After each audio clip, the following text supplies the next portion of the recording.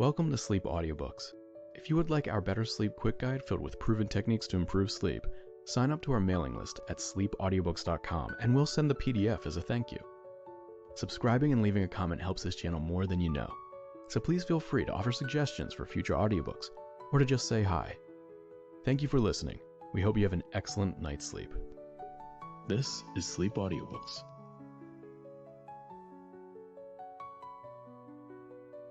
The Adventures of Pinocchio by Carlo Collodi.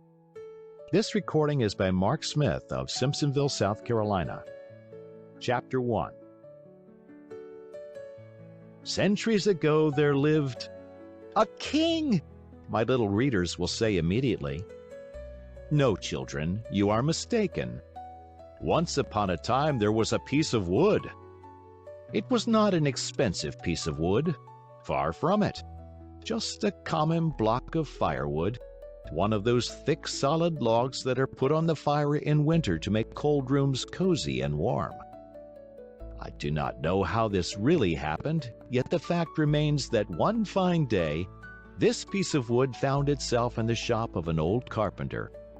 His real name was Mastro Antonio, but everyone called him Mastro Cherry, for the tip of his nose was so round and red and shiny that it looked like a ripe cherry. As soon as he saw that piece of wood, Mastro Cherry was filled with joy.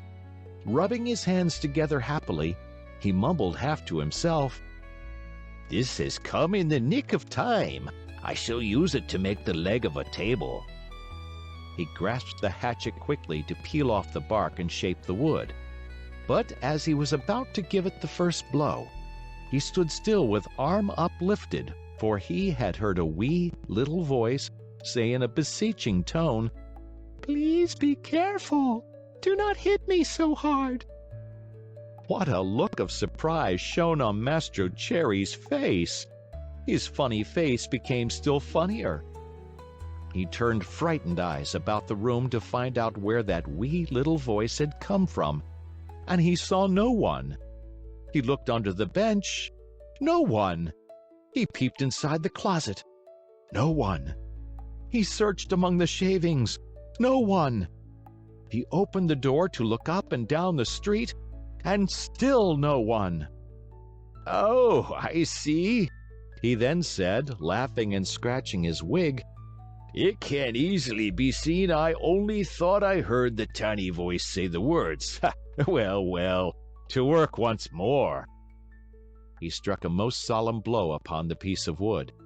Oh, you hurt!" cried the same faraway little voice. Mastro Cherry grew dumb.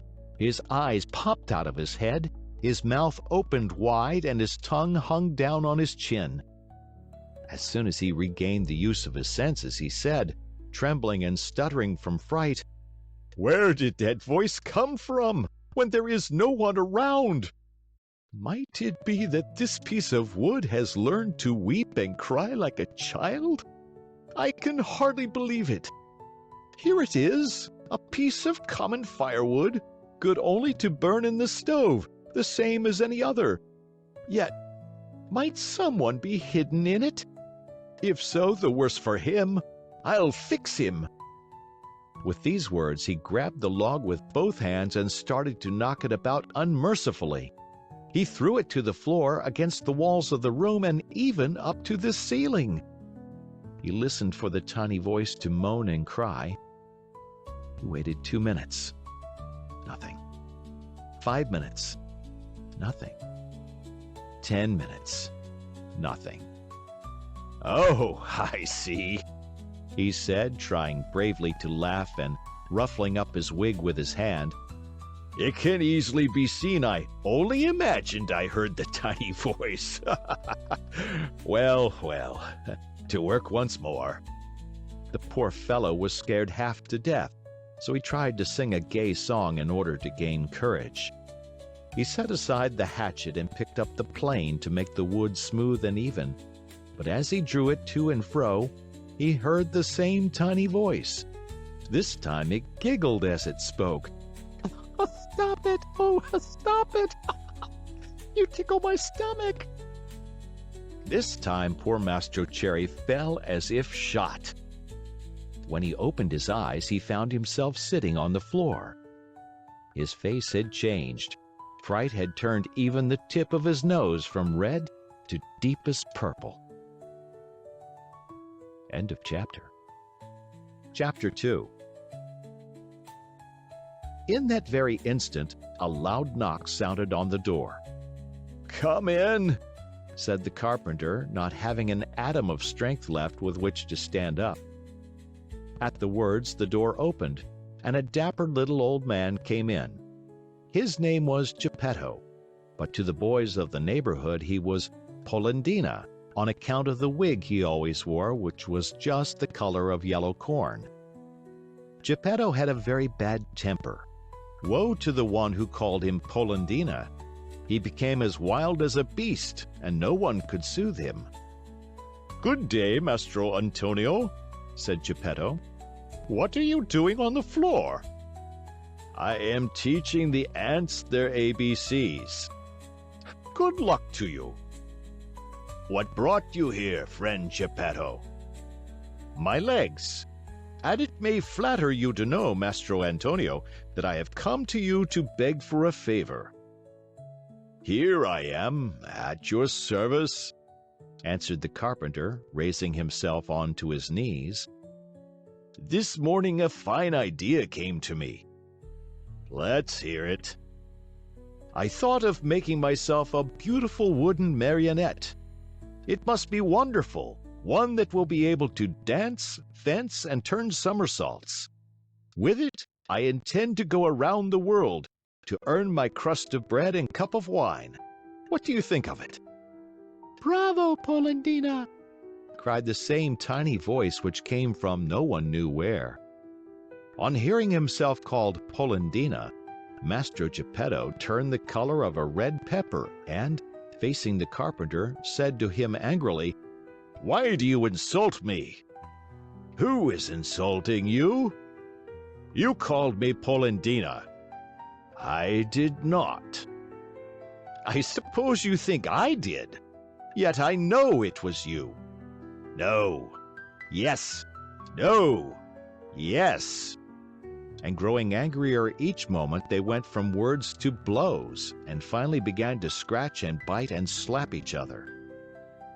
When the fight was over, Mastro Antonio had Geppetto's yellow wig in his hands, and Geppetto found the carpenter's curly wig in his mouth. "Give me back my wig!" shouted Mastro Antonio in a surly voice. "You return mine, and we'll be friends." The two little old men, each with his own wig back on his own head, shook hands and swore to be good friends for the rest of their lives. "Well, then, Mastro Geppetto," said the carpenter, to show he bore him no ill will, "what is it you want?"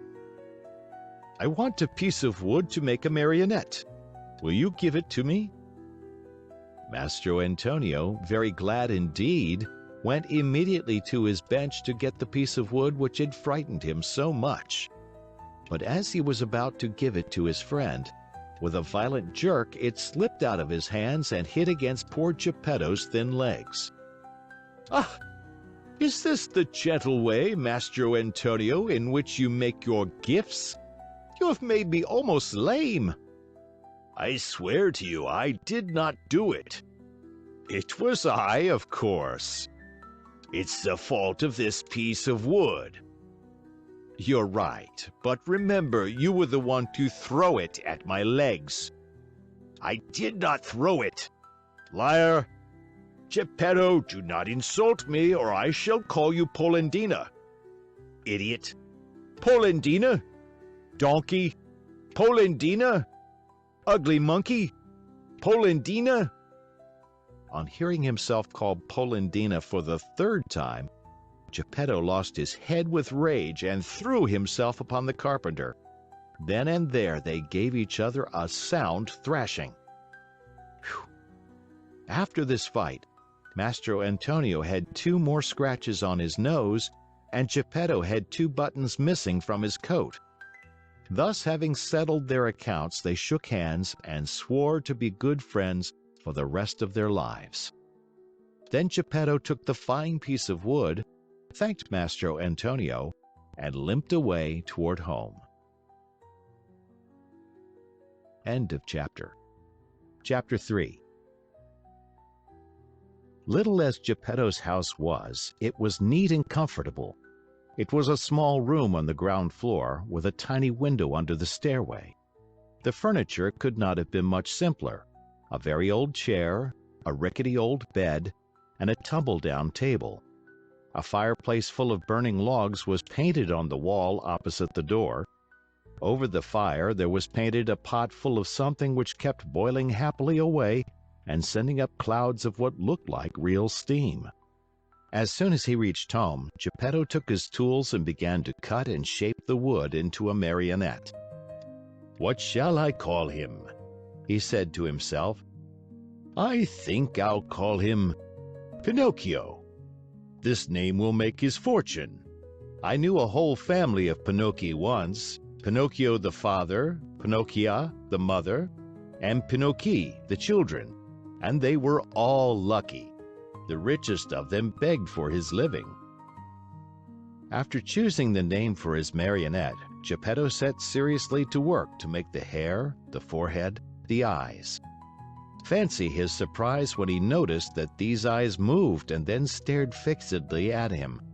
Geppetto, seeing this, felt insulted and said in a grieved tone, "Ugly wooden eyes, why do you stare so?" There was no answer. After the eyes, Geppetto made the nose, which began to stretch as soon as finished. It stretched and stretched and stretched, till it became so long it seemed endless. Poor Geppetto kept cutting it and cutting it, but the more he cut, the longer grew that impertinent nose. In despair, he let it alone. Next, he made the mouth. No sooner was it finished than it began to laugh and poke fun at him. "Stop laughing," said Geppetto angrily, but he might as well have spoken to the wall. "Stop laughing, I say," he roared in a voice of thunder. The mouth stopped laughing, but it stuck out a long tongue. Not wishing to start an argument, Geppetto made believe he saw nothing and went on with his work. After the mouth, he made the chin, then the neck, the shoulders, the stomach, the arms, and the hands. As he was about to put the last touches on the fingertips, Geppetto felt his wig being pulled off. He glanced up, and what did he see? His yellow wig was in the marionette's hand. "Pinocchio, give me my wig." But instead of giving it back, Pinocchio put it on his own head, which was half swallowed up in it. At that unexpected trick, Geppetto became very sad and downcast, more so than he had ever been before. "Pinocchio, you wicked boy!" he cried out. "You are not yet finished, and you start out by being impudent to your poor old father. Very bad, my son, very bad." And he wiped away a tear. The legs and feet still had to be made. As soon as they were done, Geppetto felt a sharp kick on the tip of his nose. "I deserve it," he said to himself. "I should have thought of this before I made him. Now it's too late." He took hold of the marionette under the arms and put him on the floor to teach him to walk. Pinocchio's legs were so stiff that he could not move them, and Geppetto held his hand and showed him how to put out one foot after the other. When his legs were limbered up, Pinocchio started walking by himself and ran all around the room.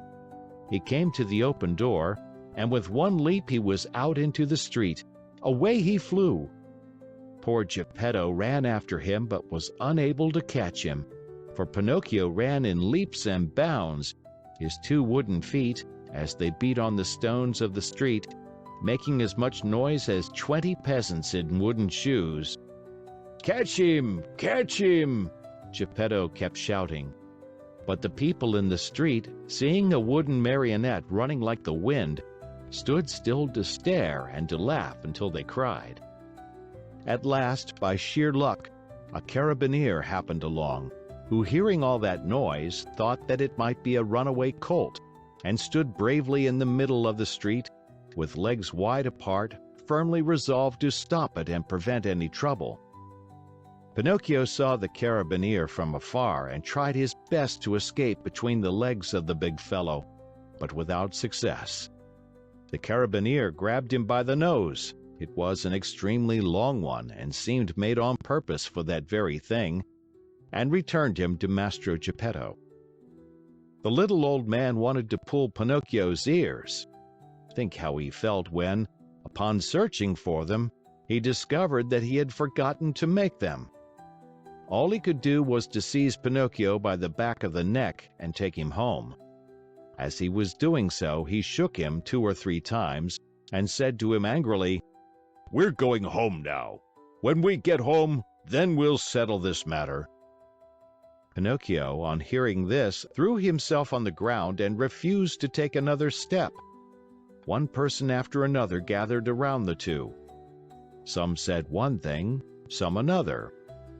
"Poor Marionette," called out a man.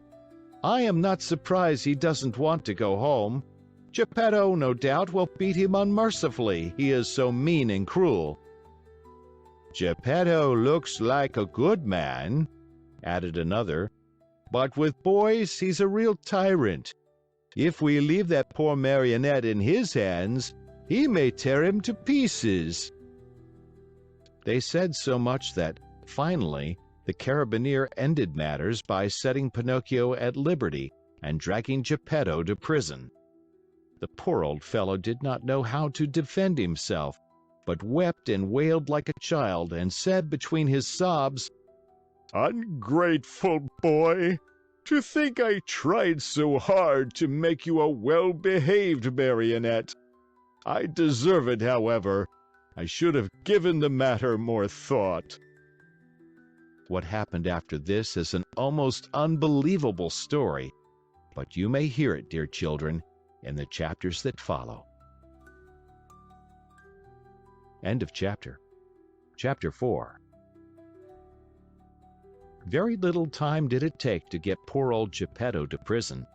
In the meantime, that rascal, Pinocchio, free now from the clutches of the carabinier, was running wildly across fields and meadows, taking one shortcut after another toward home. In his wild flight, he leaped over brambles and bushes and across brooks and ponds, as if he were a goat or a hare chased by hounds. On reaching home, he found the house door half open. He slipped into the room, locked the door, and threw himself on the floor, happy at his escape. But his happiness lasted only a short time, for just then he heard someone saying, "Crick, crick, crick." "Who is calling me?" asked Pinocchio, greatly frightened. "I am." Pinocchio turned and saw a large cricket crawling slowly up the wall. "Tell me, Cricket, who are you?" "I am the talking cricket, and I have been living in this room for more than 100 years.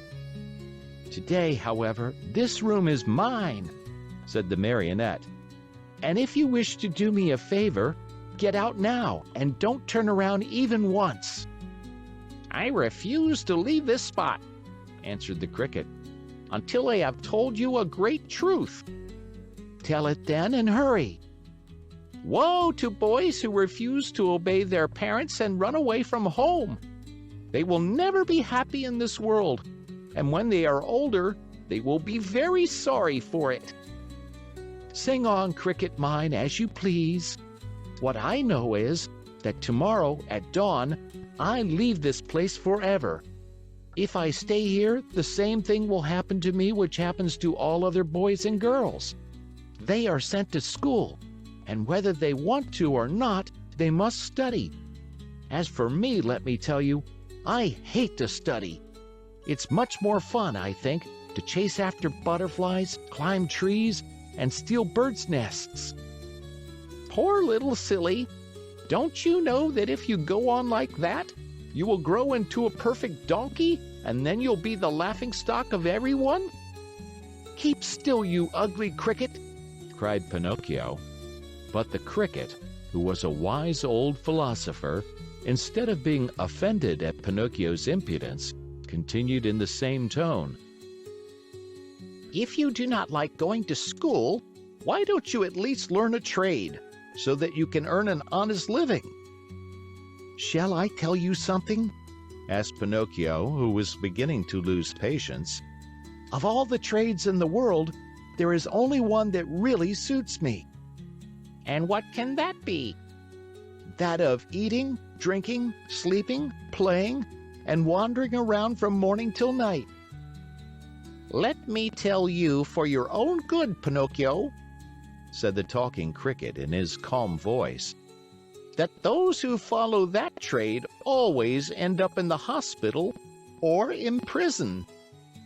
"Careful, ugly cricket. If you make me angry, you'll be sorry." "Poor Pinocchio, I am sorry for you." "Why?" "Because you are a marionette, and what is much worse, you have a wooden head."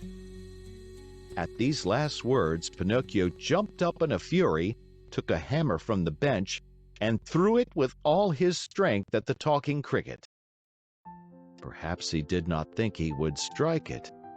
But sad to relate, my dear children, he did hit the cricket straight on its head.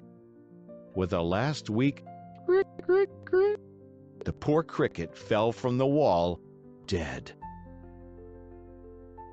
End of chapter. Chapter 5. If the cricket's death scared Pinocchio at all, it was only for a very few moments. For as night came on, a queer, empty feeling at the pit of his stomach reminded the marionette that he had eaten nothing as yet. A boy's appetite grows very fast, and in a few moments the queer, empty feeling had become hunger, and the hunger grew bigger and bigger, until soon he was as ravenous as a bear. Poor Pinocchio ran to the fireplace where the pot was boiling and stretched out his hand to take the cover off. But to his amazement, the pot was only painted. Think how he felt. His long nose became at least 2 inches longer. He ran about the room, dug in all the boxes and drawers, and even looked under the bed in search of a piece of bread, hard though it might be, or a cookie, or perhaps a bit of fish. A bone left by a dog would have tasted good to him, but he found nothing. And meanwhile, his hunger grew and grew. The only relief poor Pinocchio had was to yawn, and he certainly did yawn, such a big yawn that his mouth stretched out to the tips of his ears. Soon he became dizzy and faint. He wept and wailed to himself, "The talking cricket was right. It was wrong of me to disobey Father and to run away from home. If he were here now, I wouldn't be so hungry. Oh, how horrible it is to be hungry!" Suddenly he saw, among the sweepings in a corner, something round and white that looked very much like a hen's egg. In a jiffy he pounced upon it. It was an egg. The marionette's joy knew no bounds. It is impossible to describe it. You must picture it to yourself. Certainly he was dreaming. He turned the egg over and over in his hands, fondled it, kissed it, and talked to it. "And now, how shall I cook you? Shall I make an omelet? No, it is better to fry you in a pan. Or shall I drink you? No, the best way is to fry you in the pan. You will taste better." No sooner said than done. He placed a little pan over a foot warmer full of hot coals. In the pan, instead of oil or butter, he poured a little water. As soon as the water started to boil, tack, he broke the eggshell. But in place of the white and the yolk of the shell, a little yellow chick, fluffy and gay and smiling, escaped from it. Bowing politely to Pinocchio, he said to him, "Many, many thanks indeed, Mr. Pinocchio, for having saved me the trouble of breaking my shell. Goodbye and good luck to you, and remember me to the family." With these words, he spread out his wings, and, darting to the open window, he flew away into space till he was out of sight. The poor marionette stood as if turned to stone, with wide eyes, open mouth, and the empty halves of the eggshell in his hands. When he came to himself, he began to cry and shriek at the top of his lungs, stamping his feet on the ground and wailing all the while. "The talking cricket was right! If I had not run away from home, and if Father were here now, I should not be dying of hunger. Oh, how horrible it is to be hungry!" And as his stomach kept grumbling more than ever, and he had nothing to quiet it with, he thought of going out for a walk to the nearby village in the hope of finding some charitable person who might give him a bit of bread. End of chapter. Chapter 6. Pinocchio hated the dark street, but he was so hungry that, in spite of it, he ran out of the house. The night was pitch black. It thundered, and bright flashes of lightning now and again shot across the sky, turning it into a sea of fire. An angry wind blew cold and raised dense clouds of dust, while the trees shook and moaned in a weird way. Pinocchio was greatly afraid of thunder and lightning, but the hunger he felt was far greater than his fear. In a dozen leaps and bounds, he came to the village, tired out, puffing like a whale, and with tongue hanging. The whole village was dark and deserted. The stores were closed, the doors, the windows. In the streets, not even a dog could be seen. It seemed the village of the dead. Pinocchio, in desperation, ran up to a doorway, threw himself upon the bell, and pulled it wildly, saying to himself, "Someone will surely answer that." He was right. An old man in a nightcap opened the window and looked out. He called down angrily, "What do you want at this hour of night?" "Will you be good enough to give me a bit of bread? I am hungry." "Wait a minute and I'll come right back," answered the old fellow, thinking he had to deal with one of those boys who love to roam around at night, ringing people's bells while they are peacefully asleep. After a minute or two, the same voice cried, "Get under the window and hold out your hat." Pinocchio had no hat, but he managed to get under the window just in time to feel a shower of ice-cold water pour down on his poor wooden head, his shoulders, and over his whole body. He returned home as wet as a rag and tired out from weariness and hunger. As he no longer had any strength left with which to stand, he sat down on a little stool and put his 2 feet on the stove to dry them.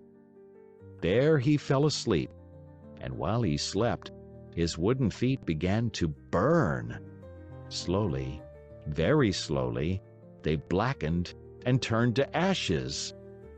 Pinocchio snored away happily as if his feet were not his own. At dawn he opened his eyes just as a loud knocking sounded at the door. "Who is it?" he called, yawning and rubbing his eyes. "It is I," answered a voice. It was the voice of Geppetto. End of chapter. Chapter 7. The poor marionette, who was still half asleep, had not yet found out that his 2 feet were burned and gone. As soon as he heard his father's voice, he jumped up from his seat to open the door. But as he did so, he staggered and fell headlong to the floor. In falling, he made as much noise as a sack of wood falling from the 5th story of a house. "Open the door for me," Geppetto shouted from the street. "Father, dear father, I can't," answered the marionette in despair, crying and rolling on the floor. "Why can't you?" "Because someone has eaten my feet." "And who has eaten them?" "The cat," answered Pinocchio, seeing that little animal busily playing with some shavings in the corner of the room. Open, I say, repeated Geppetto, or I'll give you a sound whipping when I get in. Father, believe me, I can't stand up. Oh dear, oh dear, I shall have to walk on my knees all my life. Geppetto, thinking that all these tears and cries were only other pranks of the marionette, climbed up the side of the house and went in through the window. At first he was very angry, but on seeing Pinocchio stretched out on the floor and really without feet, he felt very sad and sorrowful. Picking him up from the floor, he fondled and caressed him, talking to him while the tears ran down his cheeks. My little Pinocchio, my dear little Pinocchio, how did you burn your feet? I don't know, Father, but believe me, the night has been a terrible one, and I shall remember it as long as I live. The thunder was so noisy and the lightning so bright, and I was hungry. And then the talking cricket said to me, "You deserve it, you were bad." And I said to him, "Careful, cricket." And he said to me, "You are a marionette, and you have a wooden head." And I threw the hammer at him and killed him. It was his own fault, for I didn't want to kill him. And I put the pan on the coals, but the chick flew away and said, "I'll see you again. Remember me to the family." And my hunger grew, and I went out, and the old man with a nightcap looked out of the window and threw water on me. And I came home and put my feet on the stove to dry them because I was still hungry. And I fell asleep, and now my feet are gone, but my hunger isn't. Oh, oh, oh! And poor Pinocchio began to scream and cry so loudly that he could be heard for miles around. Geppetto, who had understood nothing of all that jumbled talk, except that the marionette was hungry, felt sorry for him, and pulling 3 pears out of his pocket, offered them to him, saying, "These 3 pears were for my breakfast, but I'll give them to you gladly. Eat them and stop weeping." If you want me to eat them, please peel them for me. Peel them? Asked Geppetto, very much surprised. I should never have thought, dear boy of mine, that you were so dainty and fussy about your food. Bad, very bad. In this world, even as children, we must accustom ourselves to eat of everything, for we never know what life may hold in store for us. You may be right, answered Pinocchio, but I will not eat the pears if they are not peeled. I don't like them. And good old Geppetto took out a knife, peeled the 3 pears, and put the skins in a row on the table. Pinocchio ate 1 pear in a twinkling and started to throw the core away, but Geppetto held his arm. Oh no, don't throw it away. Everything in this world may be of some use. But the core I will not eat, cried Pinocchio in an angry tone. Who knows? Repeated Geppetto calmly. And later the 3 cores were placed on the table next to the skins. Pinocchio had eaten the 3 pears, or rather devoured them.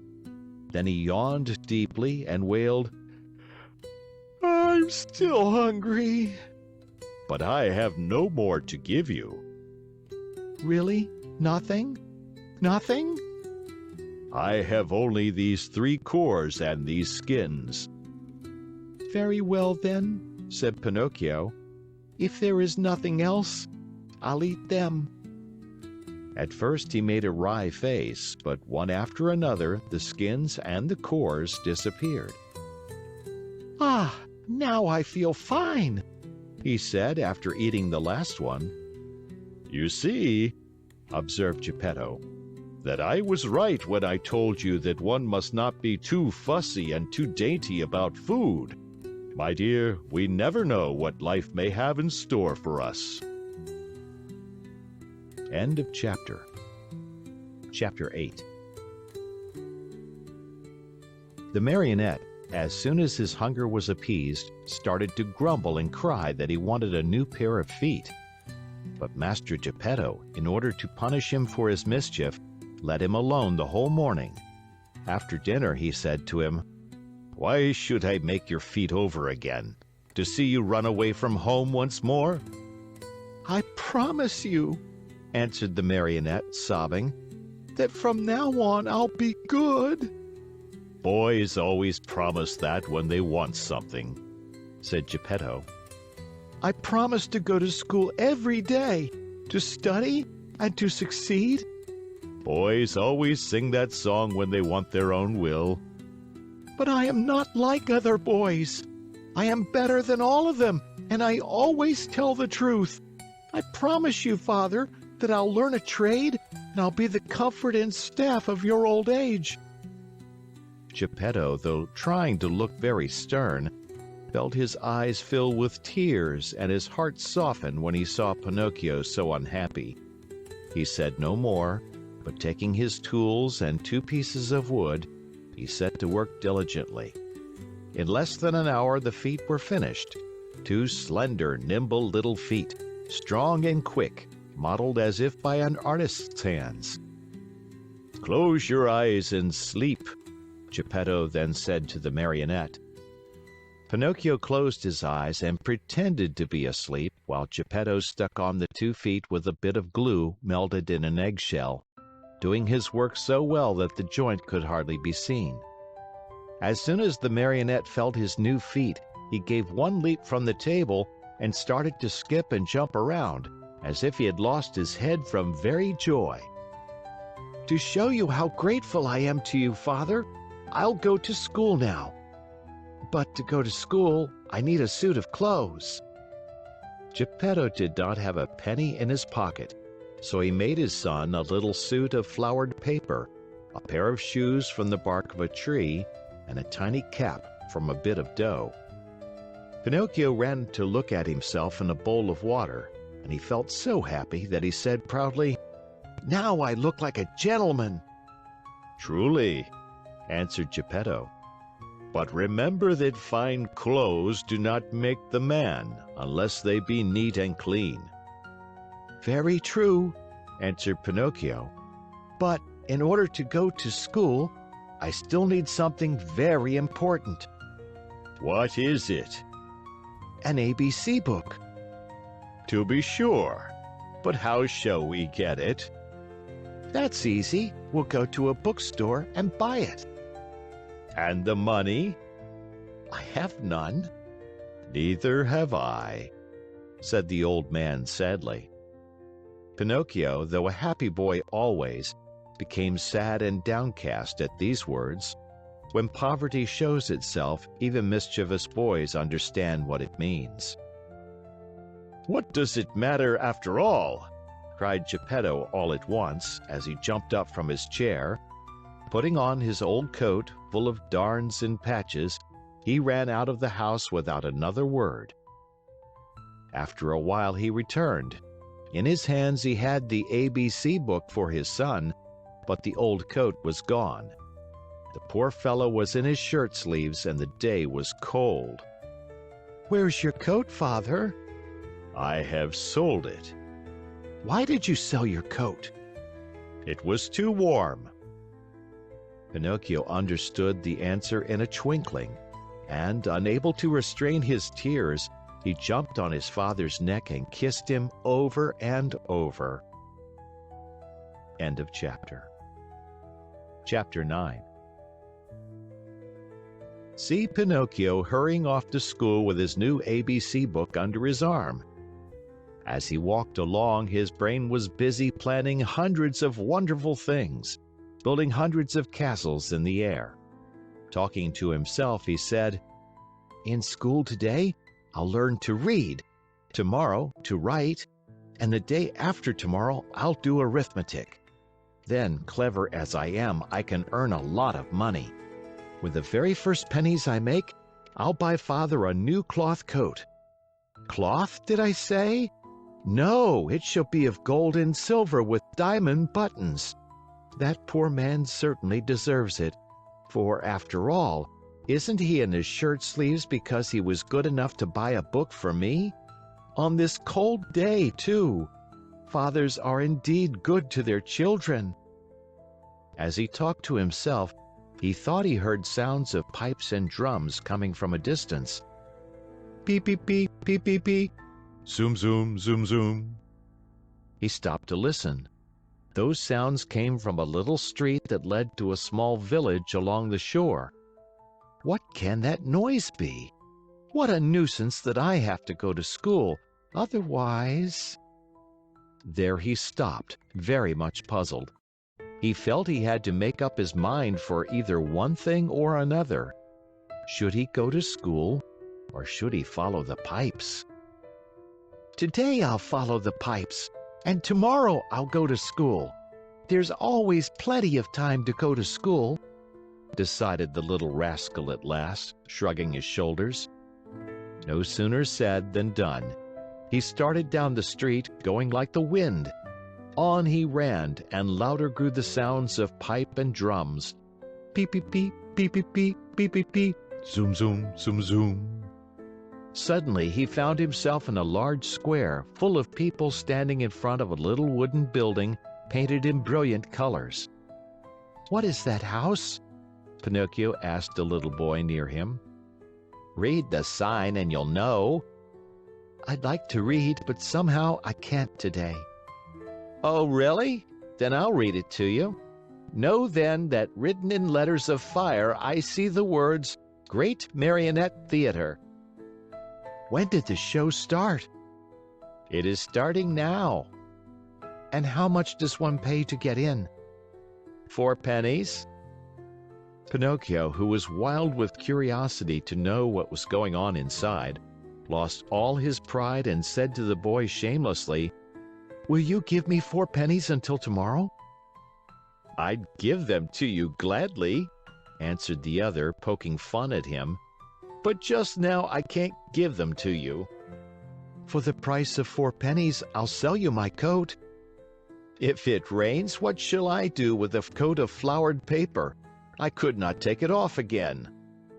"Do you want to buy my shoes?" "They are only good enough to light a fire with." "What about my hat?" "Fine bargain indeed, a cap of dough. The mice might come and eat it from my head." Pinocchio was almost in tears. He was just about to make one last offer, but he lacked the courage to do so. He hesitated, he wondered, he could not make up his mind. At last he said, "Will you give me 4 pennies for the book?" "I am a boy and I buy nothing from boys," said the little fellow with far more common sense than the marionette. "I'll give you 4 pennies for your ABC book," said a ragpicker who stood by. Then and there the book changed hands.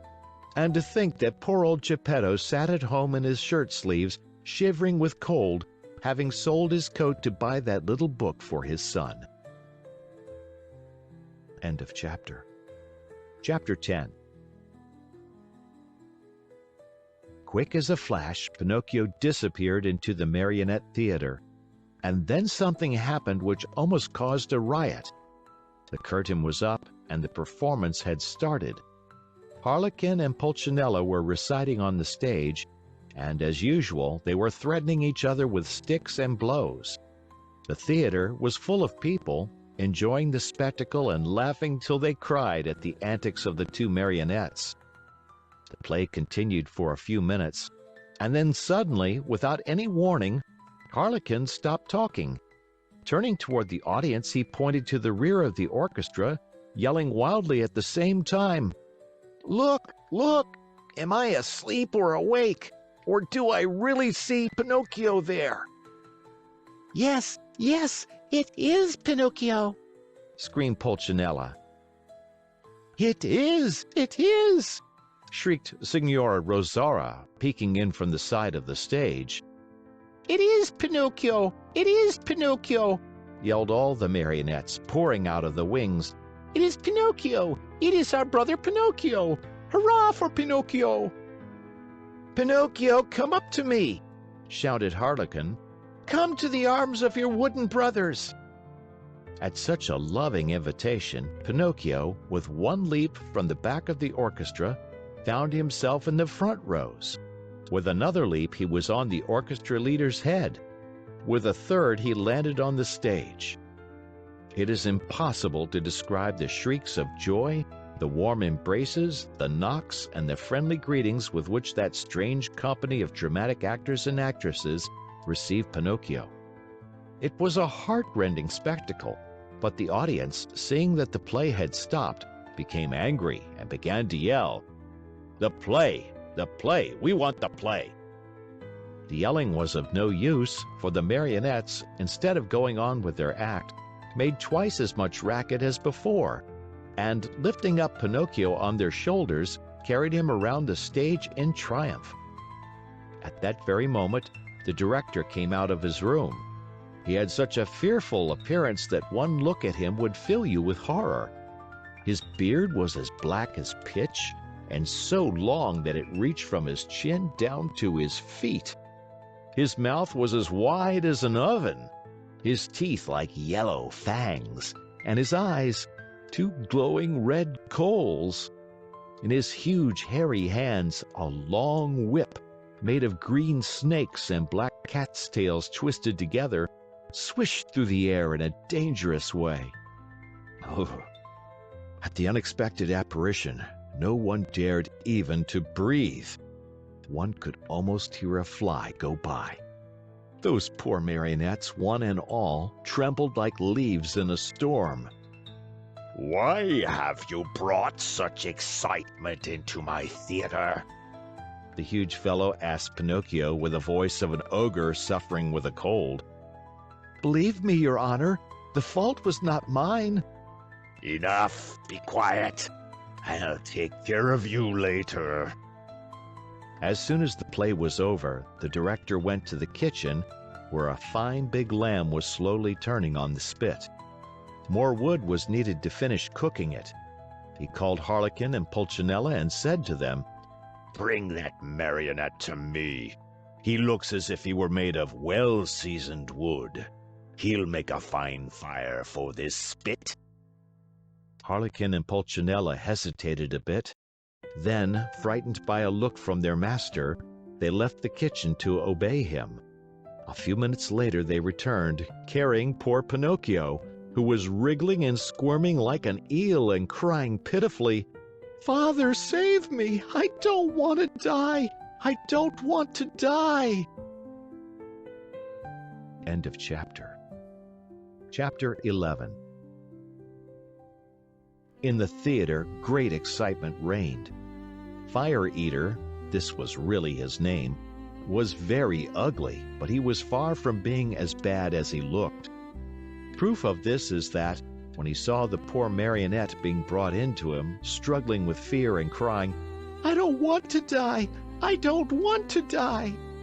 he felt sorry for him and began first to waver and then to weaken.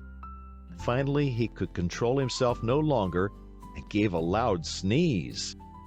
At that sneeze, Harlequin, who until then had been as sad as a weeping willow, smiled happily and, leaning toward the marionette, whispered to him, "Good news, brother mine.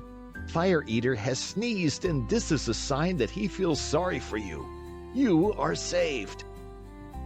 For be it known that, while other people, when sad and sorrowful, weep and wipe their eyes, Fire Eater, on the other hand, had the strange habit of sneezing each time he felt unhappy.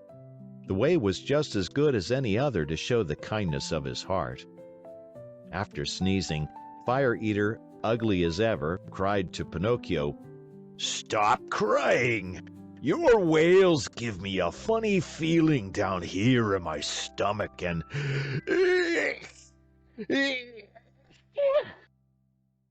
Two loud sneezes finished his speech.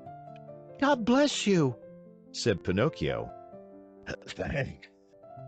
Are your father and mother still living? Demanded Fire Eater. "My father, yes. My mother I have never known." Your poor father would suffer terribly if I were to use you as firewood. Poor old man. I feel sorry for him. "It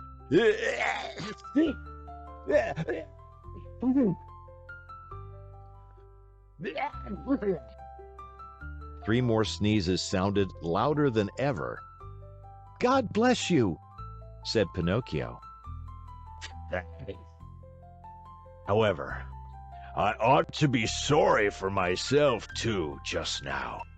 My good dinner is spoiled. I have no more wood for the fire, and the lamb is only half cooked. Never mind. In your place, I'll burn some other marionette. Hey there, officers!" At the call, 2 wooden officers appeared, long and thin as a yard of rope, with queer hats on their heads and swords in their hands. Fire Eater yelled at them in a hoarse voice, "Take Harlequin, tie him, and throw him on the fire. I want my lamb well done." Think how poor Harlequin felt. He was so scared that his legs doubled up under him and he fell to the floor. Pinocchio, at that heartbreaking sight, threw himself at the feet of Fire Eater and, weeping bitterly, asked in a pitiful voice which could scarcely be heard, "Have pity, I beg of you, signore." "There are no signori here." "Have pity, kind sir." "There are no sirs here." "Have pity, your excellency." On hearing himself addressed as Your Excellency, the director of the Marionette Theater sat up very straight in his chair, stroked his long beard, and becoming suddenly kind and compassionate, smiled proudly as he said to Pinocchio, "Well, what do you want from me now, Marionette?" "I beg for mercy for my poor friend Harlequin, who has never done the least harm in his life." "There is no mercy here, Pinocchio. I have spared you. Harlequin must burn in your place. I am hungry, and my dinner must be cooked." "In that case," said Pinocchio proudly as he stood up and flung away his cap of dough, "in that case, my duty is clear. Come, officers, tie me up and throw me on those flames. No, it is not fair for poor Harlequin, the best friend that I have in the world, to die in my place." These brave words, said in a piercing voice, made all the other marionettes cry. Even the officers, who were made of wood also, cried like 2 babies. Fire Eater at first remained hard and cold as a piece of ice. But then, little by little, he softened and began to sneeze.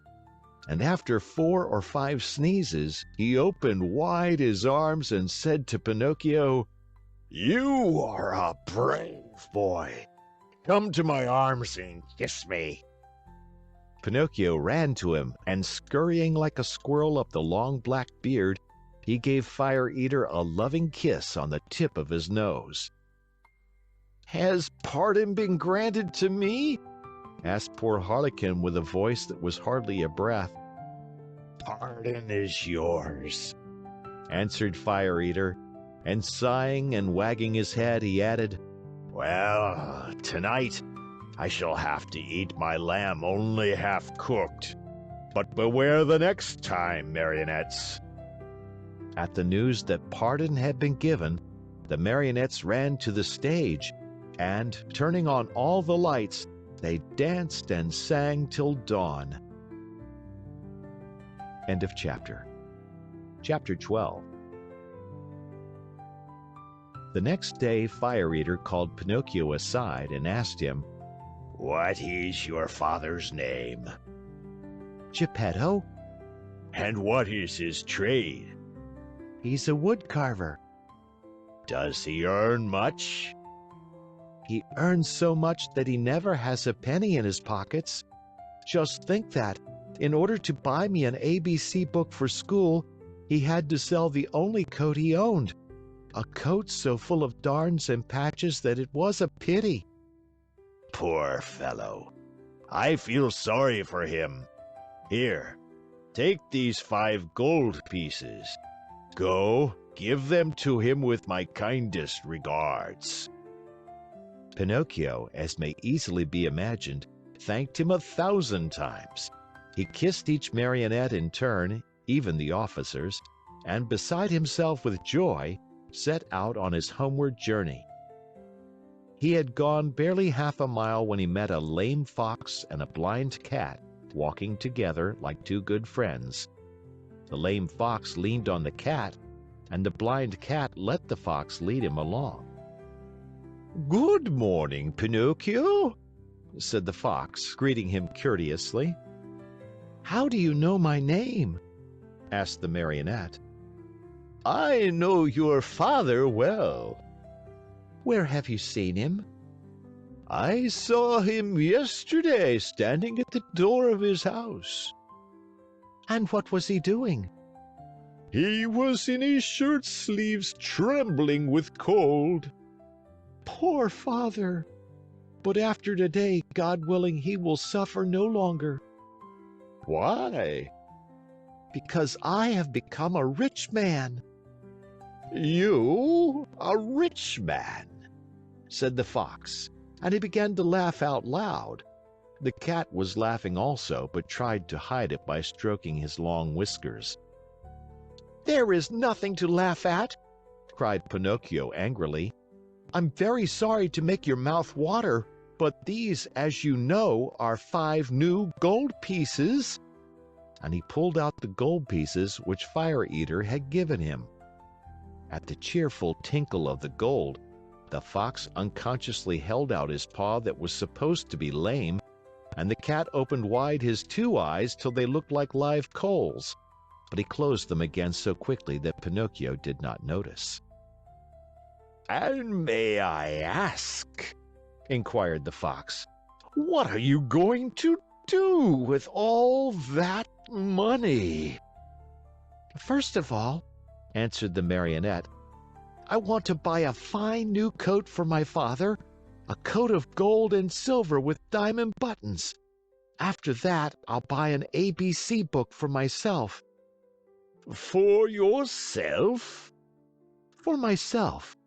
I want to go to school and study hard." "Look at me," said the fox. "For the silly reason of wanting to study, I have lost a paw." "Look at me," said the cat. "For the same foolish reason, I have lost the sight of both eyes." At that moment, a blackbird, perched on the fence along the road, called out sharp and clear, "Pinocchio, do not listen to bad advice. If you do, you'll be sorry." Poor little blackbird! If he had only kept his words to himself! In the twinkling of an eyelid, the cat leaped on him and ate him, feathers and all. After eating the bird, he cleaned his whiskers, closed his eyes, and became blind once more. "Poor blackbird!"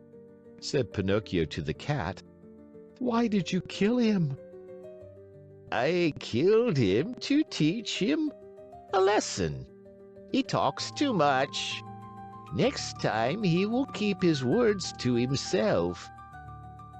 By this time the 3 companions had walked a long distance. Suddenly the fox stopped in his tracks and, turning to the marionette, said to him, "Do you want to double your gold pieces?" "What do you mean?" "Do you want 100, 1,000, 2,000 gold pieces for your miserable 5? "Yes, but how?" "The way is very easy. Instead of returning home, come with us." "And where will you take me?" "To the city of Simple Simons." Pinocchio thought a while and then said firmly, "No, I don't want to go. Home is near, and I'm going where Father is waiting for me. How unhappy he must be that I have not yet returned. I have been a bad son, and the talking cricket was right when he said that a disobedient boy cannot be happy in this world. I have learned this at my own expense, even last night in the theater, when Fire Eater, brr, the shivers run up and down my back at the mere thought of it." "Well, then," said the fox, "if you really want to go home, go ahead, but you'll be sorry." "You'll be sorry," repeated the cat. "Think well, Pinocchio. You are turning your back on Dame Fortune." "On Dame Fortune," repeated the cat. "Tomorrow your 5 gold pieces will be 2,000. 2,000, repeated the cat. "But how can they possibly become so many?" asked Pinocchio wonderingly. "I'll explain," said the fox. "You must know that just outside the city of Simple Simons, there is a blessed field called the Field of Wonders. In this field, you dig a hole, and in the hole, you bury a gold piece. After covering up the hole with earth, you water it well, sprinkle a bit of salt on it, and go to bed. During the night, the gold piece sprouts, grows, blossoms, and next morning you find a beautiful tree that is loaded with gold pieces. So that if I were to bury my 5 gold pieces," said Pinocchio with growing wonder, "next morning I should find how many?" "It is very simple to figure out," answered the fox. "Why, you can figure it on your fingers. Granted that each piece gives you 500, multiply 500 by 5. Next morning you will find 2,500 new sparkling gold pieces." "Fine, fine!" cried Pinocchio, dancing about with joy. "And as soon as I have them, I shall keep 2,000 for myself, and the other 500 I'll give to you two." "A gift for us?" cried the fox, pretending to be insulted. "Why, of course not." "Of course not," repeated the cat. "We do not work for gain," answered the fox. "We work only to enrich others." "To enrich others," repeated the cat. "What good people," thought Pinocchio to himself. And forgetting his father, the new coat, the ABC book, and all his good resolutions, he said to the fox and to the cat, "Let us go. I am with you." End of chapter. Chapter 13. Cat and fox and marionette walked and walked and walked. At last, toward evening, dead tired, they came to the Inn of the Red Lobster. "Let us stop here a while," said the fox, "to eat a bite and rest for a few hours. At midnight we'll start out again, for at dawn tomorrow we must be at the Field of Wonders." They went into the inn and all three sat down at the same table. However, not one of them was very hungry. The poor cat felt very weak, and he was able to eat only 35 mullets with tomato sauce and 4 portions of tripe with cheese. Moreover, as he was so in need of strength, he had to have 4 more helpings of butter and cheese. The fox, after a great deal of coaxing, tried his best to eat a little.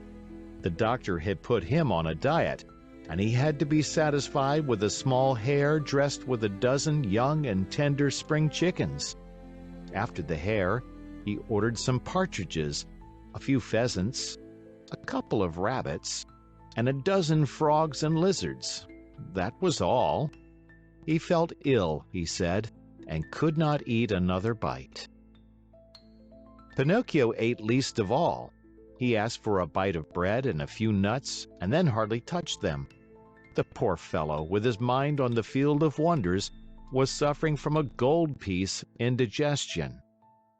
Supper over, the fox said to the innkeeper, "Give us 2 good rooms, one for Mr. Pinocchio and the other for me and my friend. Before starting out, we'll take a little nap. Remember to call us at midnight sharp, for we must continue on our journey." "Yes, sir," answered the innkeeper, winking in a knowing way at the fox and the cat, as if to say, "I understand." As soon as Pinocchio was in bed, he fell fast asleep and began to dream. He dreamed he was in the middle of a field. The field was full of vines heavy with grapes. The grapes were no other than gold coins which tinkled merrily as they swayed in the wind. They seemed to say, "Let him who wants us take us." Just as Pinocchio stretched out his hand to take a handful of them, he was awakened by 3 loud knocks at the door. It was the innkeeper who had come to tell him that midnight had struck. "Are my friends ready?" the marionette asked him. "Indeed, yes. They went 2 hours ago." "Why in such a hurry?" "Unfortunately, the cat received a telegram which said that his firstborn was suffering from chilblains and was on the point of death. He could not even wait to say goodbye to you." "Did they pay for the supper?" "How could they do such a thing? Being people of great refinement, they did not want to offend you so deeply as not to allow you the honor of paying the bill." "Too bad. That offense would have been more than pleasing to me," said Pinocchio, scratching his head. "Where did my good friends say they would wait for me?" he added. "At the Field of Wonders at sunrise tomorrow morning." Pinocchio paid a gold piece for the 3 suppers and started on his way toward the field that was to make him a rich man. He walked on, not knowing where he was going, for it was dark, so dark that not a thing was visible. Round about him, not a leaf stirred. A few bats skimmed his nose now and again and scared him half to death. Once or twice he shouted, "Who goes there?" And the faraway hills echoed back to him, "Who goes there? Who goes there? Who goes?" As he walked, Pinocchio noticed a tiny insect glimmering on the trunk of a tree, a small being that glowed with a pale, soft light. "Who are you?" he asked. "I am the ghost of the talking cricket," answered the little being in a faint voice that sounded as if it came from a faraway world. "What do you want?" asked the marionette. "I want to give you a few words of good advice. Return home and give the 4 gold pieces you have left to your poor old father, who is weeping because he has not seen you for many a day. Tomorrow my father will be a rich man, for these 4 gold pieces will become 2,000. Don't listen to those who promise you wealth overnight, my boy. As a rule, they are either fools or swindlers. Listen to me and go home." "But I want to go on." "The hour is late." "I want to go on." "The night is very dark." "I want to go on." "The road is dangerous." "I want to go on." "Remember that boys who insist on having their own way sooner or later come to grief." "The same nonsense. Goodbye, Cricket." "Good night, Pinocchio, and may heaven preserve you from the assassins." There was silence for a minute, and the light of the talking cricket disappeared suddenly, just as if someone had snuffed it out. Once again, the road was plunged in darkness. End of chapter. Chapter 14. "Dear, oh dear, when I come to think of it," said the marionette to himself as he once more set out on his journey, "we boys are really very unlucky. Everybody scolds us, everybody gives us advice, Everybody warns us. If we were to allow it, everyone would try to be father and mother to us. Everyone, even the talking cricket. Take me, for example. Just because I would not listen to that bothersome cricket, who knows how many misfortunes may be awaiting me? Assassins indeed! At least I have never believed in them, nor ever will. To speak sensibly, I think assassins have been invented by fathers and mothers to frighten children who want to run away at night. And then, even if I were to meet them on the road, what matter? I'll just run up to them and say, "Well, signori, what do you want? Remember that you can't fool with me. Run along and mind your business." At such a speech, I can almost see those poor fellows running like the wind. But in case they don't run away, I can always run myself. Pinocchio was not given time to argue any longer, for he thought he heard a slight rustle among the leaves behind him. He turned to look, and behold, there in the darkness stood two big black shadows, wrapped from head to foot in black sacks. The two figures leaped toward him as softly as if they were ghosts. "Here they come," Pinocchio said to himself, and not knowing where to hide the gold pieces, he stuck all four of them under his tongue. He tried to run away, but hardly had he taken a step when he felt his arms grasped and heard two horrible, deep voices say to him, "Your money or your life." On account of the gold pieces in his mouth, Pinocchio could not say a word, so he tried with head and hands and body to show, as best as he could, that he was only a poor marionette without a penny in his pocket. "Come, come, less nonsense and out with your money!" cried the two thieves in threatening voices. Once more Pinocchio's head and hands said, "I haven't a penny."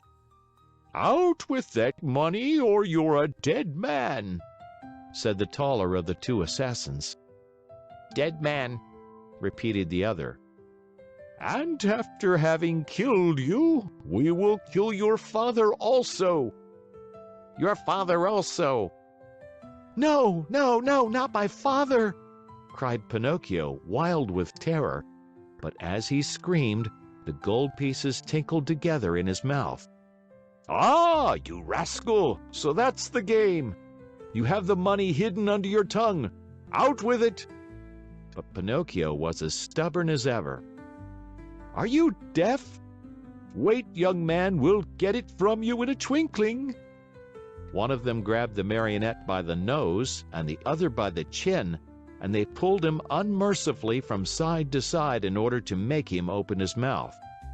All was of no use. The marionette's lips might have been nailed together. They would not open. In desperation, the smaller of the two assassins pulled out a long knife from his pocket and tried to pry Pinocchio's mouth open with it. Quick as a flash, the marionette sank his teeth deep into the assassin's hand, bit it off, and spat it out. Fancy his surprise when he saw that it was not a hand, but a cat's paw. Encouraged by this first victory, he freed himself from the claws of his assailers and, leaping over the bushes along the road, ran swiftly across the fields. His pursuers were after him at once, like two dogs chasing a hare. After running 7 miles or so, Pinocchio was well nigh exhausted. Seeing himself lost, he climbed up a giant pine tree and sat there to see what he could see. The assassins tried to climb also, but they slipped and fell. Far from giving up the chase, this only spurred them on. They gathered a bundle of wood, piled it up at the foot of the pine, and set fire to it. In a twinkling, the tree began to sputter and burn like a candle blown by the wind. Pinocchio saw the flames climb higher and higher. Not wishing to end his days as a roasted marionette, he jumped quickly to the ground and off he went, the assassins close to him, as before. Dawn was breaking when, without any warning whatsoever, Pinocchio found his path barred by a deep pool full of water the color of muddy coffee. What was there to do? With a 1, 2, 3, he jumped clear across it. The assassins jumped also, but not having measured their distance well, splash! They fell right into the middle of the pool. Pinocchio, who heard the splash and felt it too, cried out laughing, but never stopping in his race, "A pleasant bath to you, signori!" He thought they must surely be drowned and turned his head to see. But there were the two somber figures still following him, though their black sacks were drenched and dripping with water. End of chapter. Chapter 15. As he ran, the marionette felt more and more certain that he would have to give himself up into the hands of his pursuers. Suddenly, he saw a little cottage gleaming white as the snow among the trees of the forest. "If I have enough breath left with which to reach that little house, I may be saved," he said to himself. Not waiting another moment, he darted swiftly through the woods, the assassins still after him. After a hard race of almost an hour, tired and out of breath, Pinocchio finally reached the door of the cottage and knocked. No one answered. He knocked again, harder than before, for behind him he heard the steps and the labored breathing of his persecutors. The same silence followed. As knocking was of no use, Pinocchio, in despair, began to kick and bang against the door, as if he wanted to break it. At the noise, a window opened and a lovely maiden looked out. She had azure hair and a face white as wax. Her eyes were closed and her hands crossed on her breast. With a voice so weak that it could hardly be heard, she whispered, "No one lives in this house. Everyone is dead." "Won't you at least open the door for me?" cried Pinocchio in a beseeching voice. "I also am dead." "Dead? What are you doing at the window then?" "I am waiting for the coffin to take me away."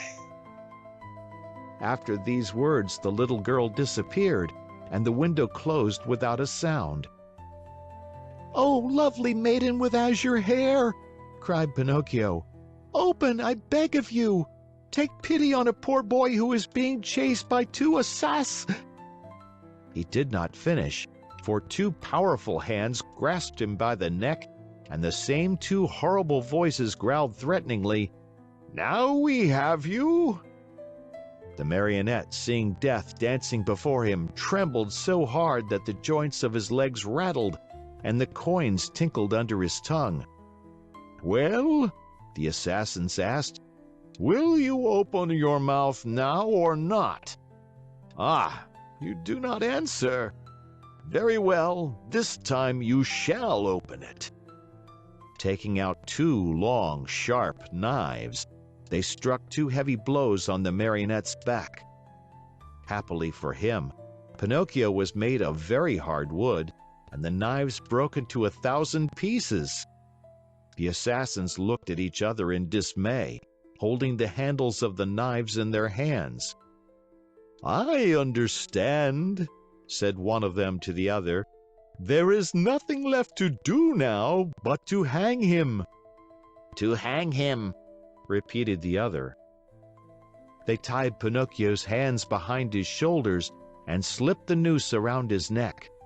Throwing the rope over the high limb of a giant oak tree, they pulled till the poor marionette hung far up in space. Satisfied with their work, they sat on the grass, waiting for Pinocchio to give his last gasp. But after 3 hours, the marionette's eyes were still open, his mouth still shut, and his legs kicked harder than ever. Tired of waiting, the assassins called to him mockingly, "Goodbye till tomorrow. When we return in the morning, we hope you'll be polite enough to let us find you dead and gone, and with your mouth wide open." With these words, they went. A few minutes went by, and then a wild wind started to blow. As it shrieked and moaned, The poor little sufferer was blown to and fro like the hammer of a bell. The rocking made him seasick, and the noose, becoming tighter and tighter, choked him. Little by little, a film covered his eyes. Death was creeping nearer and nearer, and the marionette still hoped for some good soul to come to his rescue, but no one appeared. As he was about to die, he thought of his poor old father, and hardly conscious of what he was saying, murmured to himself, "Oh, father, dear father, if you were only here." These were his last words. He closed his eyes, opened his mouth, stretched out his legs, and hung there as if he were dead. End of chapter. Chapter 16. If the poor marionette had dangled there much longer, all hope would have been lost. Luckily for him, the lovely maiden with azure hair once again looked out of her window. Filled with pity at the sight of the poor little fellow being knocked helplessly about by the wind, she clapped her hands sharply together 3 times. At the signal, a loud whir of wings in quick flight was heard, and a large falcon came and settled itself on the window ledge. "What do you command, my charming fairy?" asked the falcon, bending his beak in deep reverence. For it must be known that, after all, the lovely maiden with azure hair was none other than a very kind fairy who had lived for more than 1,000 years in the vicinity of the forest. "Do you see that marionette hanging from the limb of that giant oak tree?" "I see him." "Very well. Fly immediately to him. With your strong beak, break the knot which holds him tied. Take him down and lay him softly on the grass at the foot of the oak." The falcon flew away and after 2 minutes returned, saying, "I have done what you have commanded." "How did you find him? Alive or dead?" "At first glance I thought he was dead, but I found I was wrong, for as soon as I loosened the knot around his neck, he gave a long sigh and mumbled with a faint voice, 'Now I feel better.'" The fairy clapped her hands twice. A magnificent poodle appeared, walking on its hind legs just like a man. He was dressed in court livery. A tricorn trimmed with gold lace was set at a rakish angle over a wig of white curls that dropped down to his waist. He wore a jaunty coat of chocolate-colored velvet, with diamond buttons, and with 2 huge pockets which were always filled with bones, dropped there at dinner by his loving mistress. Breeches of crimson velvet, silk stockings, and low, silver-buckled slippers completed his costume. His tail was encased in a blue silk covering, which was to protect it from the rain. "Come, Madero," said the fairy to him, "get my best coach ready and set out toward the forest. On reaching the oak tree, you will find a poor, half-dead marionette stretched out on the grass. Lift him up tenderly, place him on the silken cushions of the coach, and bring him here to me."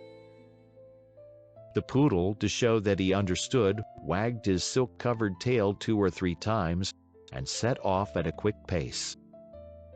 In a few minutes, a lovely little coach made of glass, with lining as soft as whipped cream and chocolate pudding, and stuffed with canary feathers, pulled out of the stable. It was drawn by 100 pairs of white mice, and the poodle sat on the coachman's seat and snapped his whip gaily in the air, as if he were a real coachman in a hurry to get to his destination. In a quarter of an hour, the coach was back. The fairy, who was waiting at the door of the house, lifted the poor little marionette in her arms, took him to a dainty room with mother-of-pearl walls, put him to bed, and sent immediately for the most famous doctors of the neighborhood to come to her. One after another the doctors came, a crow, an owl, and a talking cricket. "I should like to know, Signore," said the fairy, turning to the three doctors gathered about Pinocchio's bed.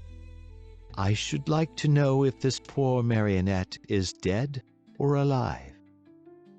At this invitation, the crow stepped out and felt Pinocchio's pulse, his nose, his little toe. Then he solemnly pronounced the following words: To my mind, this marionette is dead and gone. But if by any evil chance he were not, then that would be a sure sign that he is still alive. "I am sorry," said the owl, "to have to contradict the crow, my famous friend and colleague. To my mind, this marionette is alive. But if by any evil chance he were not, then that would be a sure sign that he is wholly dead." "And do you hold any opinion?" the fairy asked the talking cricket. I say that a wise doctor, when he does not know what he is talking about, should know enough to keep his mouth shut. However, that marionette is not a stranger to me. I have known him a long time." Pinocchio, who until then had been very quiet, shuddered so hard that the bed shook. "That marionette," continued the talking cricket, "is a rascal of the worst kind." Pinocchio opened his eyes and closed them again. "He is rude, lazy, a runaway." Pinocchio hid his face under the sheets. "That marionette is a disobedient son who is breaking his father's heart." Long shuddering sobs were heard, cries and deep sighs. Think how surprised everyone was when, on raising the sheets, they discovered Pinocchio half melted in tears. "When the dead weep, they are beginning to recover," said the crow solemnly. "I am sorry to contradict my famous friend and colleague," said the owl, "but as far as I'm concerned, I think that when the dead weep, it means they do not want to die." End of chapter. Chapter 17. As soon as the three doctors had left the room, the fairy went to Pinocchio's bed and, touching him on the forehead, noticed that he was burning with fever. She took a glass of water, put a white powder into it, and handing it to the marionette, said lovingly to him, "Drink this, and in a few days you'll be up and well." Pinocchio looked at the glass, made a wry face, and asked in a whining voice, "Is it sweet or bitter?" "It is bitter, but it is good for you." "If it is bitter, I don't want it." "Drink it." "I don't like anything bitter." "Drink it, and I'll give you a lump of sugar to take the bitter taste from your mouth." "Where's the sugar?" "Here it is," said the fairy, taking a lump from a golden sugar bowl. "I want the sugar first, then I'll drink the bitter water." "Do you promise?" "Yes." The fairy gave him the sugar, and Pinocchio, after chewing and swallowing it in a twinkling, said, smacking his lips, "If only sugar were medicine, I should take it every day." "Now keep your promise and drink these few drops of water. They'll be good for you." Pinocchio took the glass in both hands and stuck his nose into it. He lifted it to his mouth and once more stuck his nose into it. "It is too bitter, much too bitter. I can't drink it." "How do you know when you haven't even tasted it?" "I can imagine it. I smell it. I want another lump of sugar, then I'll drink it." The fairy, with the patience of a good mother, gave him more sugar and again handed him the glass. "I can't drink it like that," the marionette said, making more wry faces. Why? Because that feather pillow on my feet bothers me. The fairy took away the pillow. It's no use. I can't drink it even now. What's the matter now? I don't like the way that door looks. It's half open. The fairy closed the door. I won't drink it, cried Pinocchio, bursting out crying. I won't drink this awful water. I won't. I won't. No, no, no, no. My boy, you'll be sorry. I don't care. You are very sick. I don't care. In a few hours, the fever will take you far away to another world. I don't care. Aren't you afraid of death? Not a bit. I'd rather die than drink that awful medicine. At that moment, the door of the room flew open, and in came 4 rabbits as black as ink, carrying a small black coffin on their shoulders. What do you want from me? Asked Pinocchio. We have come for you, said the largest rabbit. For me? But I'm not dead yet. No, not dead yet, but you will be in a few moments, since you have refused to take the medicine which would have made you well. Oh, fairy, my fairy, the marionette cried out. Give me that glass, quick, please. I don't want to die. No, no, not yet, not yet.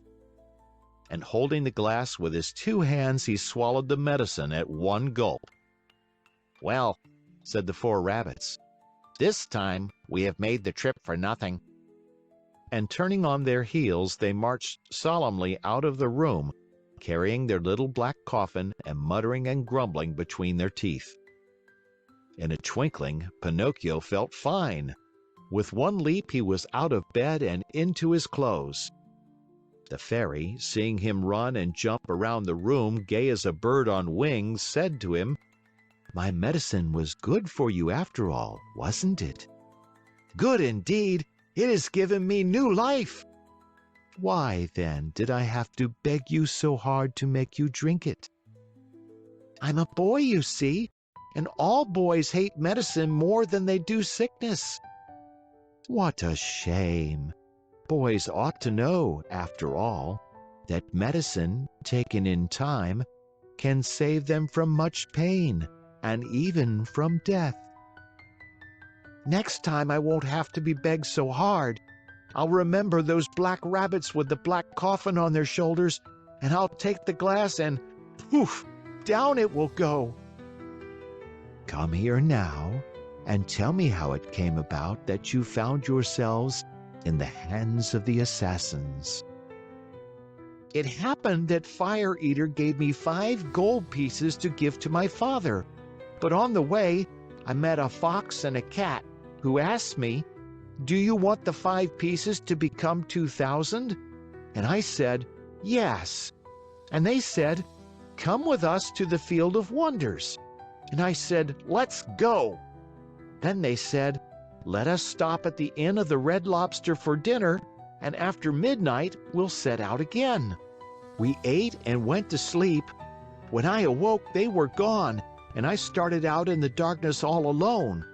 On the road I met 2 assassins dressed in black coal sacks, who said to me, "Your money or your life." And I said, "I haven't any money," for you see, I had put the money under my tongue. One of them tried to put his hand in my mouth, and I bit it off and spat it out. But it wasn't a hand, it was a cat's paw.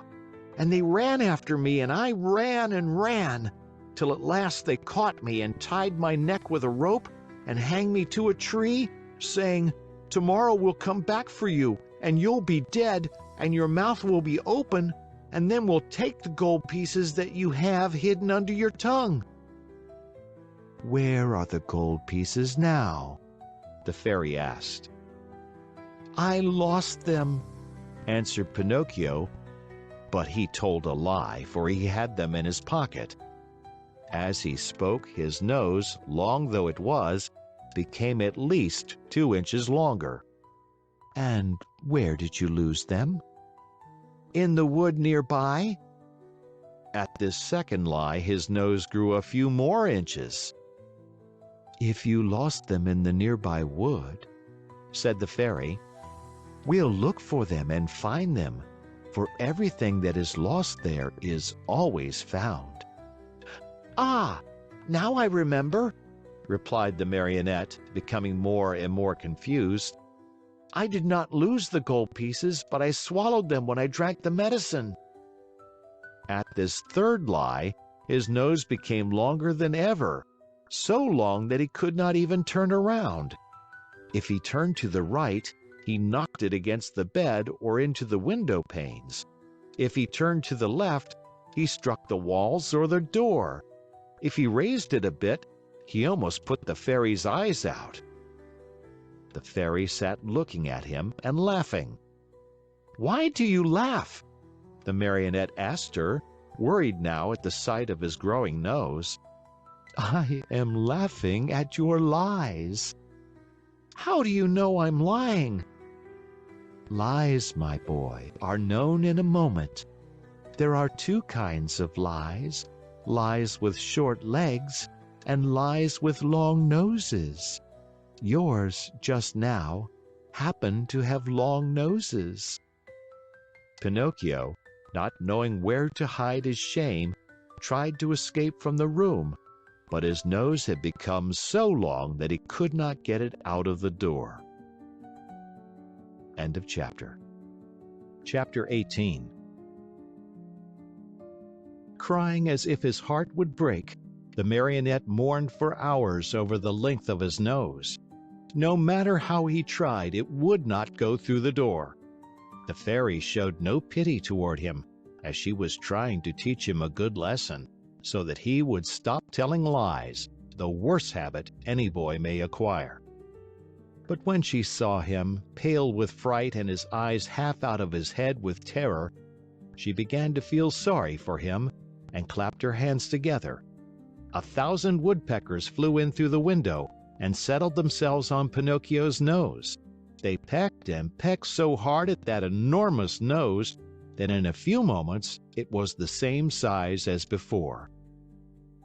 "How good you are, my fairy," said Pinocchio, drying his eyes, "and how much I love you."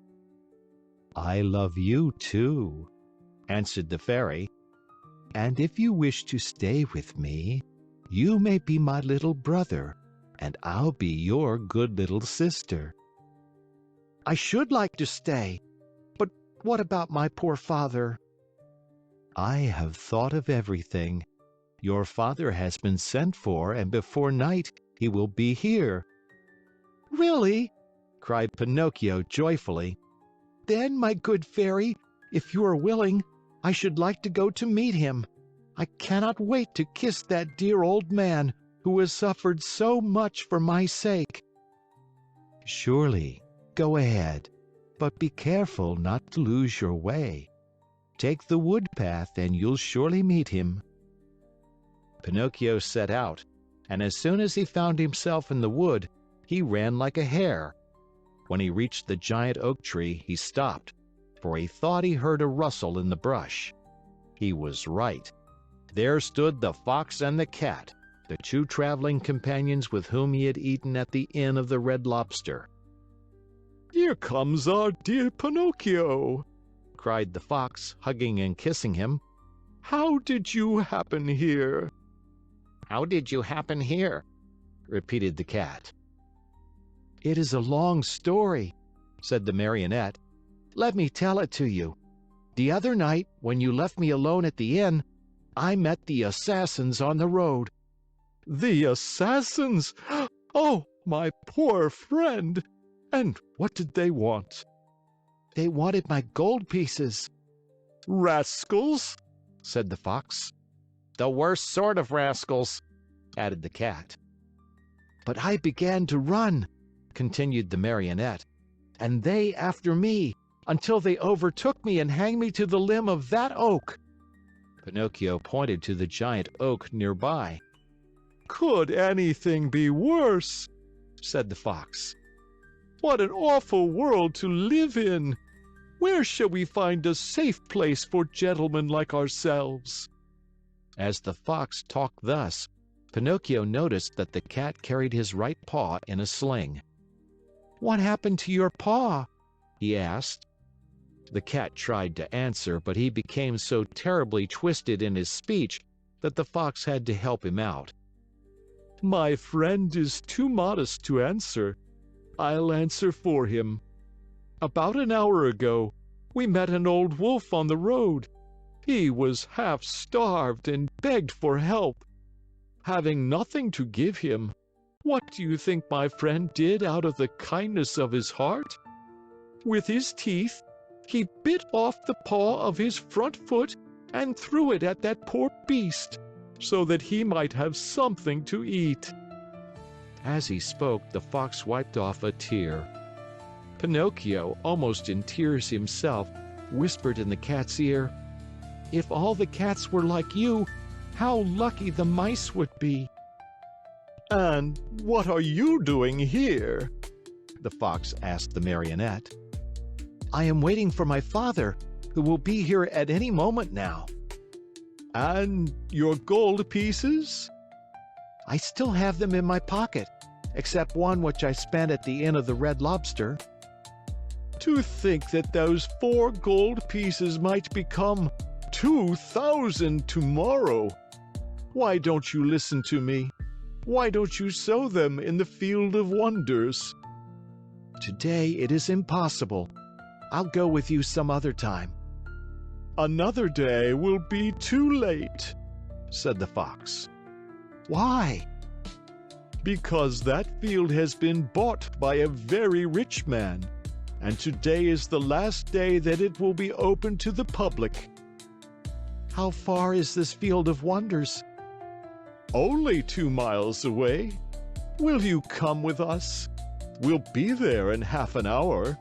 You can sow the money, and after a few minutes, you will gather your 2,000 coins and return home rich.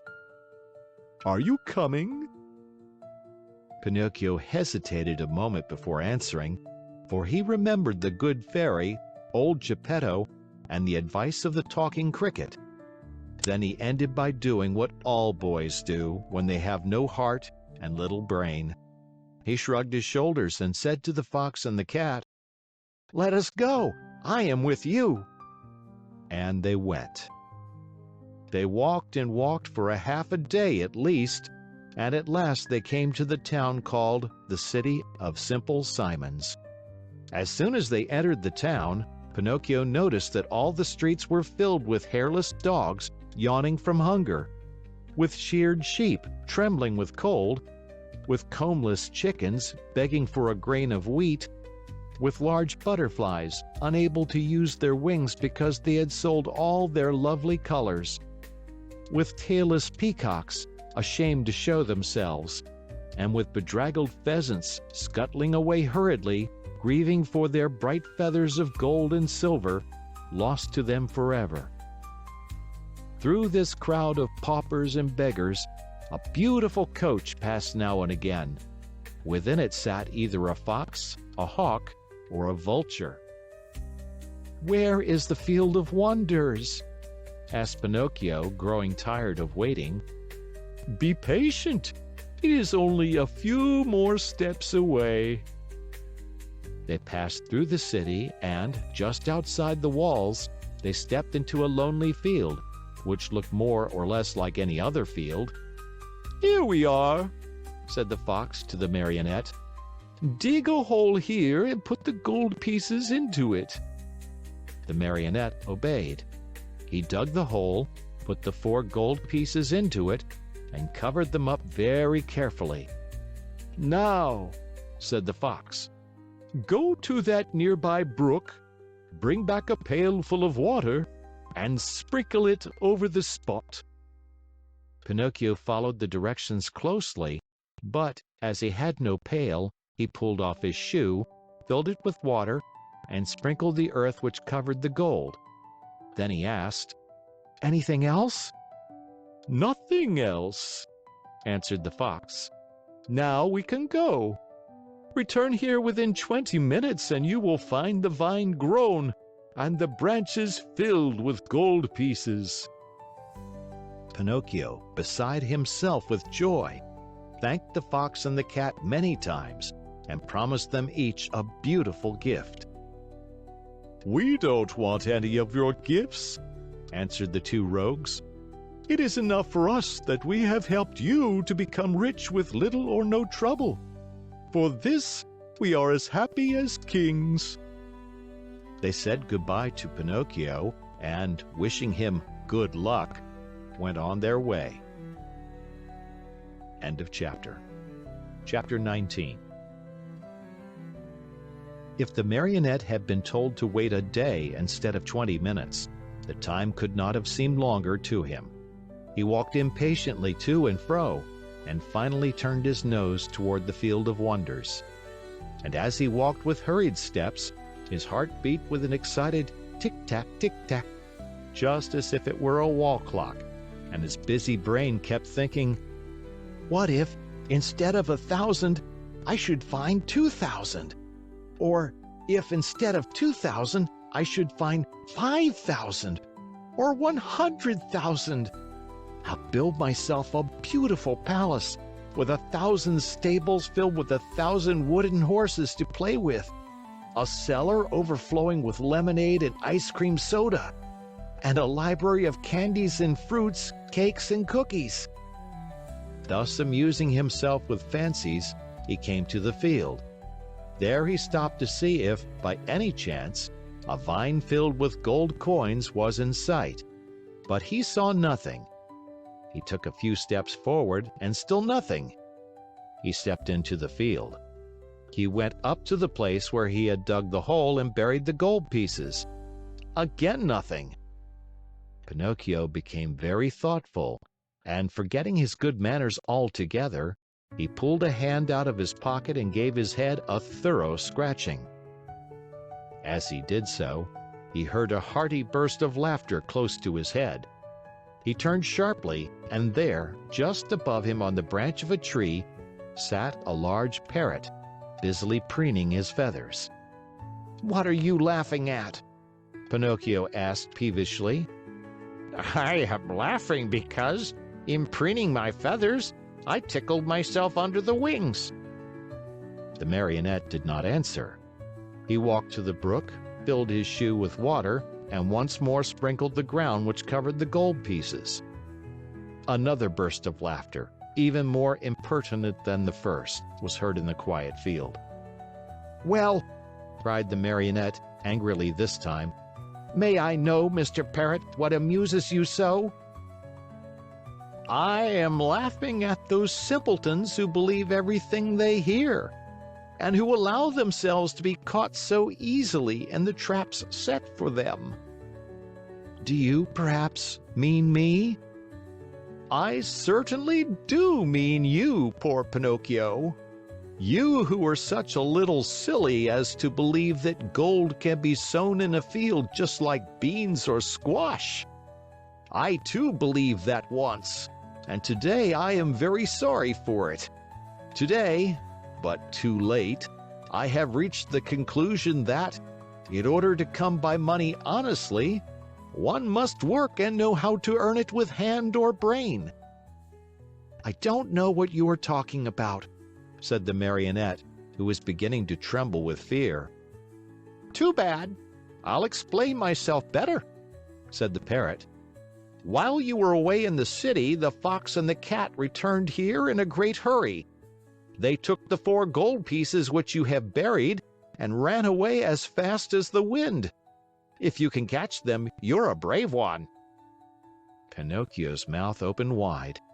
He would not believe the parrot's words and began to dig away furiously at the earth. He dug and he dug till the hole was as big as himself. But no money was there. Every penny was gone. In desperation, he ran to the city and went straight to the courthouse to report the robbery to the magistrate. The judge was a monkey, a large gorilla, venerable with age. A flowing white beard covered his chest, and he wore gold-rimmed spectacles from which the glasses had dropped out. The reason for wearing these, he said, was that his eyes had been weakened by the work of many years. Pinocchio, standing before him, told his pitiful tale word by word. He gave the names and the descriptions of the robbers and begged for justice. The judge listened to him with great patience.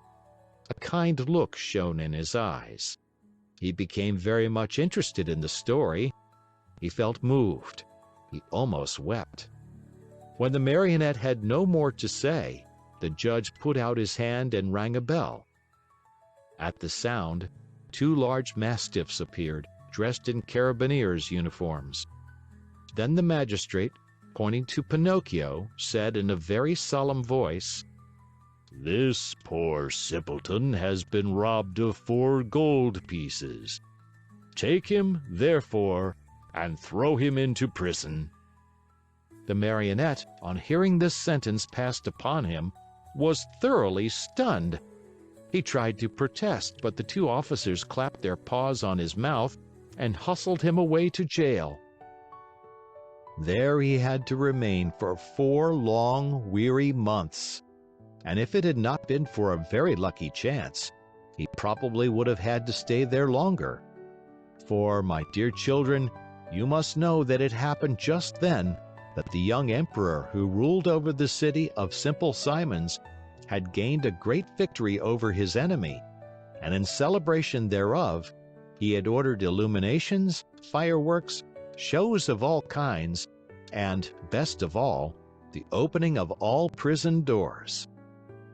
"If the others go, I go too," said Pinocchio to the jailer. Not you, answered the jailer. You are one of those. "I beg your pardon," interrupted Pinocchio. "I, too, am a thief." In that case, you also are free, said the jailer. Taking off his cap, he bowed low and opened the door of the prison, and Pinocchio ran out and away, with never a look backward. End of chapter. Chapter 20. Fancy the happiness of Pinocchio on finding himself free. Without saying yes or no, he fled from the city and set out on the road that was to take him back to the house of the lovely fairy. It had rained for many days, and the road was so muddy that, at times, Pinocchio sank down almost to his knees. But he kept on bravely. Tormented by the wish to see his father and his fairy sister with azure hair, he raced like a greyhound. As he ran, he was splashed with mud even up to his cap. "How unhappy I have been," he said to himself. "And yet I deserve everything, for I am certainly very stubborn and stupid. I will always have my own way. I won't listen to those who love me and who have more brains than I. But from now on, I'll be different, and I'll try to become a most obedient boy. I have found out, beyond any doubt whatever, that disobedient boys are certainly far from happy, and that in the long run, they always lose out. I wonder if Father is waiting for me. Will I find him at the fairy's house? It is so long, poor man, since I have seen him, and I do so want his love and his kisses. And will the fairy ever forgive me for all I have done? She who has been so good to me, and to whom I owe my life. Can there be a worse or more heartless boy than I am, anywhere?" As he spoke, he stopped suddenly, frozen with terror. What was the matter?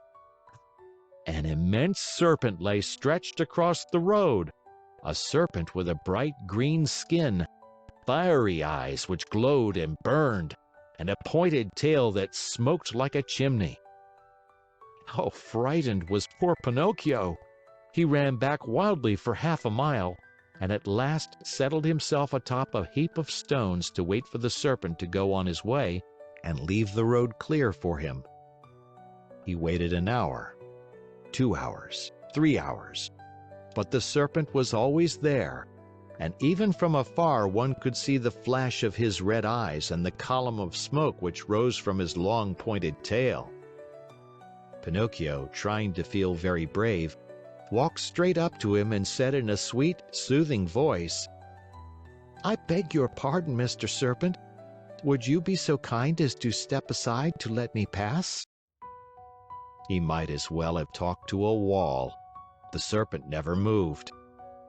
Once more, in the same sweet voice, he spoke. "You must know, Mr. Serpent, that I am going home where my father is waiting for me. It is so long since I have seen him. Would you mind very much if I passed?" He waited for some sign of an answer to his questions, but the answer did not come. On the contrary, the green serpent, who had seemed until then wide awake and full of life, became suddenly very quiet and still. His eyes closed, and his tail stopped smoking. "Is he dead, I wonder?" said Pinocchio, rubbing his hands together happily. Without a moment's hesitation, he started to step over him, but he had just raised one leg when the serpent shot up like a spring, and the marionette fell head over heels backward. He fell so awkwardly that his head stuck in the mud, and there he stood with his legs straight up in the air. At the sight of the marionette kicking and squirming like a young whirlwind, the serpent laughed so heartily and so long that at last he burst an artery and died on the spot. Pinocchio freed himself from his awkward position and once more began to run in order to reach the fairy's house before dark. As he went, the pangs of hunger grew so strong that, unable to withstand them, he jumped into a field to pick a few grapes that tempted him. Woe to him! No sooner had he reached the grapevine than, crack, went his legs.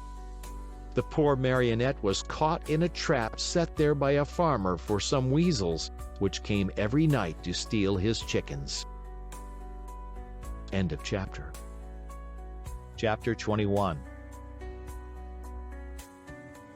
Pinocchio, as you may well imagine, began to scream and weep and beg.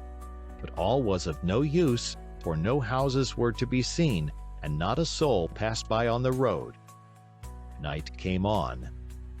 A little because of the sharp pain in his legs, a little because of fright at finding himself alone in the darkness of the field, the marionette was about to faint when he saw a tiny glowworm flickering by. He called to her and said, "Dear little glowworm, will you set me free?" "Poor little fellow," replied the glowworm, stopping to look at him with pity. "How came you to be caught in this trap?" "I stepped into this lonely field to take a few grapes and—" "Are the grapes yours?" "No." "Who has taught you to take things that do not belong to you?" "I was hungry." "Hunger, my boy, is no reason for taking something which belongs to another." "It's true! It's true!" cried Pinocchio in tears. "I won't do it again." Just then the conversation was interrupted by approaching footsteps.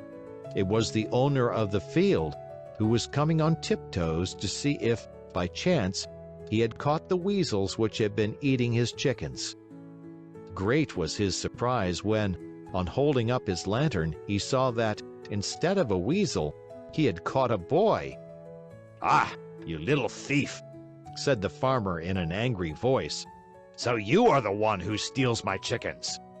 "No, not I. No, no," cried Pinocchio, sobbing bitterly.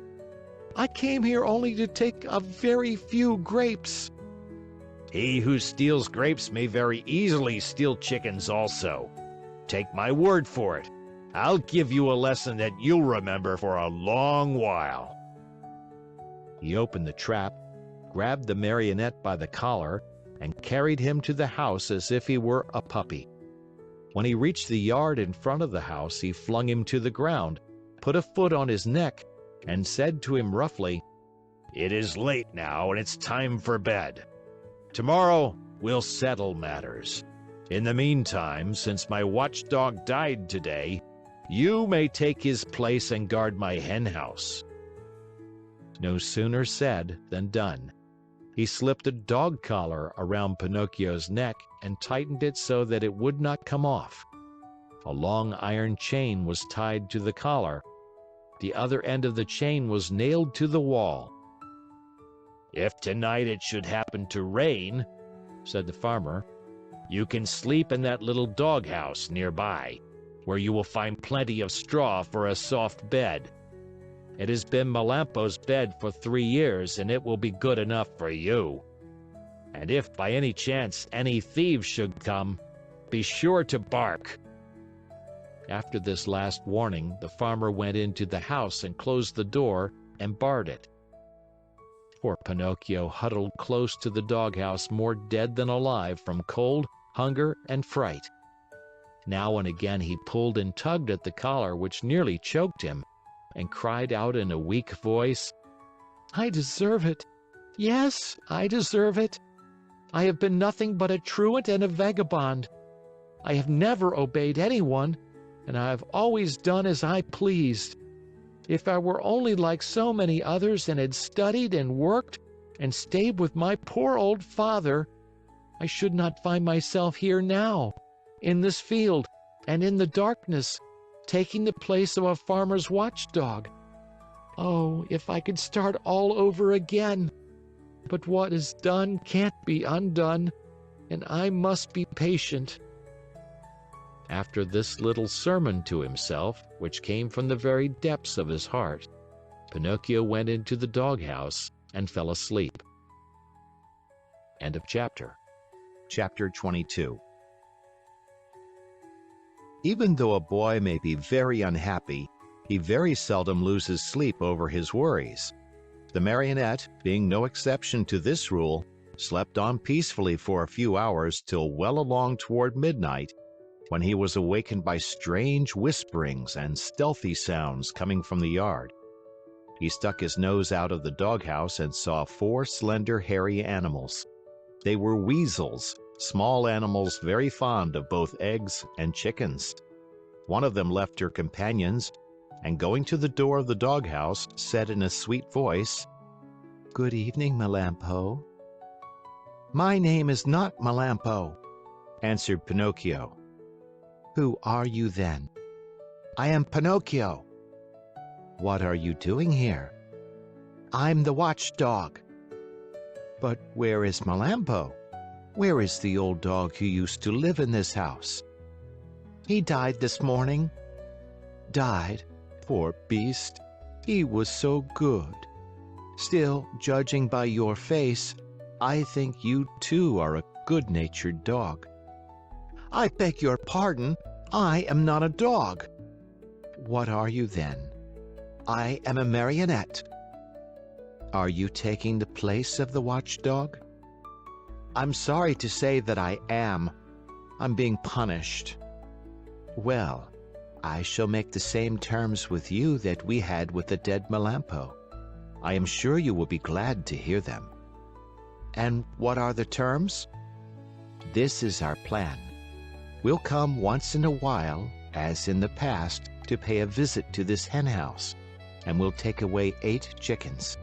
Of these, 7 are for us and 1 for you, provided, of course, that you will make believe you are sleeping and will not bark for the farmer." "Did Melampo really do that?" asked Pinocchio. "Indeed he did, and because of that we were the best of friends. Sleep away peacefully, and remember that before we go we shall leave you a nice fat chicken all ready for your breakfast in the morning. Is that understood?" "Even too well," answered Pinocchio, and shaking his head in a threatening manner, he seemed to say, "We'll talk this over in a few minutes, my friends." As soon as the 4 weasels had talked things over, they went straight to the chicken coop which stood close to the doghouse. Digging busily with teeth and claws, they opened the little door and slipped in. But they were no sooner in than they heard the door close with a sharp bang. The one who had done the trick was Pinocchio, who, not satisfied with that, dragged a heavy stone in front of it. That done, he started to bark, and he barked as if he were a real watchdog. Bow wow wow wow wow! The farmer heard the loud barks and jumped out of bed. Taking his gun, he leaped to the window and shouted, What's the matter? The thieves are here, answered Pinocchio. Where are they? In the chicken coop. I'll come down in a second. and in fact he was down in the yard in a twinkling and running toward the chicken coop. He opened the door, pulled out the weasels one by one, and after tying them in a bag, said to them in a happy voice, You're in my hands at last. I could punish you now, but I'll wait. In the morning you may come with me to the inn, and there you'll make a fine dinner for some hungry mortal. It is really too great an honor for you, one you do not deserve. But as you see, I'm really a very kind and generous man, and I'm going to do this for you. Then he went up to Pinocchio and began to pet and caress him. How did you ever find them out so quickly? And to think that Melampo, my faithful Melampo, never saw them in all these years. The marionette could have told, then and there, all he knew about the shameful contract between the dog and the weasels. But thinking of the dead dog, he said to himself, Melampo is dead. What is the use of accusing him? The dead are gone and they cannot defend themselves. The best thing to do is to leave them in peace. Were you awake or asleep when they came? Continued the farmer. I was asleep, answered Pinocchio, but they awakened me with their whisperings. One of them even came to the door of the doghouse and said to me, If you promise not to bark, we will make you a present of one of the chickens for your breakfast. Did you hear that? They had the audacity to make such a proposition as that to me. For you must know that, though I am a very wicked marionette full of faults, still I have never been, nor shall ever be, bribed. Fine boy, cried the farmer, slapping him on the shoulder in a friendly way. You ought to be proud of yourself. And to show you what I think of you, you are free from this instant. And he slipped the dog collar from his neck. End of chapter. Chapter 23.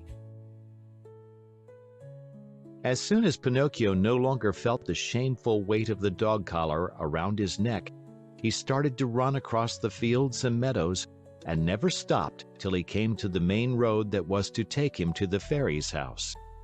When he reached it, he looked into the valley far below him, and there he saw the wood where unluckily he had met the fox and the cat, and the tall oak tree where he had been hanged. But though he searched far and near, he could not see the house where the fairy with the azure hair lived. He became terribly frightened, and, running as fast as he could, he finally came to the spot where it had once stood.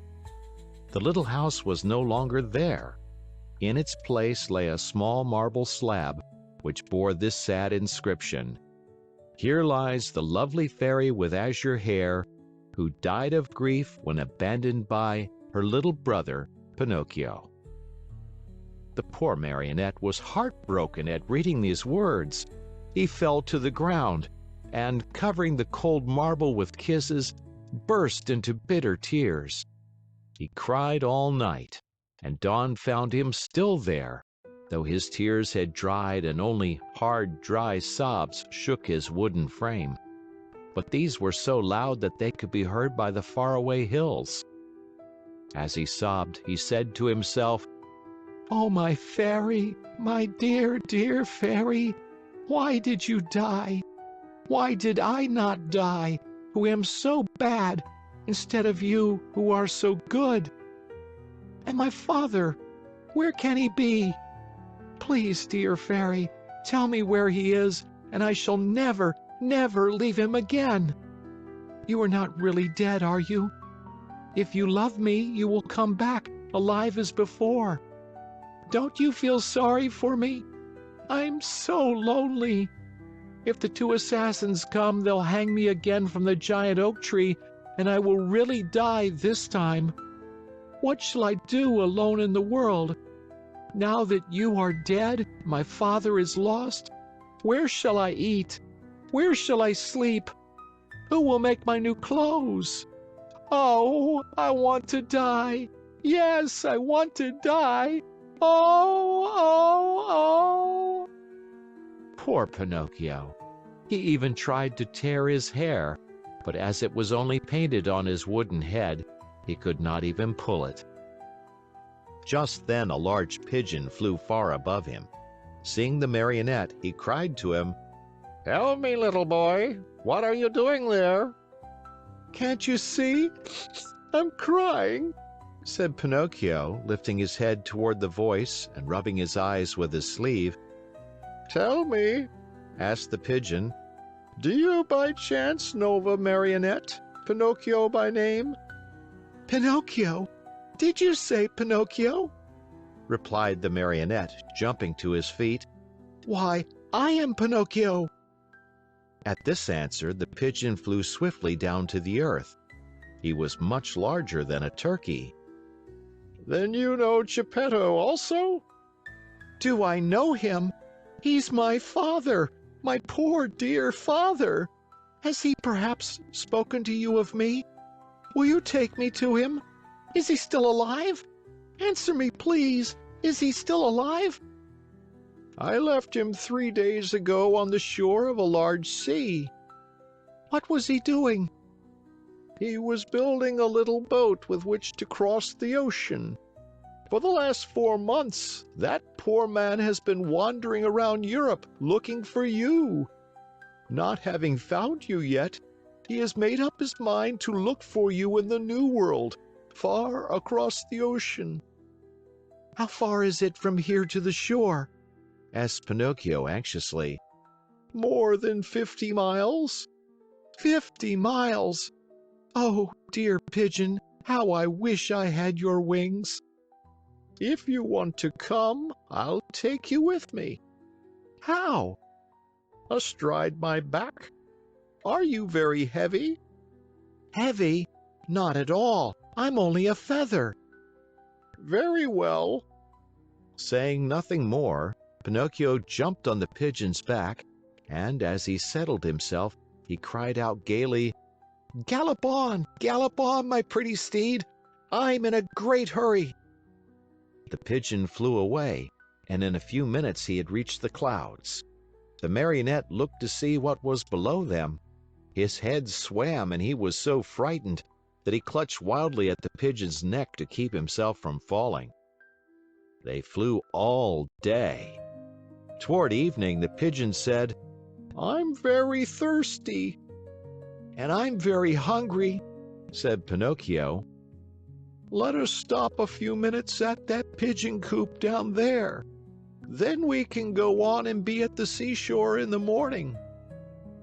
They went into the empty coop, and there they found nothing but a bowl of water and a small basket filled with chickpeas. The marionette had always hated chickpeas. According to him, they had always made him sick, but that night he ate them with a relish. As he finished them, he turned to the pigeon and said, I never should have thought that chickpeas could be so good. You must remember, my boy, answered the pigeon, that hunger is the best sauce. After resting a few minutes longer, they set out again. The next morning, they were at the seashore. Pinocchio jumped off the pigeon's back, and the pigeon, not wanting any thanks for a kind deed, flew away swiftly and disappeared.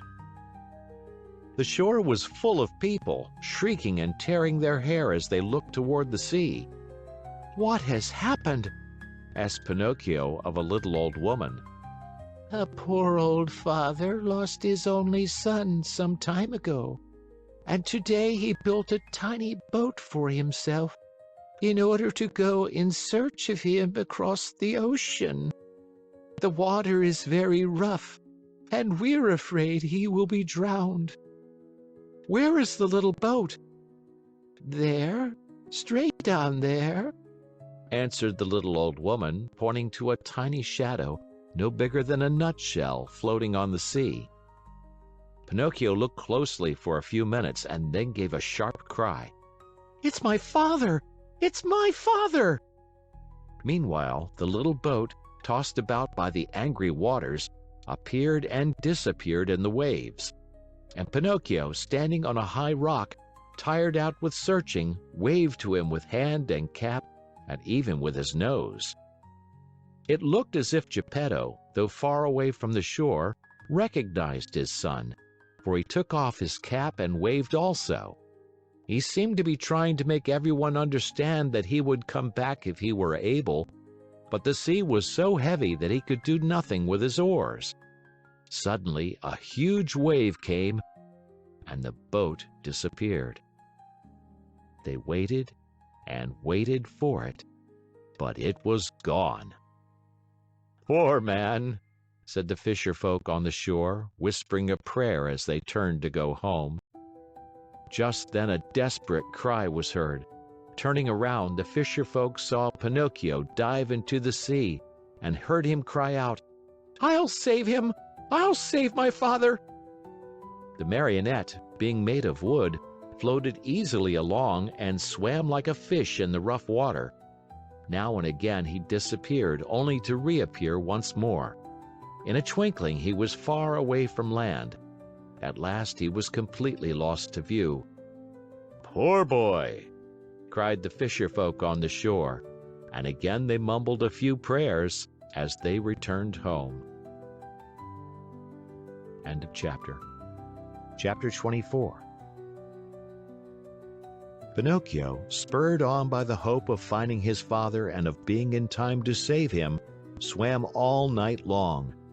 And what a horrible night it was! It poured rain, it hailed, it thundered, and the lightning was so bright that it turned the night into day. At dawn, he saw, not far away from him, a long stretch of sand.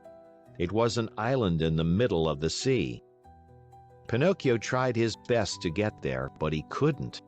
The waves played with him and tossed him about as if he were a twig or a bit of straw. At last, and luckily for him, a tremendous wave tossed him to the very spot where he wanted to be. The blow from the wave was so strong that, as he fell to the ground, his joints cracked and almost broke. But, nothing daunted, he jumped to his feet and cried, "Once more I have escaped with my life!" Little by little the sky cleared. The sun came out in full splendor, and the sea became as calm as a lake. Then the marionette took off his clothes and laid them on the sand to dry. He looked over the waters to see whether he might catch sight of a boat with a little man in it. He searched and he searched, but he saw nothing except sea and sky, and far away a few sails, so small that they might have been birds. "If only I knew the name of this island," he said to himself. "If I even knew what kind of people I would find here. But whom shall I ask? There is no one here." The idea of finding himself in so lonesome a spot made him so sad that he was about to cry, but just then he saw a big fish swimming nearby, with his head far out of the water. Not knowing what to call him, the marionette said to him, "Hey there, Mr. Fish, may I have a word with you?" "Even two, if you want," answered the fish, who happened to be a very polite dolphin. Will you please tell me if, on this island, there are places where one may eat without necessarily being eaten? "Surely there are," answered the dolphin. "In fact, you'll find one not far from this spot." And how shall I get there? Take that path on your left and follow your nose. You can't go wrong. Tell me another thing. You who travel day and night through the sea, did you not perhaps meet a little boat with my father in it? And who is your father? He is the best father in the world, even as I am the worst son that can be found. In the storm of last night, answered the dolphin, the little boat must have been swamped. And my father? By this time he must have been swallowed by the terrible shark, which for the last few days has been bringing terror to these waters. Is this shark very big? asked Pinocchio, who was beginning to tremble with fright. "Is he big?" replied the dolphin. "Just to give you an idea of his size, let me tell you that he is larger than a 5-story building, and that he has a mouth so big and so deep that a whole train and engine could easily get into it." Mother mine! cried the marionette, scared to death, and dressing himself as fast as he could, he turned to the dolphin and said, Farewell, Mr. Fish. Pardon the bother, and many thanks for your kindness.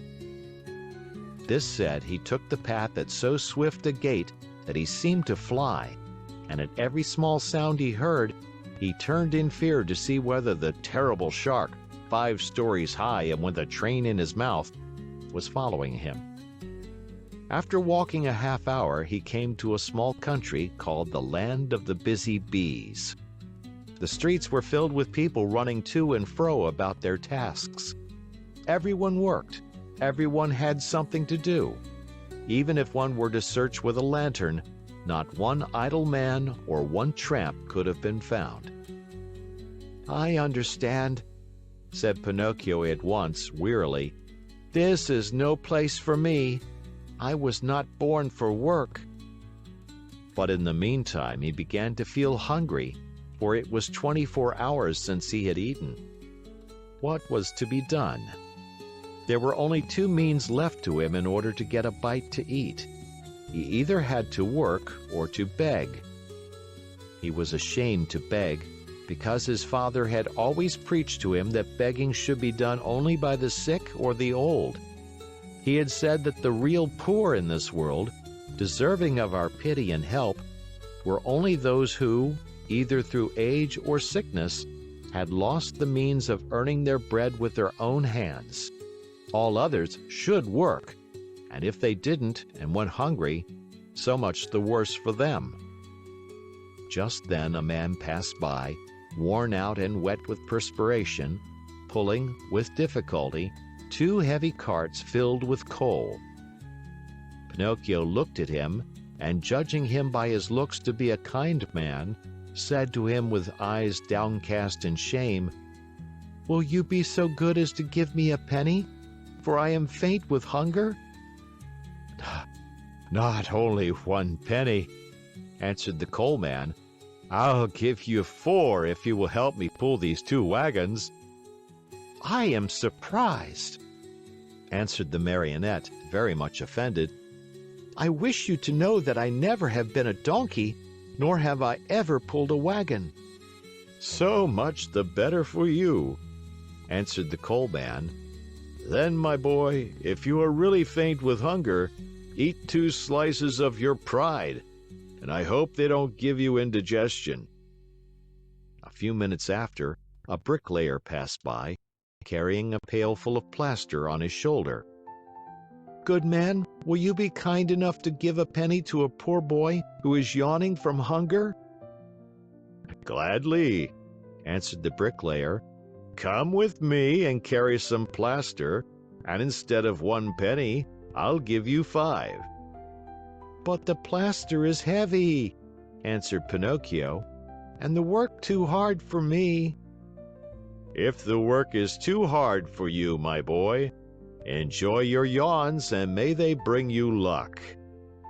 In less than a half hour, at least 20 people passed, and Pinocchio begged of each one, but they all answered, Aren't you ashamed?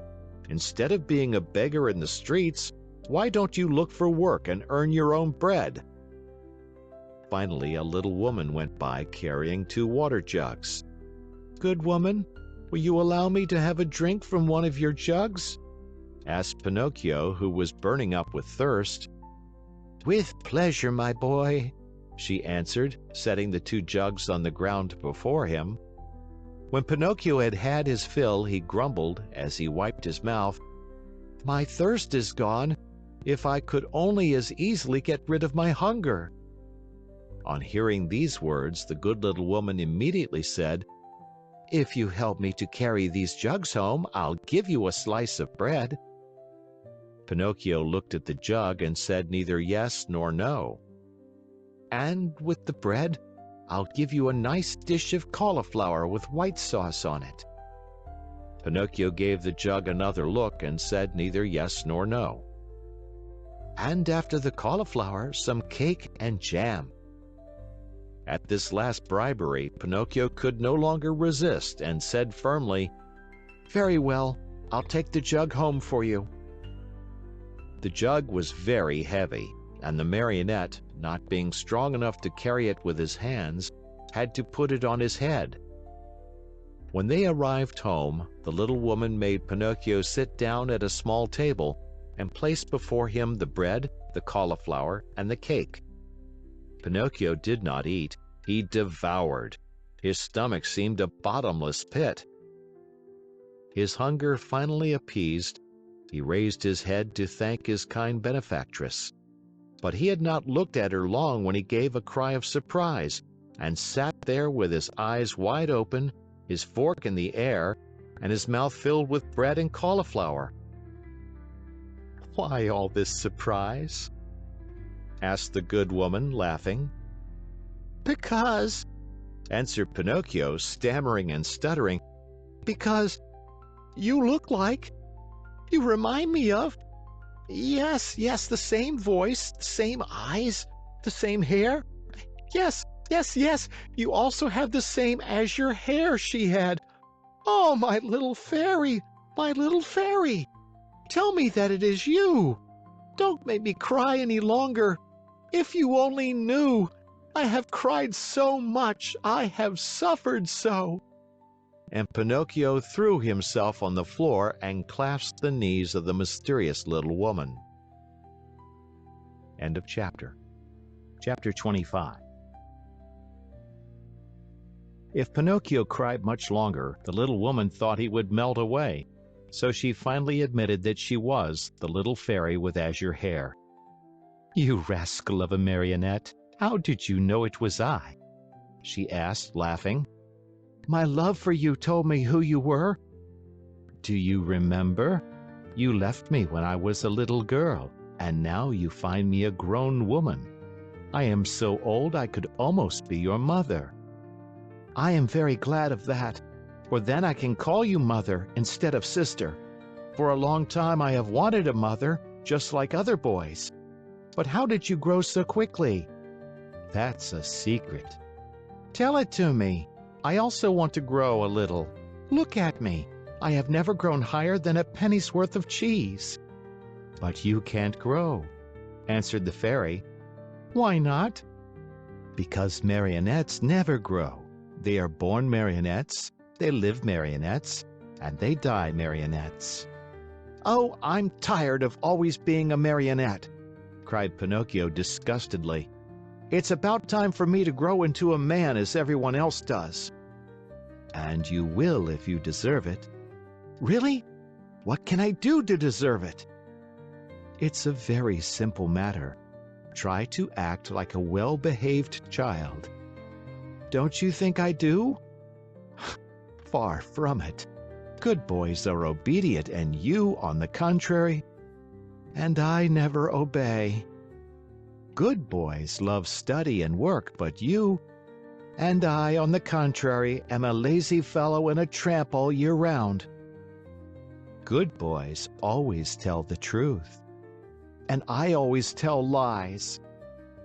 "Good boys go gladly to school." "And I get sick if I go to school. From now on, I'll be different." "Do you promise?"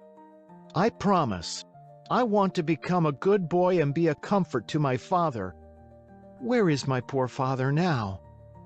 "I do not know." "Will I ever be lucky enough to find him and embrace him once more?" "I think so. Indeed, I am sure of it." At this answer, Pinocchio's happiness was very great. He grasped the fairy's hands and kissed them so hard that it looked as if he had lost his head. Then, lifting his face, he looked at her lovingly and asked, "Tell me, little mother, it isn't true that you are dead, is it?" "It doesn't seem so," answered the fairy, smiling. "If you only knew how I suffered, and how I wept when I read, 'Here lies—'" "I know it, and for that I have forgiven you. The depth of your sorrow made me see that you have a kind heart. There is always hope for boys with hearts such as yours, though they may often be mischievous. This is the reason why I have come so far to look for you. From now on, I'll be your own little mother." "Oh, how lovely!" cried Pinocchio, jumping with joy. "You will obey me always and do as I wish?" "Gladly, very gladly, more than gladly." "Beginning tomorrow," said the fairy, "you'll go to school every day." Pinocchio's face fell a little. "Then you will choose the trade you like best." Pinocchio became more serious. "What are you mumbling to yourself?" asked the fairy.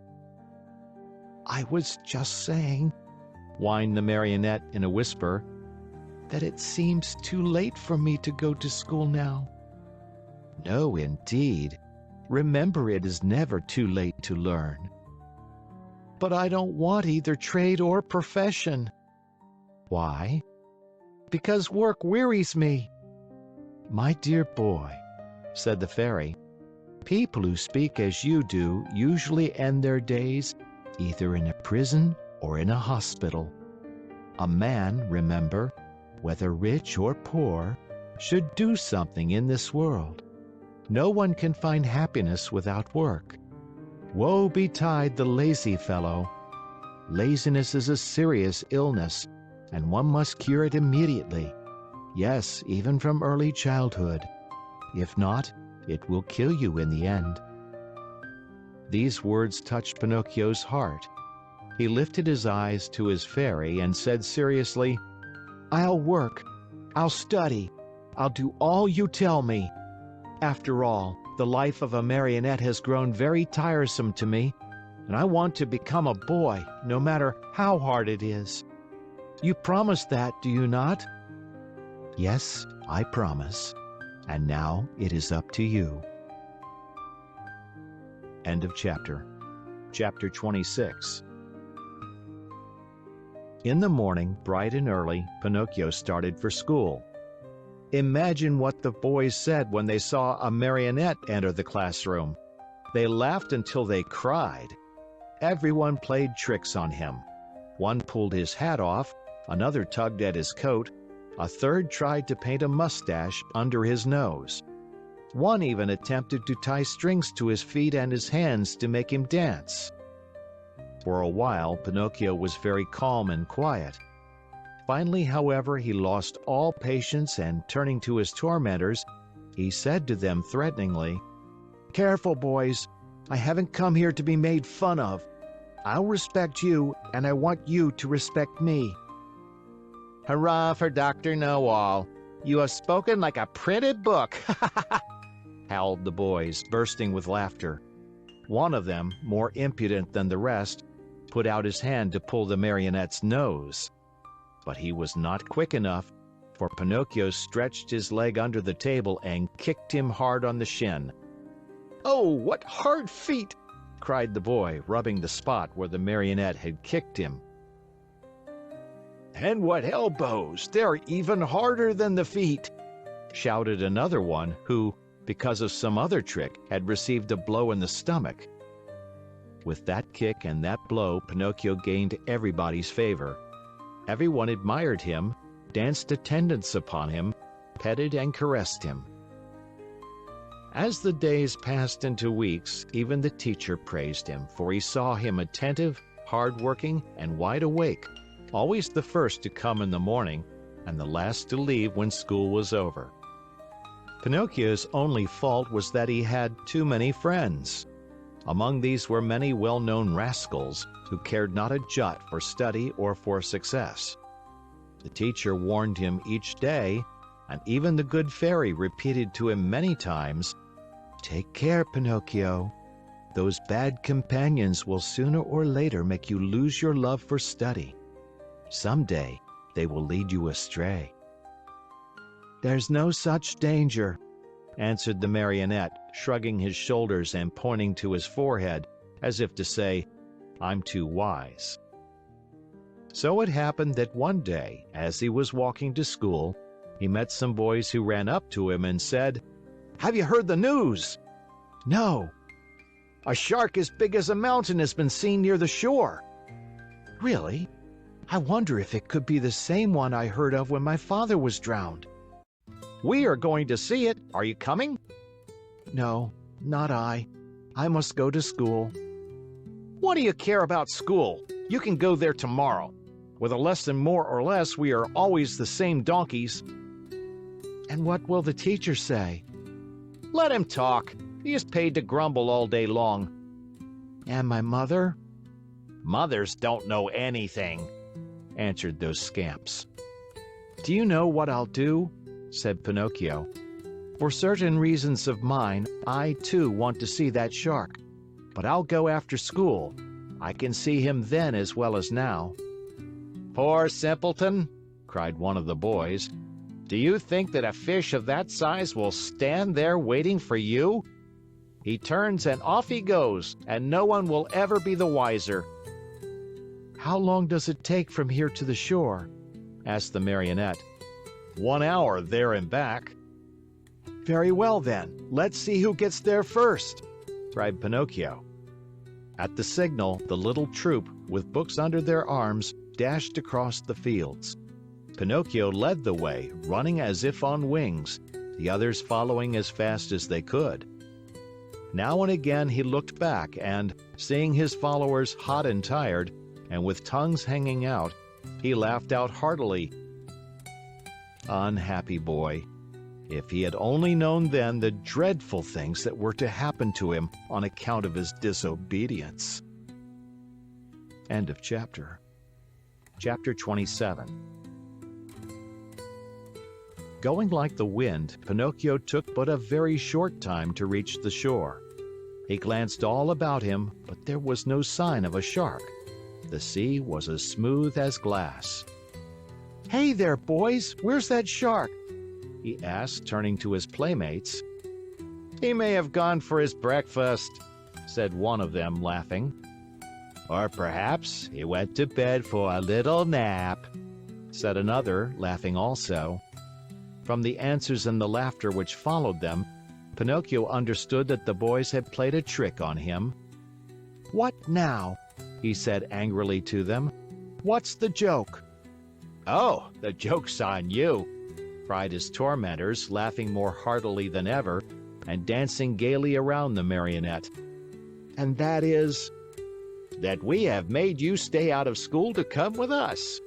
Aren't you ashamed of being such a goody-goody and studying so hard? You never have a bit of enjoyment." "And what is it to you if I do study?" "What does the teacher think of us, you mean?" "Why?" "Don't you see? If you study and we don't, we pay for it. After all, it's only fair to look out for ourselves." "What do you want me to do?" "Hate school and books and teachers as we all do. They are your worst enemies, you know, and they like to make you as unhappy as they can." "And if I go on studying, what will you do to me?" "You'll pay for it." "Really, you amuse me," answered the marionette, nodding his head. "Hey, Pinocchio!" cried the tallest of them all. "That will do. We are tired of hearing you bragging about yourself, you little turkey cock. You may not be afraid of us, but remember we are not afraid of you either. You are alone, you know, and we are 7. "Like the 7 sins," said Pinocchio, still laughing. "Did you hear that? He has insulted us all. He has called us sins. Pinocchio, apologize for that or look out." "Cuckoo," said the marionette, mocking them with his thumb to his nose. "You'll be sorry." "Cuckoo." "We'll whip you soundly." "Cuckoo." "You'll go home with a broken nose." "Cuckoo." "Very well then, take that and keep it for your supper." cried out the boldest of his tormentors, and with the words he gave Pinocchio a terrible blow on the head. Pinocchio answered with another blow, and that was the signal for the beginning of the fray. In a few moments, the fight raged hot and heavy on both sides. Pinocchio, although alone, defended himself bravely. With those 2 wooden feet of his, he worked so fast that his opponents kept at a respectful distance. Wherever they landed, they left their painful mark, and the boys could only run away and howl. Enraged at not being able to fight the marionette at close quarters, they started to throw all kinds of books at him. Readers, geographies, histories, grammars flew in all directions. But Pinocchio was keen of eye and swift of movement, and the books only passed over his head, landed in the sea, and disappeared. The fish, thinking they might be good to eat, came to the top of the water in great numbers.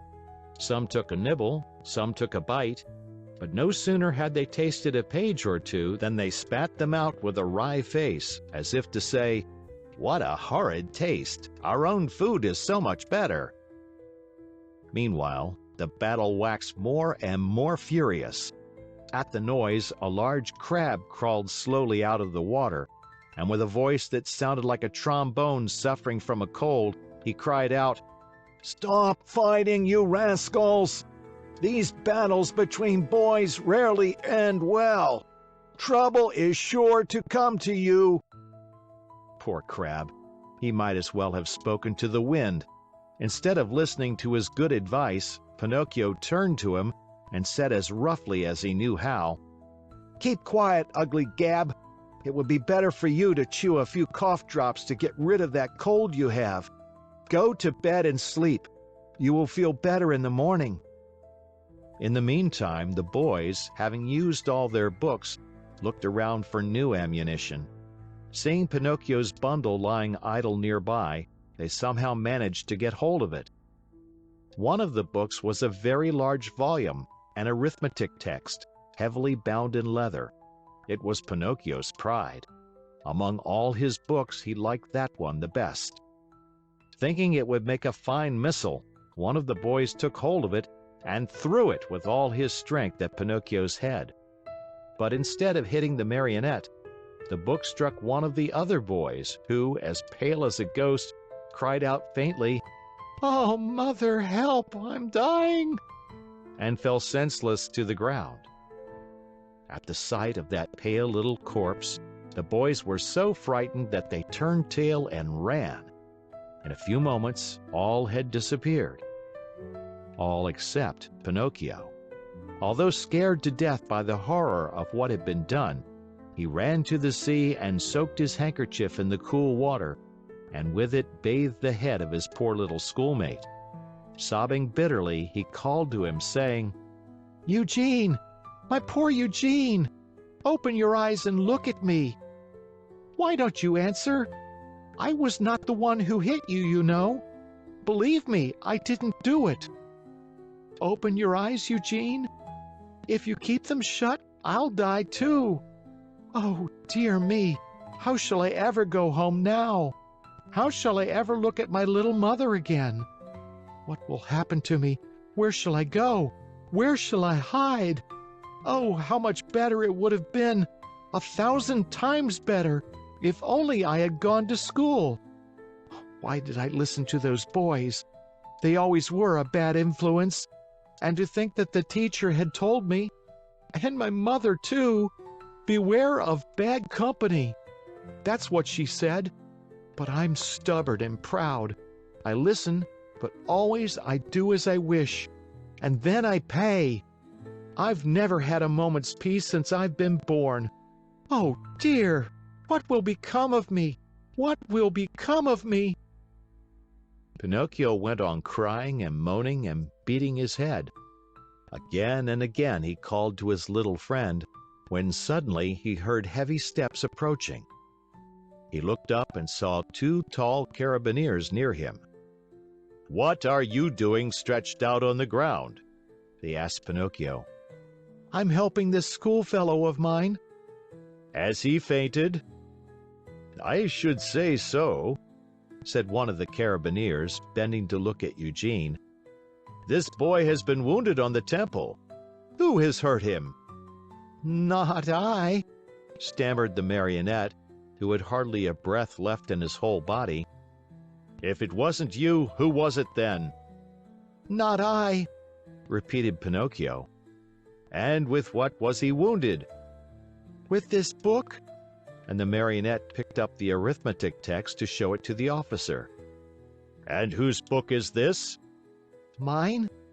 "Enough. Not another word. Get up as quickly as you can and come along with us." But I... "Come with us." Before starting out, the officers called out to several fishermen passing by in a boat and said to them, "Take care of this little fellow who has been hurt. Take him home and bind his wounds. Tomorrow we'll come after him." They then took hold of Pinocchio and, putting him between them, said to him in a rough voice, "March, and go quickly, or it will be the worse for you." They did not have to repeat their words. The marionette walked swiftly along the road to the village. But the poor fellow hardly knew what he was about. He thought he had a nightmare. He felt ill. His eyes saw everything double. His legs trembled. His tongue was dry. And, try as he might, he could not utter a single word. Yet in spite of this numbness of feeling, he suffered keenly at the thought of passing under the windows of his good little fairy's house. What would she say on seeing him between two carabineers? They had just reached the village when a sudden gust of wind blew off Pinocchio's cap and made it go sailing far down the street. "Would you allow me," the marionette asked the carabineers, "to run after my cap?" "Very well, go, but hurry." The marionette went, picked up his cap, but instead of putting it on his head, he stuck it between his teeth and then raced toward the sea. He went like a bullet out of a gun. The carabineers, judging that it would be very difficult to catch him, sent a large mastiff after him, one that had won first prize in all the dog races. Pinocchio ran fast, and the dog ran faster. At so much noise, the people hung out of the windows or gathered in the street, anxious to see the end of the contest. But they were disappointed, for the dog and Pinocchio raised so much dust on the road that, after a few moments, it was impossible to see them. End of chapter. Chapter 28. During that wild chase, Pinocchio lived through a terrible moment when he almost gave himself up as lost. This was when Alidoro, that was the mastiff's name, in a frenzy of running, came so near that he was on the very point of reaching him. The marionette heard, close behind him, the labored breathing of the beast who was fast on his trail, and now and again even felt his hot breath blow over him. Luckily, by this time he was very near the shore, and the sea was in sight, in fact, only a few short steps away. As soon as he set foot on the beach, Pinocchio gave a leap and fell into the water. Alidoro tried to stop, but as he was running very fast, he couldn't, and he too landed far out in the sea. Strange though it may seem, the dog could not swim. He beat the water with his paws to hold himself up, but the harder he tried, the deeper he sank. As he stuck his head out once more, the poor fellow's eyes were bulging, and he barked out wildly, "I drown! I drown!" "Drown!" answered Pinocchio from afar, happy at his escape. "Help, Pinocchio! Dear little Pinocchio! Save me from death!" At those cries of suffering, the marionette, who after all had a very kind heart, was moved to compassion. He turned toward the poor animal and said to him, "But if I help you, will you promise not to bother me again by running after me?" "I promise! I promise! Only hurry, for if you wait another second, I'll be dead and gone!" Pinocchio hesitated still another minute. Then, remembering how his father had often told him that a kind deed is never lost, he swam to Alidoro and, catching hold of his tail, dragged him to the shore. The poor dog was so weak he could not stand. He had swallowed so much salt water that he was swollen like a balloon. However, Pinocchio, not wishing to trust him too much, threw himself once again into the sea. As he swam away, he called out, "Goodbye, Alidoro. Good luck, and remember me to the family." "Goodbye, little Pinocchio," answered the dog. "1,000 thanks for having saved me from death. You did me a good turn, and in this world what is given is always returned. If the chance comes, I shall be there." Pinocchio went on swimming close to shore. At last he thought he had reached a safe place. Glancing up and down the beach, he saw the opening of a cave out of which rose a spiral of smoke. "In that cave," he said to himself, "there must be a fire. So much the better. I'll dry my clothes and warm myself, and then, well..." His mind made up, Pinocchio swam to the rocks, but as he started to climb, he felt something under him lifting him up higher and higher. He tried to escape, but he was too late. To his great surprise, he found himself in a huge net, amid a crowd of fish of all kinds and sizes, who were fighting and struggling desperately to free themselves. At the same time, he saw a fisherman come out of the cave, a fisherman so ugly that Pinocchio thought he was a sea monster. In place of hair, his head was covered by a thick bush of green grass.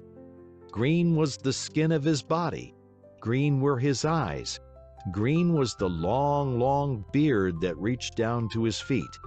He looked like a giant lizard with legs and arms. When the fisherman pulled the net out of the sea, he cried out joyfully, "Blessed Providence! Once more I'll have a fine meal of fish." "Thank heaven I'm not a fish," said Pinocchio to himself, trying with these words to find a little courage. The fisherman took the net and the fish to the cave, a dark, gloomy, smoky place. In the middle of it, a pan full of oil sizzled over a smoky fire, sending out a repelling odor of tallow that took away one's breath. "Now, let us see what kind of fish we have caught today," said the green fisherman. He put a hand as big as a spade into the net and pulled out a handful of mullets. "Fine mullets, these," he said, after looking at them and smelling them with pleasure. After that, he threw them into a large empty tub. Many times he repeated this performance. As he pulled each fish out of the net, his mouth watered with the thought of the good dinner coming, and he said, "Fine fish, these bass. Very tasty, these whitefish. Delicious flounders, these. What splendid crabs! And these dear little anchovies with their heads still on." As you can well imagine, the bass, the flounders, the whitefish, and even the little anchovies all went together into the tub to keep the mullets company. The last to come out of the net was Pinocchio. As soon as the fisherman pulled him out, his green eyes opened wide with surprise, and he cried out in fear, "What kind of fish is this? I don't remember ever eating anything like it." He looked at him closely, and after turning him over and over, he said at last, "I understand. He must be a crab." Pinocchio, mortified at being taken for a crab, said resentfully, "What nonsense! A crab indeed! I am no such thing. Beware how you deal with me. I am a marionette, I want you to know." "A marionette?" asked the fisherman. "I must admit that a marionette fish is, for me, an entirely new kind of fish. So much the better. I'll eat you with greater relish." Eat me? But can't you understand that I'm not a fish? Can't you hear that I speak and think as you do?" "It's true," answered the fisherman. But since I see that you are a fish, well able to talk and think as I do, I'll treat you with all due respect. And that is? That, as a sign of my particular esteem, I'll leave to you the choice of the manner in which you are to be cooked. Do you wish to be fried in a pan, or do you prefer to be cooked with tomato sauce? To tell you the truth, answered Pinocchio, if I must choose, I should much rather go free so I may return home. Are you fooling? Do you think that I want to lose the opportunity to taste such a rare fish? A marionette fish does not come very often to these seas. Leave it to me. I'll fry you in the pan with the others. I know you'll like it. It's always a comfort to find oneself in good company. The unlucky marionette, hearing this, began to cry and wail and beg. With tears streaming down his cheeks, he said, How much better it would have been for me to go to school! I did listen to my playmates, and now I am paying for it. Oh, oh, oh! And as he struggled and squirmed like an eel to escape from him, the green fisherman took a stout cord and tied him hand and foot, and threw him into the bottom of the tub with the others. Then he pulled a wooden bowl full of flour out of a cupboard and started to roll the fish into it, one by one. When they were white with it, he threw them into the pan. The first to dance in the hot oil were the mullets. The bass followed, then the whitefish, the flounders, and the anchovies. Pinocchio's turn came last. Seeing himself so near to death, and such a horrible death, he began to tremble so with fright that he had no voice left with which to beg for his life. The poor boy beseeched only with his eyes. But the green fisherman, not even noticing that it was he, turned him over and over in the flour until he looked like a marionette made of chalk. Then he took him by the head and... End of chapter. Chapter 29. Mindful of what the fisherman had said, Pinocchio knew that all hope of being saved had gone. He closed his eyes and waited for the final moment. Suddenly, a large dog, attracted by the odor of the boiling oil, came running into the cave. Get out! Cried the fisherman threateningly, and still holding on to the marionette, who was all covered with flour. But the poor dog was very hungry, and whining and wagging his tail, he tried to say, Give me a bite of the fish, and I'll go in peace. Get out, I say, repeated the fisherman, and he drew back his foot to give the dog a kick. Then the dog, who, being really hungry, would take no refusal, turned in a rage toward the fisherman and bared his terrible fangs. And at that moment, a pitiful little voice was heard saying, Save me, Alidoro! If you don't, I fry! The dog immediately recognized Pinocchio's voice. Great was his surprise to find that the voice came from the little flour-covered bundle that the fisherman held in his hand. Then what did he do? With one great leap, he grasped that bundle in his mouth, and, holding it lightly between his teeth, ran through the door and disappeared like a flash. The fisherman, angry at seeing his meal snatched from under his nose, ran after the dog, but a bad fit of coughing made him stop and turn back. Meanwhile, Alidoro, as soon as he had found the road which led to the village, stopped and dropped Pinocchio softly to the ground. How much I do thank you, said the marionette. It is not necessary, answered the dog. You saved me once, and what is given is always returned. We are in this world to help one another. But how did you get in that cave?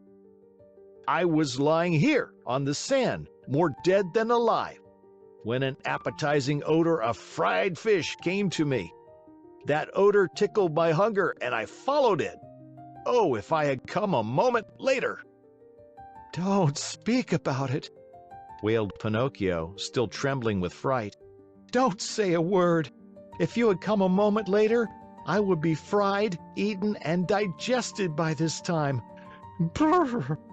I shiver at the mere thought of it. Alidoro laughingly held out his paw to the marionette, who shook it heartily, feeling that now he and the dog were good friends. Then they bid each other goodbye, and the dog went home. Pinocchio, left alone, walked toward a little hut nearby, where an old man sat at the door sunning himself, and asked, Tell me, good man, have you heard anything of a poor boy with a wounded head, whose name was Eugene? The boy was brought to this hut, and now... Now he is dead? Pinocchio interrupted sorrowfully. No, he is now alive, and he is already returned home. Really? Really? Cried the marionette, jumping around with joy. Then the wound was not serious? But it might have been, and even mortal, answered the old man, for a heavy book was thrown at his head. And who threw it? A schoolmate of his, a certain Pinocchio. And who is this Pinocchio? Asked the marionette, feigning ignorance. They say he is a mischief maker, a tramp, a street urchin. Calumnies, all calumnies. Do you know this Pinocchio? By sight, answered the marionette. And what do you think of him? Asked the old man. I think he's a very good boy, fond of study, obedient, kind to his father and to his whole family. As he was telling all these enormous lies about himself, Pinocchio touched his nose and found it twice as long as it should be. Scared out of his wits, he cried out, Don't listen to me, good man. All the wonderful things I have said are not true at all. I know Pinocchio well, and he is indeed a very wicked fellow, lazy and disobedient, who instead of going to school, runs away with his playmates to have a good time. At this speech, his nose returned to its natural size. Why are you so pale? The old man asked suddenly. Let me tell you. Without knowing it, I rubbed myself against a newly painted wall. He lied, ashamed to say that he had been made ready for the frying pan. What have you done with your coat and your hat and your breeches? I met thieves and they robbed me. Tell me, my good man, have you not perhaps a little suit to give me so that I may go home? My boy, as for clothes, I have only a bag in which I keep hops. If you want it, take it. There it is. Pinocchio did not wait for him to repeat his words. He took the bag, which happened to be empty, and after cutting a big hole at the top and two at the sides, he slipped into it as if it were a shirt. Lightly clad as he was, he started out toward the village. Along the way he felt very uneasy. In fact, he was so unhappy that he went along taking 2 steps forward and 1 back. And as he went, he said to himself, How shall I ever face my good little fairy? What will she say when she sees me? Will she forgive this last trick of mine? I am sure she won't. Oh, no, she won't. And I deserve it as usual, for I am a rascal, fine on promises which I never keep. He came to the village late at night. It was so dark he could see nothing, and it was raining pitchforks. Pinocchio ran straight to the fairy's house, firmly resolved to knock at the door. When he found himself there, he lost courage and ran back a few steps. A second time he came to the door, and again he ran back. A third time he repeated his performance.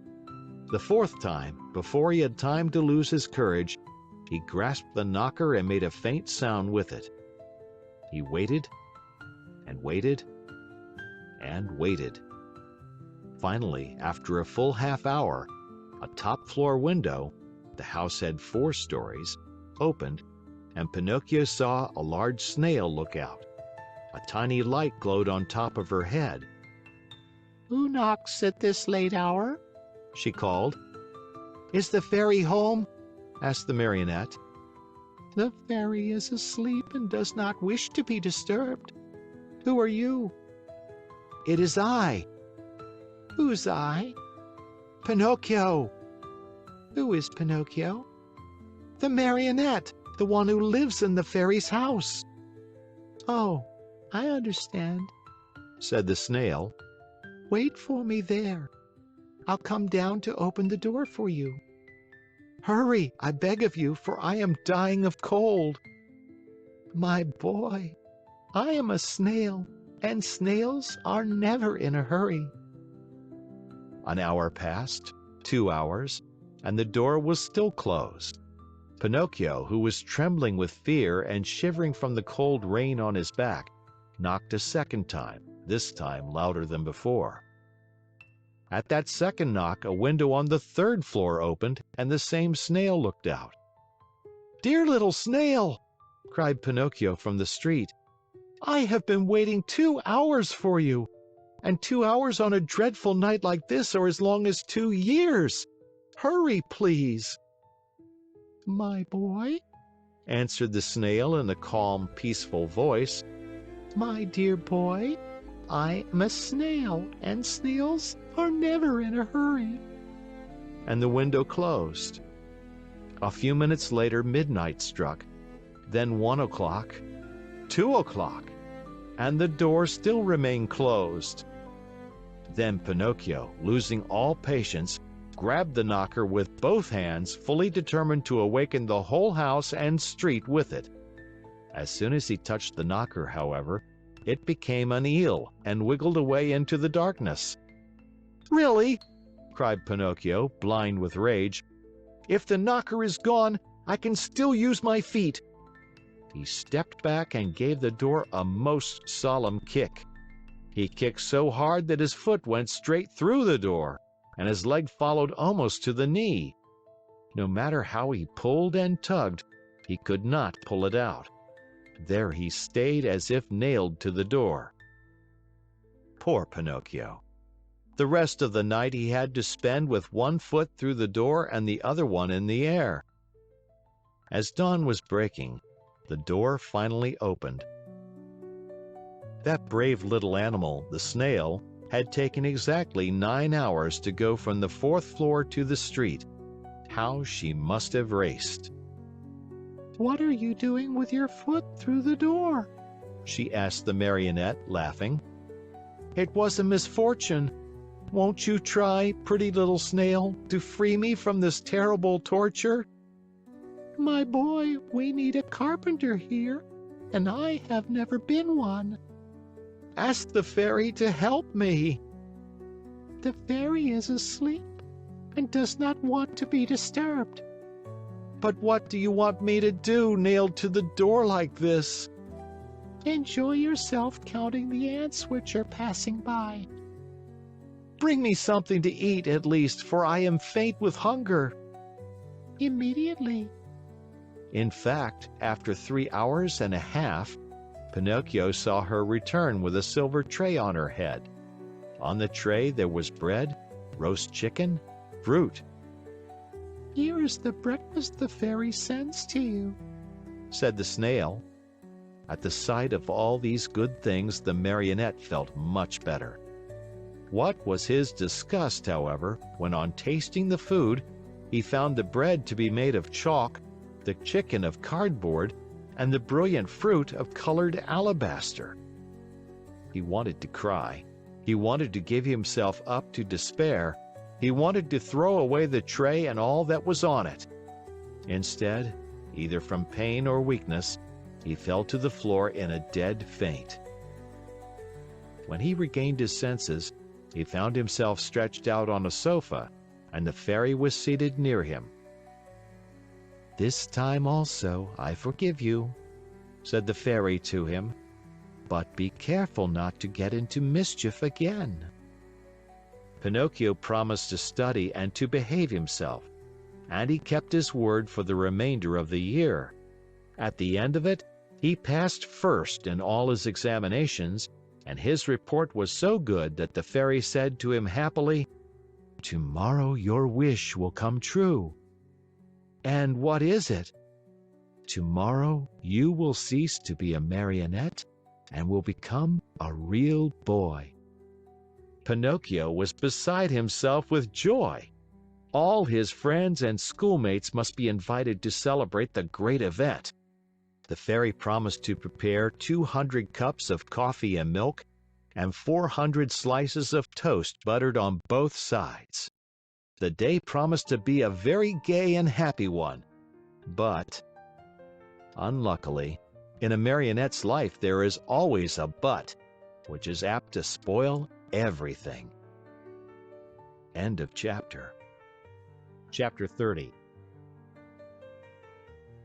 Coming at last out of the surprise into which the fairy's word had thrown him, Pinocchio asked for permission to give out the invitations. Indeed, you may invite your friends to tomorrow's party. Only remember to return home before dark. Do you understand? I'll be back in 1 hour without fail, answered the marionette. Take care, Pinocchio. Boys give promises very easily, but they as easily forget them. But I am not like those others. When I give my word, I keep it. We shall see. In case you do disobey, you will be the one to suffer, not anyone else. Why? Because boys who do not listen to their elders always come to grief. I certainly have, said Pinocchio, but from now on, I obey. We shall see if you are telling the truth. Without adding another word, the marionette bade the good fairy goodbye, and singing and dancing, he left the house. In a little more than an hour, all his friends were invited. Some accepted quickly and gladly. Others had to be coaxed, but when they heard that the toast was to be buttered on both sides, they all ended by accepting the invitation with the words, "We'll come to please you." Now it must be known that, among all his friends, Pinocchio had one whom he loved most of all. The boy's real name was Romeo, but everyone called him Lampwick, for he was long and thin and had a woebegone look about him. Lampwick was the laziest boy in the school and the biggest mischief maker, but Pinocchio loved him dearly. That day, he went straight to his friend's house to invite him to the party, but Lampwick was not at home. He went a second time, and again a third, but still without success. Where could he be?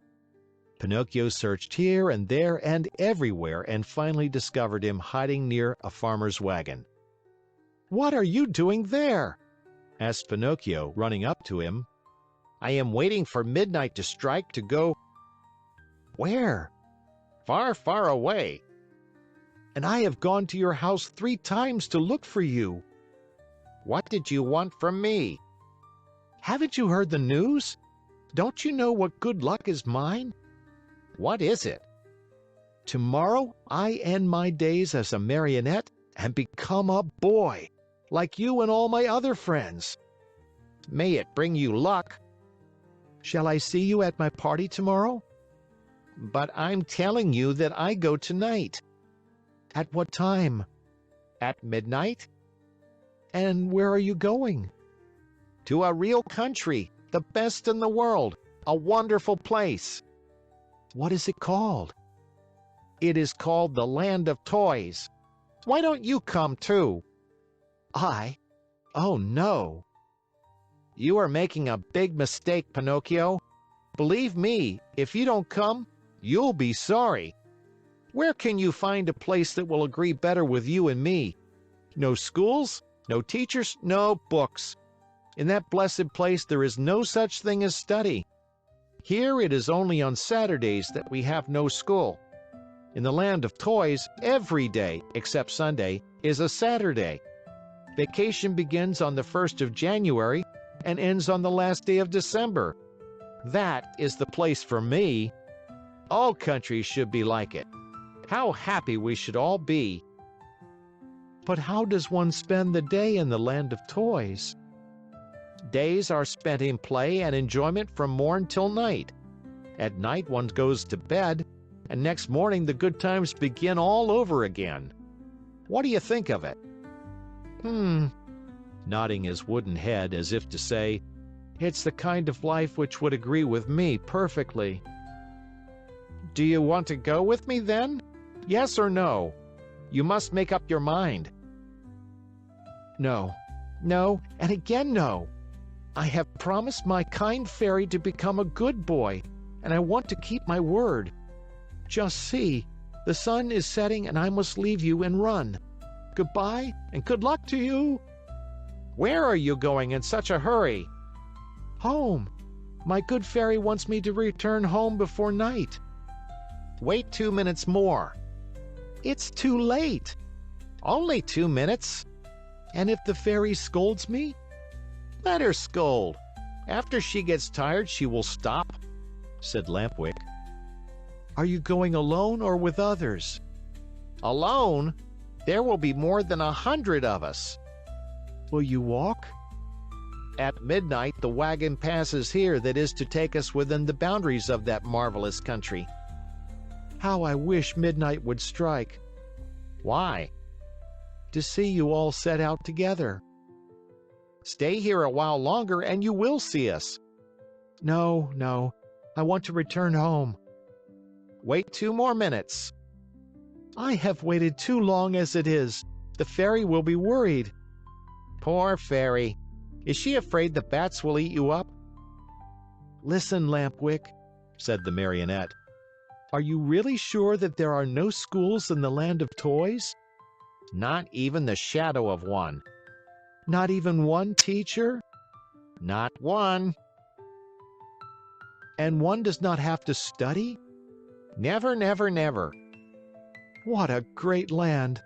said Pinocchio, feeling his mouth water. "What a beautiful land! I have never been there, but I can well imagine it." "Why don't you come too?" "It is useless for you to tempt me. I told you I promised my good fairy to behave myself, and I am going to keep my word." "Goodbye then, and remember me to the grammar schools, to the high schools, and even to the colleges, if you meet them on the way." "Goodbye, Lampwick. Have a pleasant trip, enjoy yourself, and remember your friends once in a while." With these words, the marionette started on his way home. Turning once more to his friend, he asked him, "But are you sure that, in that country, each week is composed of 6 Saturdays and 1 Sunday?" "Very sure." "And that vacation begins on the 1st of January and ends on the 31st of December?" "Very, very sure." "What a great country!" repeated Pinocchio, puzzled as to what to do. Then, in sudden determination, he said hurriedly, "Goodbye for the last time, and good luck." "Goodbye." "How soon will you go?" "Within 2 hours." "What a pity! If it were only 1 hour, I might wait for you." "And the fairy?" "By this time I'm late, and 1 hour more or less makes very little difference." "Poor Pinocchio. And if the fairy scolds you?" "Oh, I'll let her scold. After she gets tired, she will stop." In the meantime, the night became darker and darker. All at once in the distance, a small light flickered. A queer sound could be heard, soft as a little bell, and faint and muffled like the buzz of a faraway mosquito. "There it is!" cried Lampwick, jumping to his feet. "What?" whispered Pinocchio. "The wagon which is coming to get me. For the last time, are you coming or not?" "But is it really true that in that country boys never have to study?" "Never, never, never." "What a wonderful, beautiful, marvelous country! Oh!" End of chapter. Chapter 31. Finally the wagon arrived. It made no noise, for its wheels were bound with straw and rags. It was drawn by 12 pair of donkeys, all of the same size, but all of different color. Some were gray, others white, and still others a mixture of brown and black. Here and there were a few with large yellow and blue stripes. The strangest thing of all was that those 24 donkeys, instead of being iron-shod like any other beast of burden, had on their feet laced shoes made of leather, just like the ones boys wear. And the driver of the wagon? Imagine to yourselves a little fat man, much wider than he was long, round and shiny as a ball of butter, with a face beaming like an apple, a little mouth that always smiled, and a voice small and wheedling like that of a cat begging for food. No sooner did any boy see him than he fell in love with him, and nothing satisfied him but to be allowed to ride in his wagon to that lovely place called the Land of Toys. In fact, the wagon was so closely packed with boys of all ages that it looked like a box of sardines. They were uncomfortable. They were piled one on top of the other. They could hardly breathe, yet not one word of complaint was heard. The thought that in a few hours they would reach a country where there were no schools, no books, no teachers, made these boys so happy that they felt neither hunger, nor thirst, nor sleep, nor discomfort. No sooner had the wagon stopped than the little fat man turned to Lampwick. With bows and smiles, he asked in a wheedling tone, "Tell me, my fine boy, do you also want to come to my wonderful country?" Indeed I do. "But I warn you, my little dear, there's no more room in the wagon. It is full." Never mind, answered Lampwick. If there's no room inside, I can sit on the top of the coach. And with one leap he perched himself there. "What about you, my love?" asked the little man, turning politely to Pinocchio. "What are you going to do? Will you come with us, or do you stay here?" I stay here, answered Pinocchio. I want to return home, as I prefer to study and to succeed in life. "May that bring you luck." Pinocchio, Lampwick called out, listen to me. Come with us and we'll always be happy. No, no, no. Come with us and we'll always be happy, cried 4 other voices from the wagon. "Come with us and we'll always be happy," shouted the 100 and more boys in the wagon, all together. And if I go with you, what will my good fairy say? asked the marionette, who was beginning to waver and weaken in his good resolutions. Don't worry so much. Only think that we are going to a land where we should be allowed to make all the racket we like from morning till night. Pinocchio did not answer, but sighed deeply once, twice, a 3rd time. Finally he said, Make room for me. I want to go too. "The seats are all filled," answered the little man. "But to show you how much I think of you, take my place as coachman." And you? "I'll walk." No, indeed, I could not permit such a thing. I much prefer riding one of these donkeys, cried Pinocchio. No sooner said than done. He approached the first donkey and tried to mount it. But the little animal turned suddenly and gave him such a terrible kick in the stomach that Pinocchio was thrown to the ground and fell with his legs in the air. At this unlooked-for entertainment, the whole company of runaways laughed uproariously. The little fat man did not laugh. He went up to the rebellious animal and, still smiling, bent over him lovingly and bit off half of his right ear. In the meantime, Pinocchio lifted himself up from the ground and with one leap landed on the donkey's back. The leap was so well taken that all the boys shouted, "Hurrah for Pinocchio!" and clapped their hands in hearty applause. Suddenly, the little donkey gave a kick with his 2 hind feet, and at this unexpected move, the poor marionette found himself once again sprawling right in the middle of the road. Again the boys shouted with laughter. But the little man, instead of laughing, became so loving toward the little animal that, with another kiss, he bit off half of his left ear. You can mount now, my boy."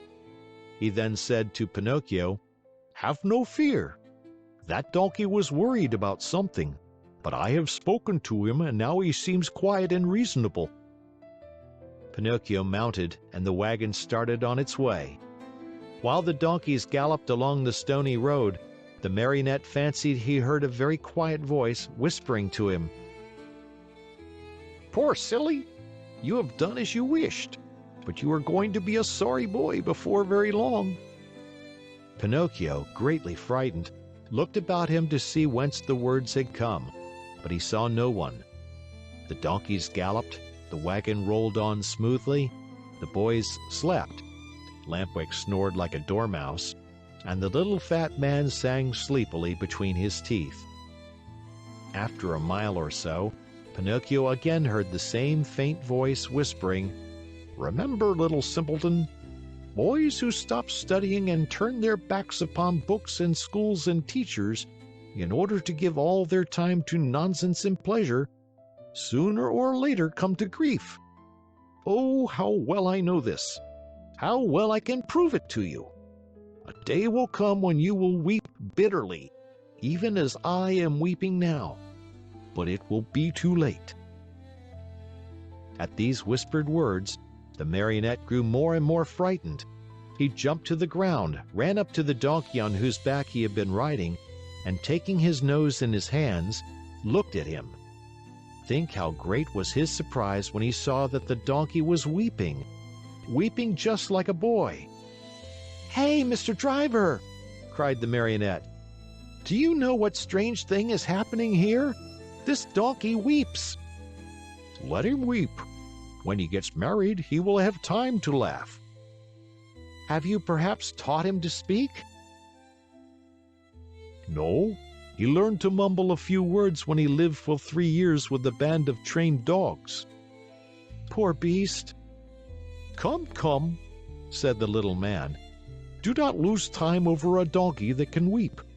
Mount quickly and let us go. The night is cool and the road is long." Pinocchio obeyed without another word. The wagon started again. Toward dawn the next morning, they finally reached that much longed-for country, the land of toys. This great land was entirely different from any other place in the world. Its population, large though it was composed wholly of boys. The oldest were about 14 years of age, the youngest 8. In the street there was such a racket, such shouting, such blowing of trumpets, that it was deafening. Everywhere groups of boys were gathered together. Some played at marbles, at hopscotch, at ball. Others rode on bicycles or on wooden horses. Some played at blind man's buff, others at tag. Here a group played circus, there another sang and recited. A few turned somersaults, others walked on their hands with their feet in the air. Generals in full uniform leading regiments of cardboard soldiers passed by. Laughter, shrieks, howls, catcalls, hand-clapping followed this parade. One boy made a noise like a hen, another like a rooster, and a third imitated a lion in his den.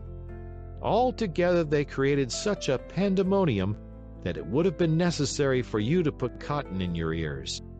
The squares were filled with small wooden theaters, overflowing with boys from morning till night, and on the walls of the houses, written with charcoal, were words like these: "Hurrah for the land of toys!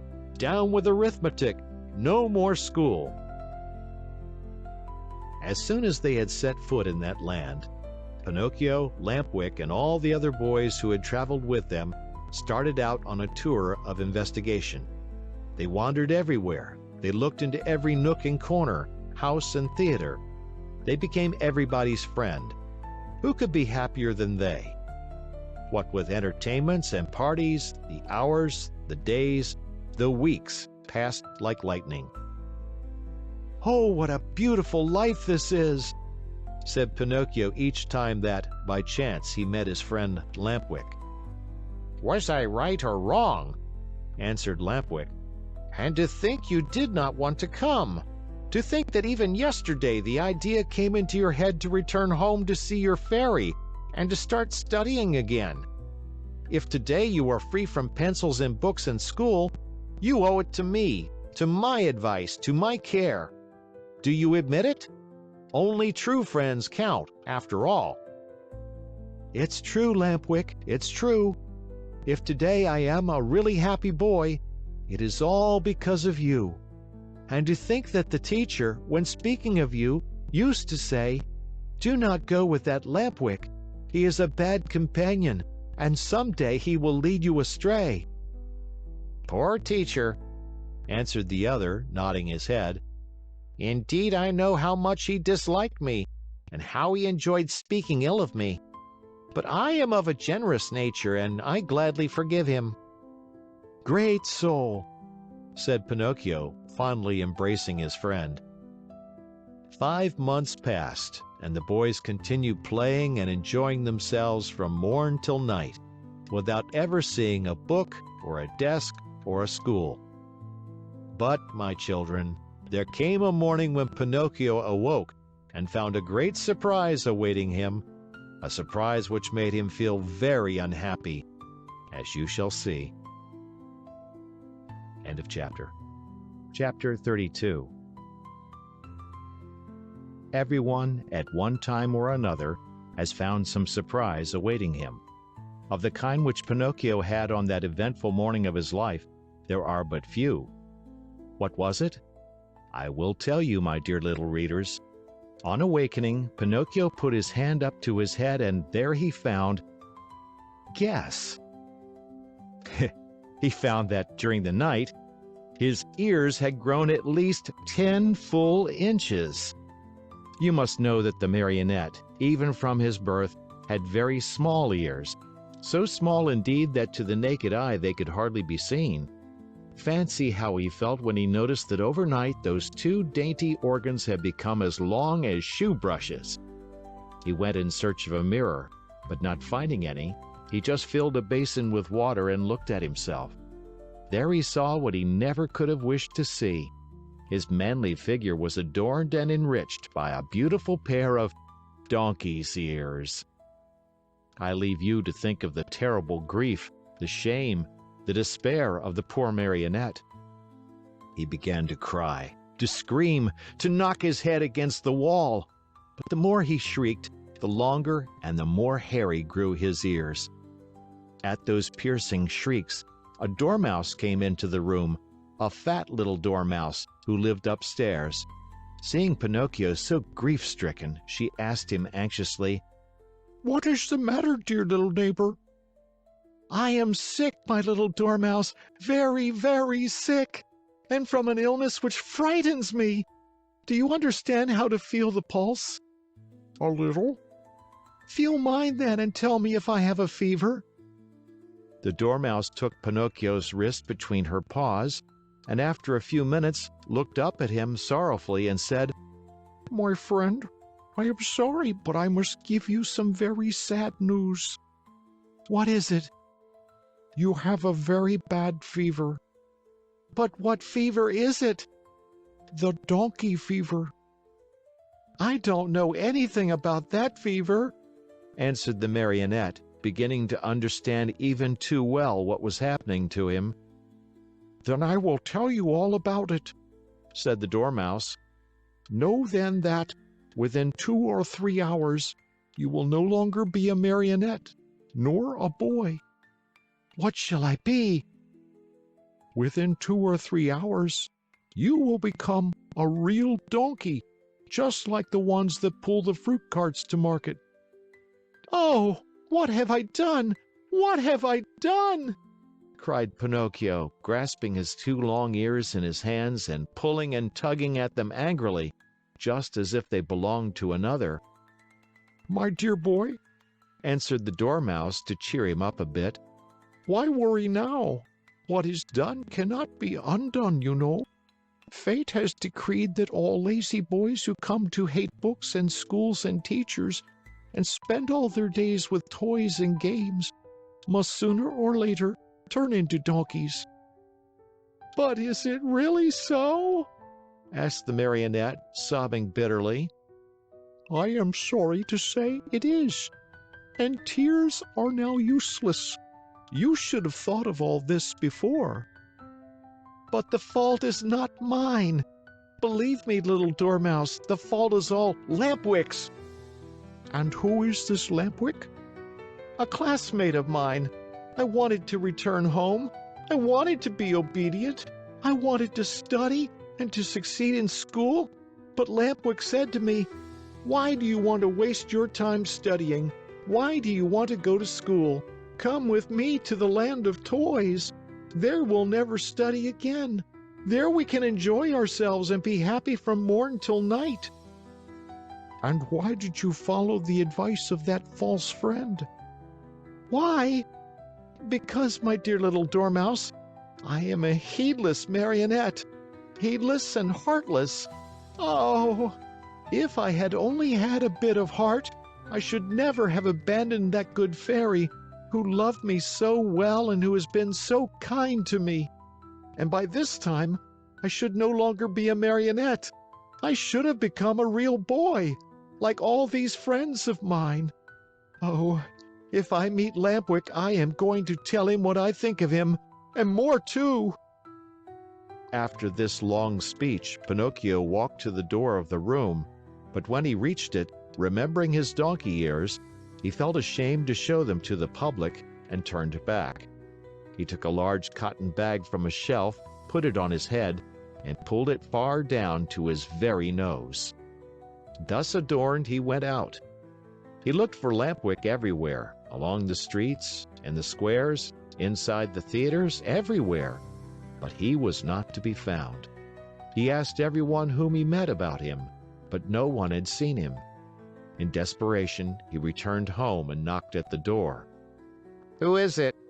asked Lampwick from within. "It is I," answered the marionette. "Wait a minute." After a full half-hour, the door opened. Another surprise awaited Pinocchio. There in the room stood his friend, with a large cotton bag on his head, pulled far down to his very nose.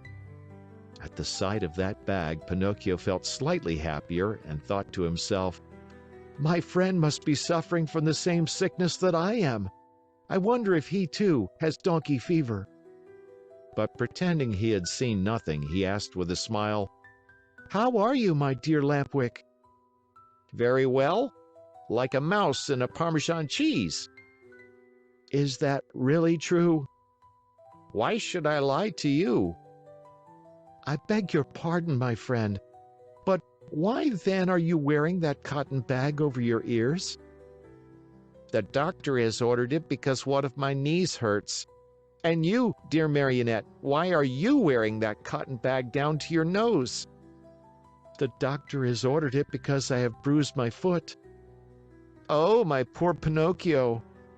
"Oh, my poor Lampwick!"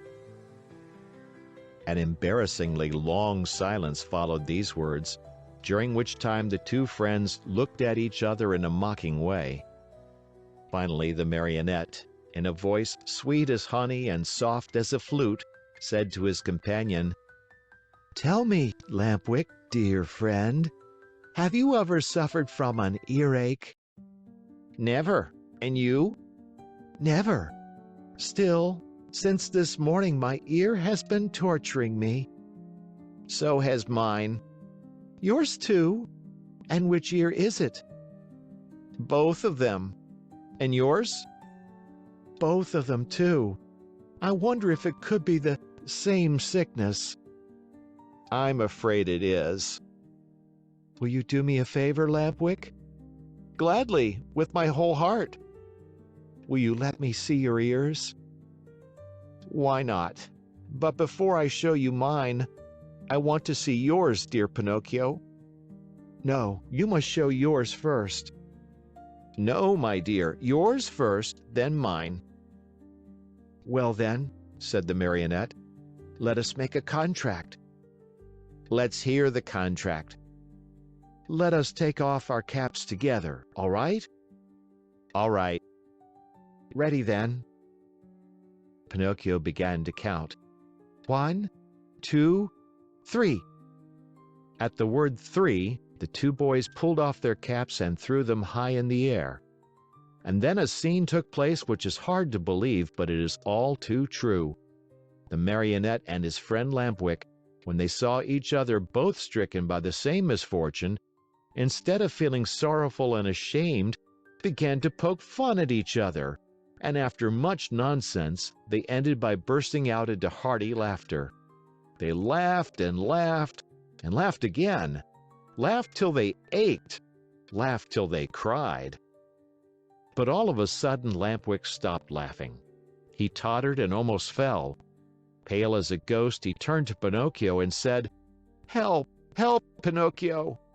"What is the matter?" "Oh, help me! I can no longer stand up." "I can't either!" cried Pinocchio, and his laughter turned to tears as he stumbled about helplessly. They had hardly finished speaking when both of them fell on all fours and began running and jumping around the room.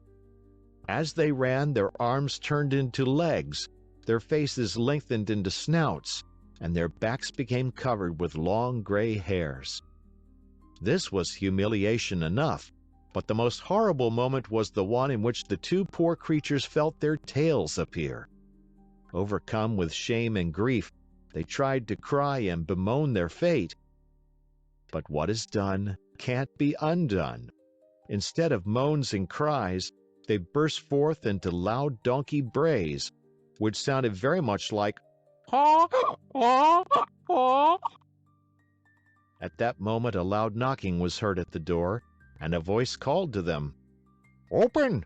I am the little man, the driver of the wagon which brought you here. Open, I say, or beware. End of chapter. Chapter 33. Very sad and downcast were the two poor little fellows as they stood and looked at each other. Outside the room, the little man grew more and more impatient, and finally gave the door such a violent kick that it flew open. With his usual sweet smile on his lips, he looked at Pinocchio and Lampwick and said to them, Fine work, boys. You have brayed well, so well that I recognized your voices immediately, and here I am. On hearing this, the two donkeys bowed their heads in shame, dropped their ears, and put their tails between their legs. At first, the little man petted and caressed them and smoothed down their hairy coats. Then he took out a currycomb and worked over them till they shone like glass. Satisfied with the looks of the two little animals, he bridled them and took them to a marketplace far away from the land of toys, in the hope of selling them at a good price.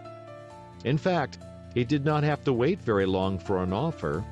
Lampwick was bought by a farmer whose donkey had died the day before. Pinocchio went to the owner of a circus, who wanted to teach him to do tricks for his audiences. And now you understand what the little man's profession was?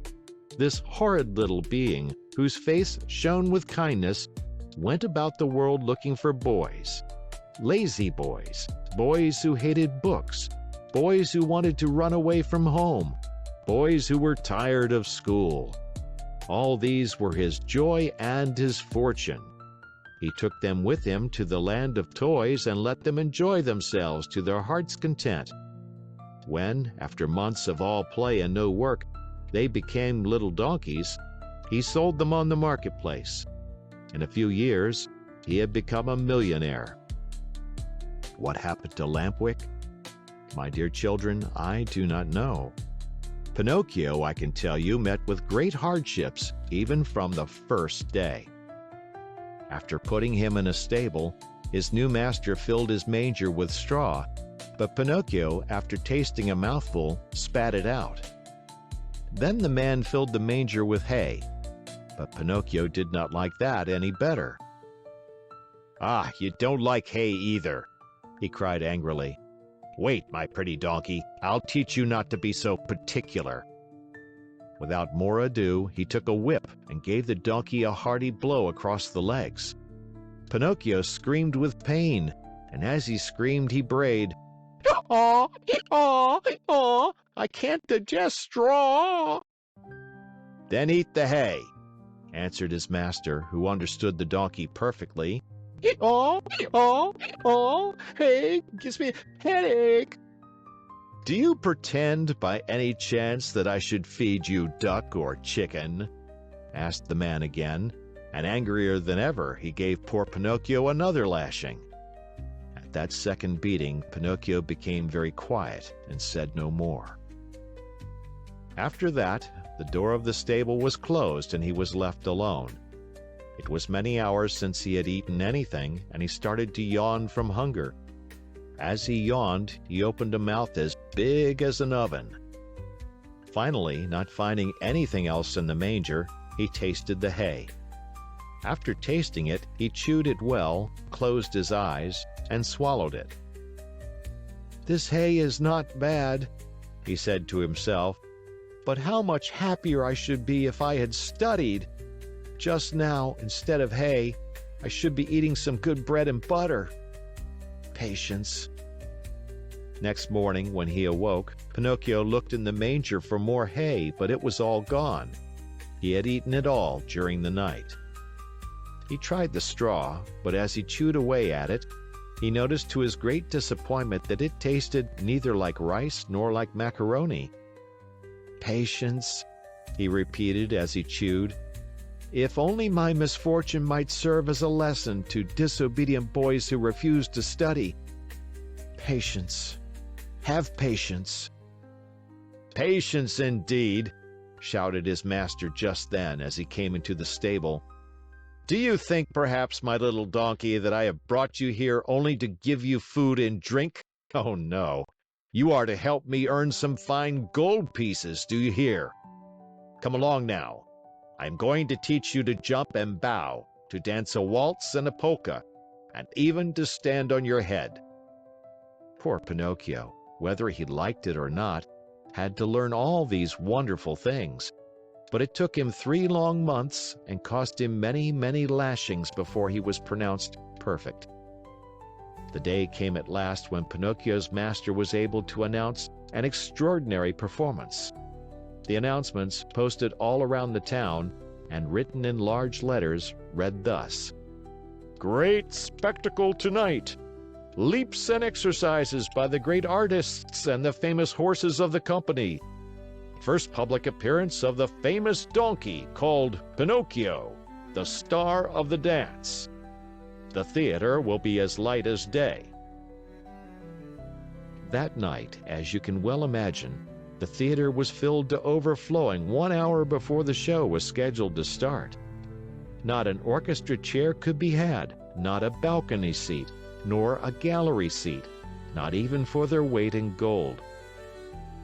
The place swarmed with boys and girls of all ages and sizes, wriggling and dancing about in a fever of impatience to see the famous donkey dance. When the first part of the performance was over, the owner and manager of the circus, in a black coat, white knee breeches, and patent leather boots, presented himself to the public and in a loud, pompous voice made the following announcement: "Most honored friends, gentlemen and ladies, your humble servant, the manager of this theater, presents himself before you tonight in order to introduce to you the greatest, the most famous donkey in the world, a donkey that has had the great honor in his short life of performing before the kings and queens and emperors of all the great courts of Europe. We thank you for your attention." This speech was greeted by much laughter and applause, and the applause grew to a roar when Pinocchio, the famous donkey, appeared in the circus ring. He was handsomely arrayed. A new bridle of shining leather with buckles of polished brass was on his back. 2 white camellias were tied to his ears. Ribbons and tassels of red silk adorned his mane, which was divided into many curls. A great sash of gold and silver was fastened around his waist, and his tail was decorated with ribbons of many brilliant colors. He was a handsome donkey indeed. The manager, when introducing him to the public, added these words: "Most honored audience, I shall not take your time tonight to tell you of the great difficulties which I have encountered while trying to tame this animal, since I found him in the wilds of Africa. Observe, I beg of you, the savage look of his eye. All the means used by centuries of civilizations in subduing wild beasts failed in this case. I had finally to resort to the gentle language of the whip in order to bring him to my will. With all my kindness, however, I never succeeded in gaining my donkey's love. He is still today as savage as the day I found him. He still fears and hates me, but I have found in him one great redeeming feature. Do you see this little bump on his forehead?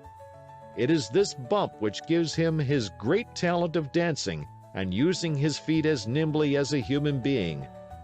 Admire him, O signori, and enjoy yourselves. I let you, now, be the judges of my success as a teacher of animals. Before I leave you, I wish to state that there will be another performance tomorrow night. If the weather threatens rain, the great spectacle will take place at 11 o'clock in the morning." The manager bowed and then turned to Pinocchio and said, "Ready, Pinocchio? Before starting your performance, salute your audience." Pinocchio obediently bent his 2 knees to the ground and remained kneeling until the manager, with the crack of the whip, cried sharply, "Walk!" The donkey lifted himself on his 4 feet and walked around the ring. A few minutes passed, and again the voice of the manager called, "Quick step!" and Pinocchio obediently changed his step. "Gallop!" And Pinocchio galloped. "Full speed!" And Pinocchio ran as fast as he could. As he ran, the master raised his arm, and a pistol shot rang in the air. At the shot, the little donkey fell to the ground as if he were really dead. A shower of applause greeted the donkey as he arose to his feet. Cries and shouts and hand-clappings were heard on all sides. At all that noise, Pinocchio lifted his head and raised his eyes. There in front of him, in a box, sat a beautiful woman. Around her neck she wore a long gold chain, from which hung a large medallion. On the medallion was painted the picture of a marionette. "That picture is of me! That beautiful lady is my fairy!" said Pinocchio to himself, recognizing her. He felt so happy that he tried his best to cry out, "Oh, my fairy! Oh, my fairy!" But instead of words, a loud braying was heard in the theater, so loud and so long that all the spectators, men, women, and children, but especially the children, burst out laughing. Then, in order to teach the donkey that it was not good manners to bray before the public, the manager hit him on the nose with the handle of the whip. The poor little donkey stuck out a long tongue and licked his nose for a long time in an effort to take away the pain. And what was his grief when, on looking up toward the boxes, he saw that the fairy had disappeared. He felt himself fainting, his eyes filled with tears, and he wept bitterly. No one knew it, however, least of all the manager, who, cracking his whip, cried out, "Bravo, Pinocchio! Now show us how gracefully you can jump through the rings." Pinocchio tried 2 or 3 times, but each time he came near the ring, he found it more to his taste to go under it. The 4th time, at a look from his master, he leaped through it, but as he did so his hind legs caught in the ring, and he fell to the floor in a heap. When he got up, he was lame and could hardly limp as far as the stable. "Pinocchio! We want Pinocchio! We want the little donkey!" cried the boys from the orchestra, saddened by the accident. No one saw Pinocchio again that evening. The next morning the veterinary, that is, the animal doctor, declared that he would be lame for the rest of his life. "What do I want with a lame donkey?" said the manager to the stable boy. "Take him to the market and sell him." When they reached the square, a buyer was soon found. "How much do you want for that little lame donkey?" he asked. $4. "I'll give you 4 cents. Don't think I'm buying him for work. I only want his skin. It looks very tough, and I can use it to make myself a drumhead. I belong to a musical band in my village, and I need a drum." I leave it to you, my dear children, to picture to yourself the great pleasure with which Pinocchio heard that he was to become a drumhead. As soon as the buyer had paid the 4 cents, the donkey changed hands. His new owner took him to a high cliff overlooking the sea, put a stone around his neck, tied a rope to one of his hind feet, gave him a push, and threw him into the water. Pinocchio sank immediately, and his new master sat on the cliff waiting for him to drown so as to skin him and make himself a drumhead. End of chapter. Chapter 34.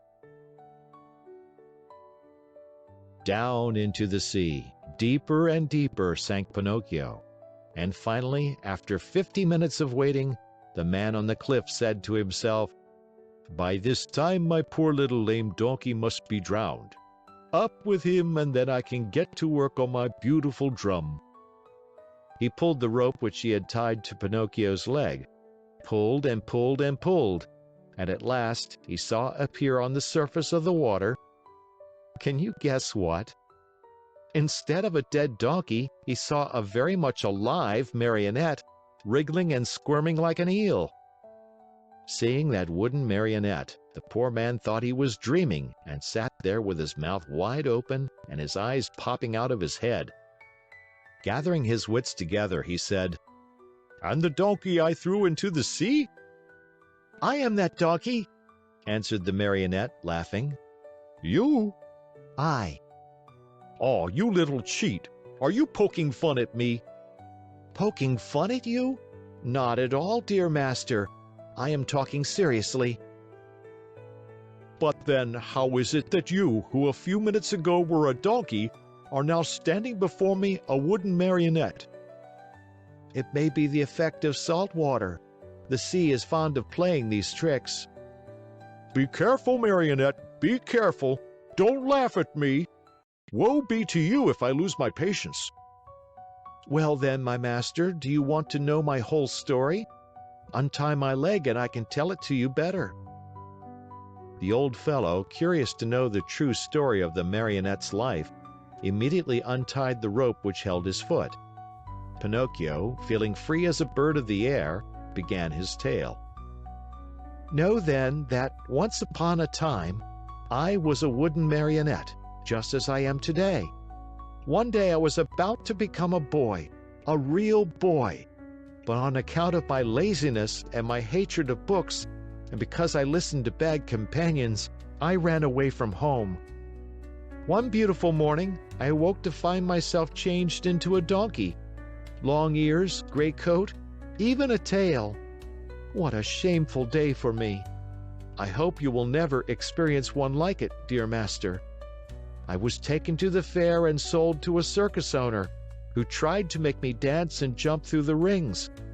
One night, during a performance, I had a bad fall and became lame. Not knowing what to do with a lame donkey, the circus owner sent me to the marketplace, and you bought me." Indeed I did, and I paid 4 cents for you. Now who will return my money to me?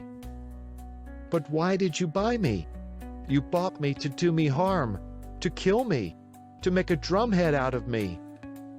Indeed I did, and now where shall I find another skin? "Never mind, dear master, there are so many donkeys in this world."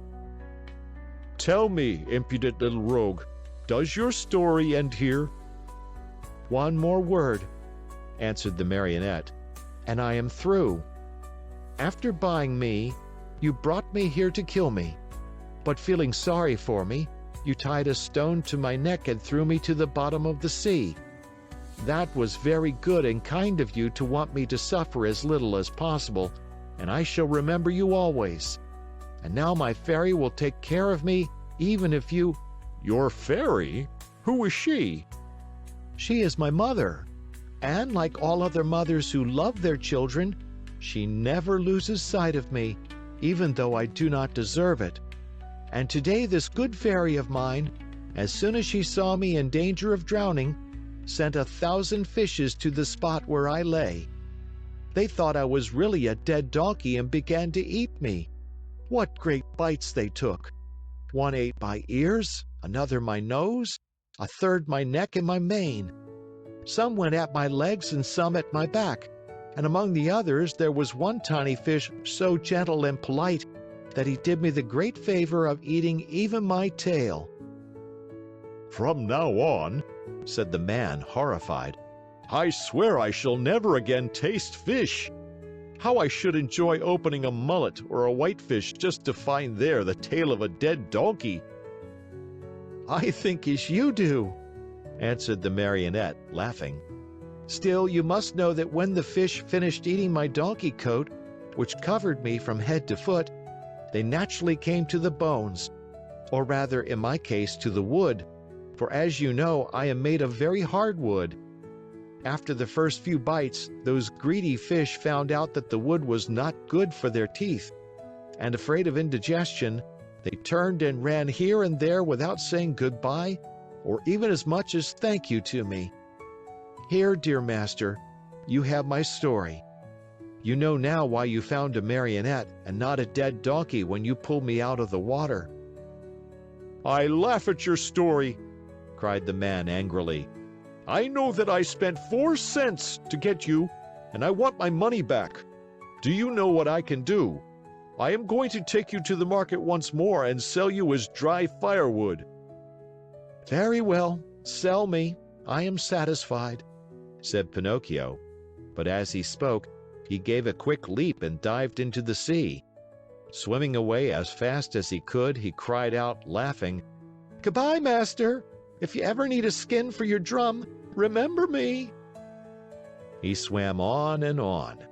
After a while, he turned around again and called louder than before, Goodbye, master. If you ever need a piece of good dry firewood, remember me.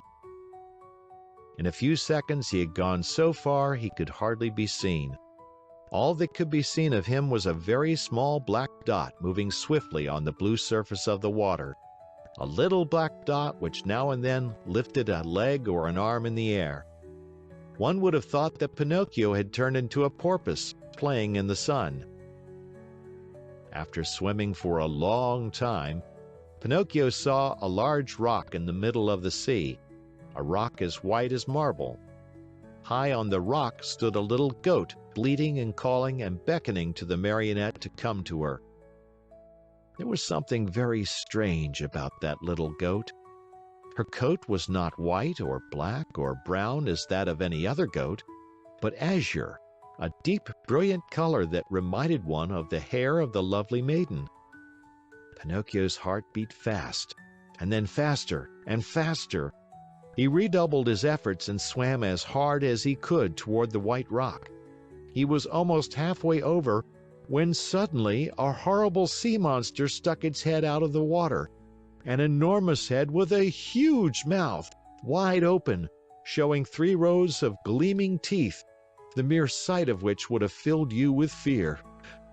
Do you know what it was?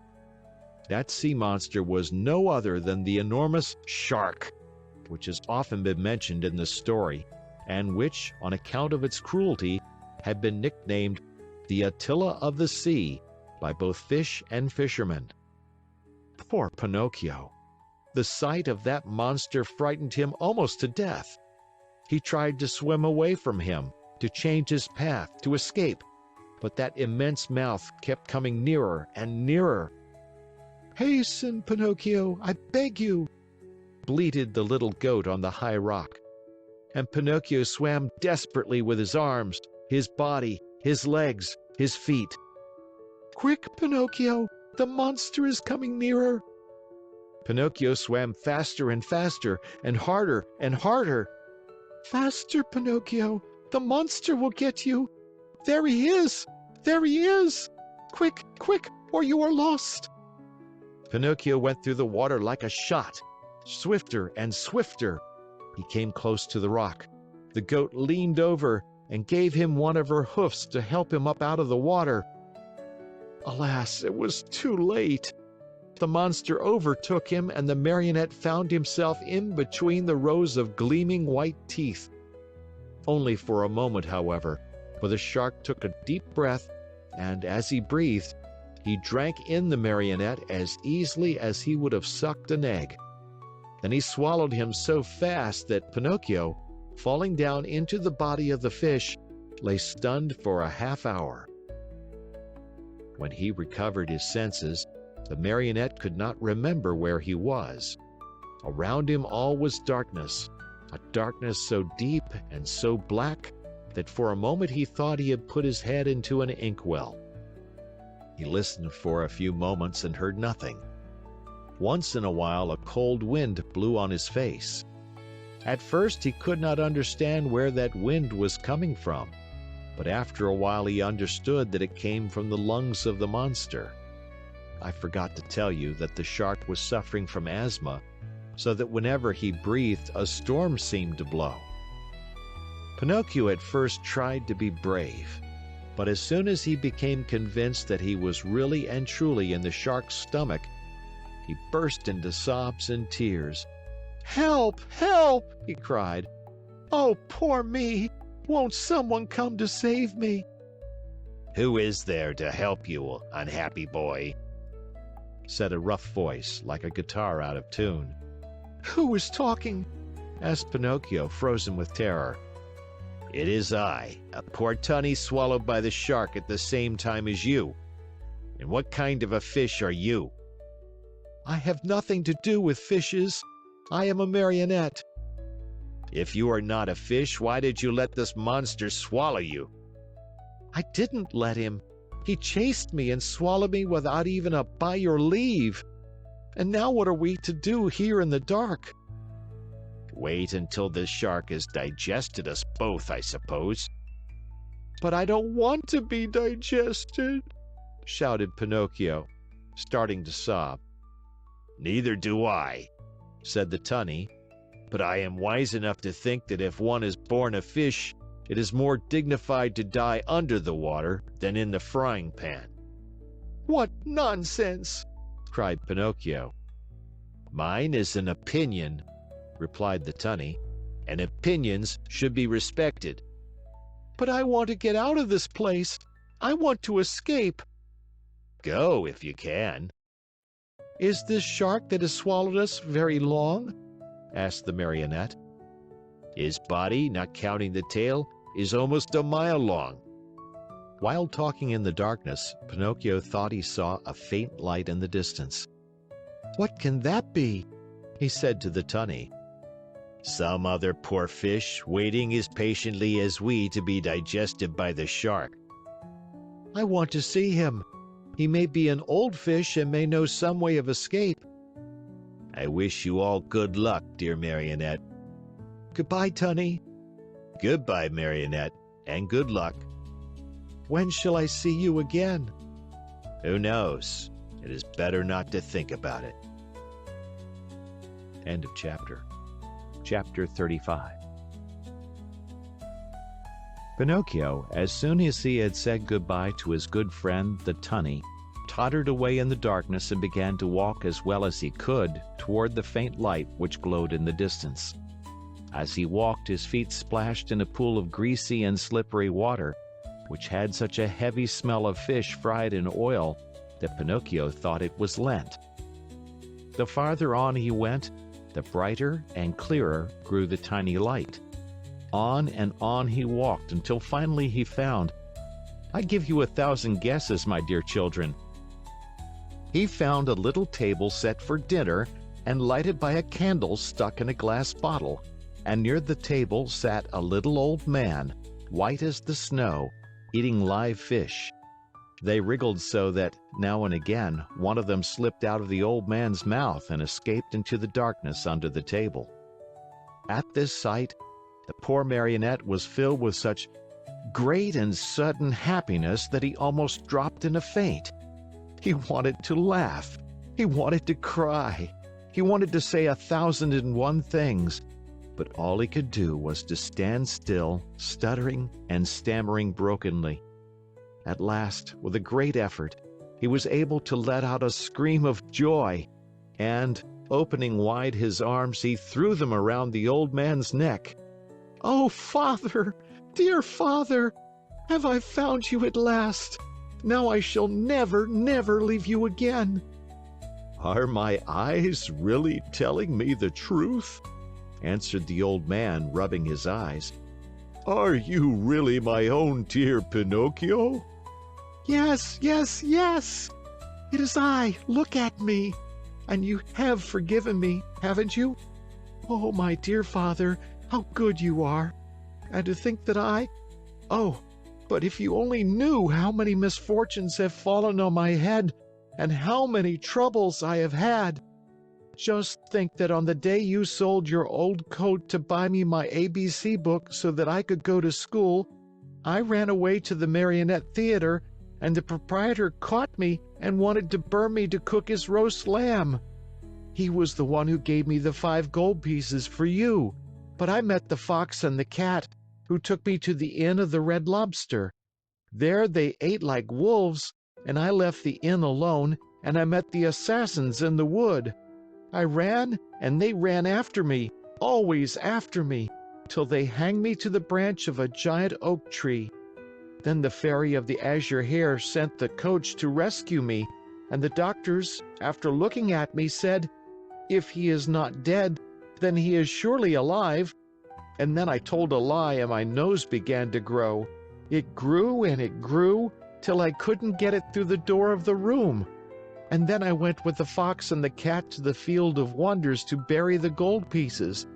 The parrot laughed at me, and instead of 2,000 gold pieces, I found none. When the judge heard I had been robbed, he sent me to jail to make the thieves happy. And when I came away, I saw a fine bunch of grapes hanging on a vine. The trap caught me, and the farmer put a collar on me and made me a watchdog. He found out I was innocent when I caught the weasels, and he let me go. The serpent with the tail that smoked started to laugh, and a vein in his chest broke, and so I went back to the fairy's house.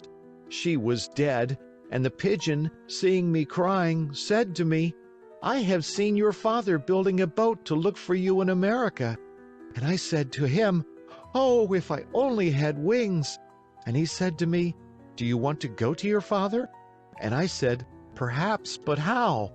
And he said, "Get on my back, I'll take you there." We flew all night long, and next morning the fishermen were looking toward the sea, crying, "There is a poor little man drowning." And I knew it was you, because my heart told me so, and I waved to you from the shore. I knew you also, put in Geppetto, and I wanted to go to you, but how could I? The sea was rough, and the whitecaps overturned the boat.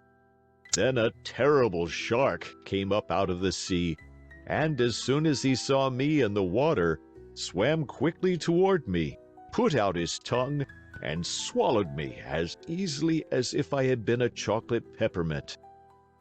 And how long have you been shut away in here? From that day to this, 2 long, weary years. 2 years, my Pinocchio, which have been like 2 centuries. And how have you lived? Where did you get the candle? And the matches with which to light it? Where did you get them? You must know that, in the storm which swamped my boat, a large ship also suffered the same fate. The sailors were all saved, but the ship went right to the bottom of the sea, and the same terrible shark that swallowed me swallowed most of it. What? Swallowed a ship? asked Pinocchio in astonishment. At one gulp. The only thing he spat out was the mainmast, for it stuck in his teeth. To my own good luck, that ship was loaded with meat, preserved foods, crackers, bread, bottles of wine, raisins, cheese, coffee, sugar, wax candles, and boxes of matches. With all these blessings I have been able to live happily on for 2 whole years. But now I am at the very last crumbs. Today there is nothing left in the cupboard, and this candle you see here is the last one I have. And then? And then, my dear, we'll find ourselves in darkness. Then, my dear father, said Pinocchio, there is no time to lose. We must try to escape. Escape? How? We can run out of the shark's mouth and dive into the sea. You speak well, but I cannot swim, my dear Pinocchio. Why should that matter? You can climb on my shoulders, and I, who am a fine swimmer, will carry you safely to the shore. Dreams, my boy, answered Geppetto, shaking his head and smiling sadly. Do you think it possible for a marionette, a yard high, to have the strength to carry me on his shoulders and swim? Try it and see, and in any case, if it is written that we must die, we shall at least die together. Not adding another word, Pinocchio took the candle in his hand, and going ahead to light the way, he said to his father, Follow me and have no fear. They walked a long distance through the stomach and the whole body of the shark. When they reached the throat of the monster, they stopped for a while to wait for the right moment in which to make their escape. I want you to know that the shark, being very old and suffering from asthma and heart trouble, was obliged to sleep with his mouth open. Because of this, Pinocchio was able to catch a glimpse of the sky filled with stars as he looked up through the open jaws of his new home. The time has come for us to escape, he whispered, turning to his father. The shark is fast asleep. The sea is calm, and the night is as bright as day. Follow me closely, dear father, and we shall soon be saved. No sooner said than done. They climbed up the throat of the monster till they came to that immense open mouth. There they had to walk on tiptoes, for if they tickled the shark's long tongue, he might awaken. And where would they be then? The tongue was so wide and so long that it looked like a country road. The two fugitives were just about to dive into the sea when the shark sneezed very suddenly, and as he sneezed, he gave Pinocchio and Geppetto such a jolt that they found themselves thrown on their backs and dashed once more and very unceremoniously into the stomach of the monster. To make matters worse, the candle went out, and father and son were left in the dark. And now? Asked Pinocchio with a serious face. Now we are lost. Why lost? Give me your hand, dear father, and be careful not to slip. Where will you take me? We must try again. Come with me, and don't be afraid. With these words, Pinocchio took his father by the hand, and, always walking on tiptoes, they climbed up the monster's throat for a second time. They then crossed the whole tongue and jumped over 3 rows of teeth. But before they took the last great leap, the marionette said to his father, Climb on my back and hold on tightly to my neck. I'll take care of everything else. As soon as Geppetto was comfortably seated on his shoulders, Pinocchio, very sure of what he was doing, dived into the water and started to swim. The sea was like oil, the moon shone in all splendor, and the shark continued to sleep so soundly that not even a cannon shot would have awakened him. End of chapter. Chapter 36. My dear father, we are saved, cried the marionette. All we have to do now is to get to the shore, and that is easy. Without another word, he swam swiftly away in an effort to reach land as soon as possible. All at once, he noticed that Geppetto was shivering and shaking as if with a high fever. Was he shivering from fear or from cold? Who knows? Perhaps a little of both. But Pinocchio, thinking his father was frightened, tried to comfort him by saying, Courage, father. In a few moments we shall be safe on land. But where is that blessed shore? asked the little old man, more and more worried as he tried to pierce the faraway shadows. Here I am searching on all sides, and I see nothing but sea and sky. I see the shore, said the marionette. Remember, Father, that I am like a cat. I see better at night than by day. Poor Pinocchio pretended to be peaceful and contented, but he was far from that. He was beginning to feel discouraged. His strength was leaving him, and his breathing was becoming more and more labored. He felt he could not go on much longer, and the shore was still far away. He swam a few more strokes. Then he turned to Geppetto and cried out weakly, Help me, Father, help, for I am dying. Father and son were really about to drown when they heard a voice like a guitar out of tune call from the sea, What is the trouble? It is I and my poor father. I know the voice. You are Pinocchio. Exactly. And you? I am the tunny, your companion in the shark's stomach. And how did you escape? I imitated your example. You are the one who showed me the way, and after you went, I followed. Tunny, you arrived at the right moment. I implore you, for the love you bear your children, the little tunnies, to help us, or we are lost. With great pleasure indeed. Hang on to my tail, both of you, and let me lead you. In a twinkling, you will be safe on land. Geppetto and Pinocchio, as you can easily imagine, did not refuse the invitation. Indeed, instead of hanging on to the tail, they thought it better to climb on the tunny's back. Are we too heavy? Asked Pinocchio. Heavy? Not in the least. You are as light as seashells, answered the tunny, who was as large as a 2-year-old horse. As soon as they reached the shore, Pinocchio was the first to jump to the ground to help his old father. Then he turned to the fish and said to him, Dear friend, you have saved my father, and I have not enough words with which to thank you. Allow me to embrace you as a sign of my eternal gratitude. The tunny stuck his nose out of the water, and Pinocchio knelt on the sand and kissed him most affectionately on his cheek. At this warm greeting, the poor tunny, who was not used to such tenderness, wept like a child. He felt so embarrassed and ashamed that he turned quickly, plunged into the sea, and disappeared. In the meantime, day had dawned. Pinocchio offered his arm to Geppetto, who was so weak he could hardly stand, and said to him, Lean on my arm, dear father, and let us go. We will walk very, very slowly, and if we feel tired, we can rest by the wayside. And where are we going? asked Geppetto.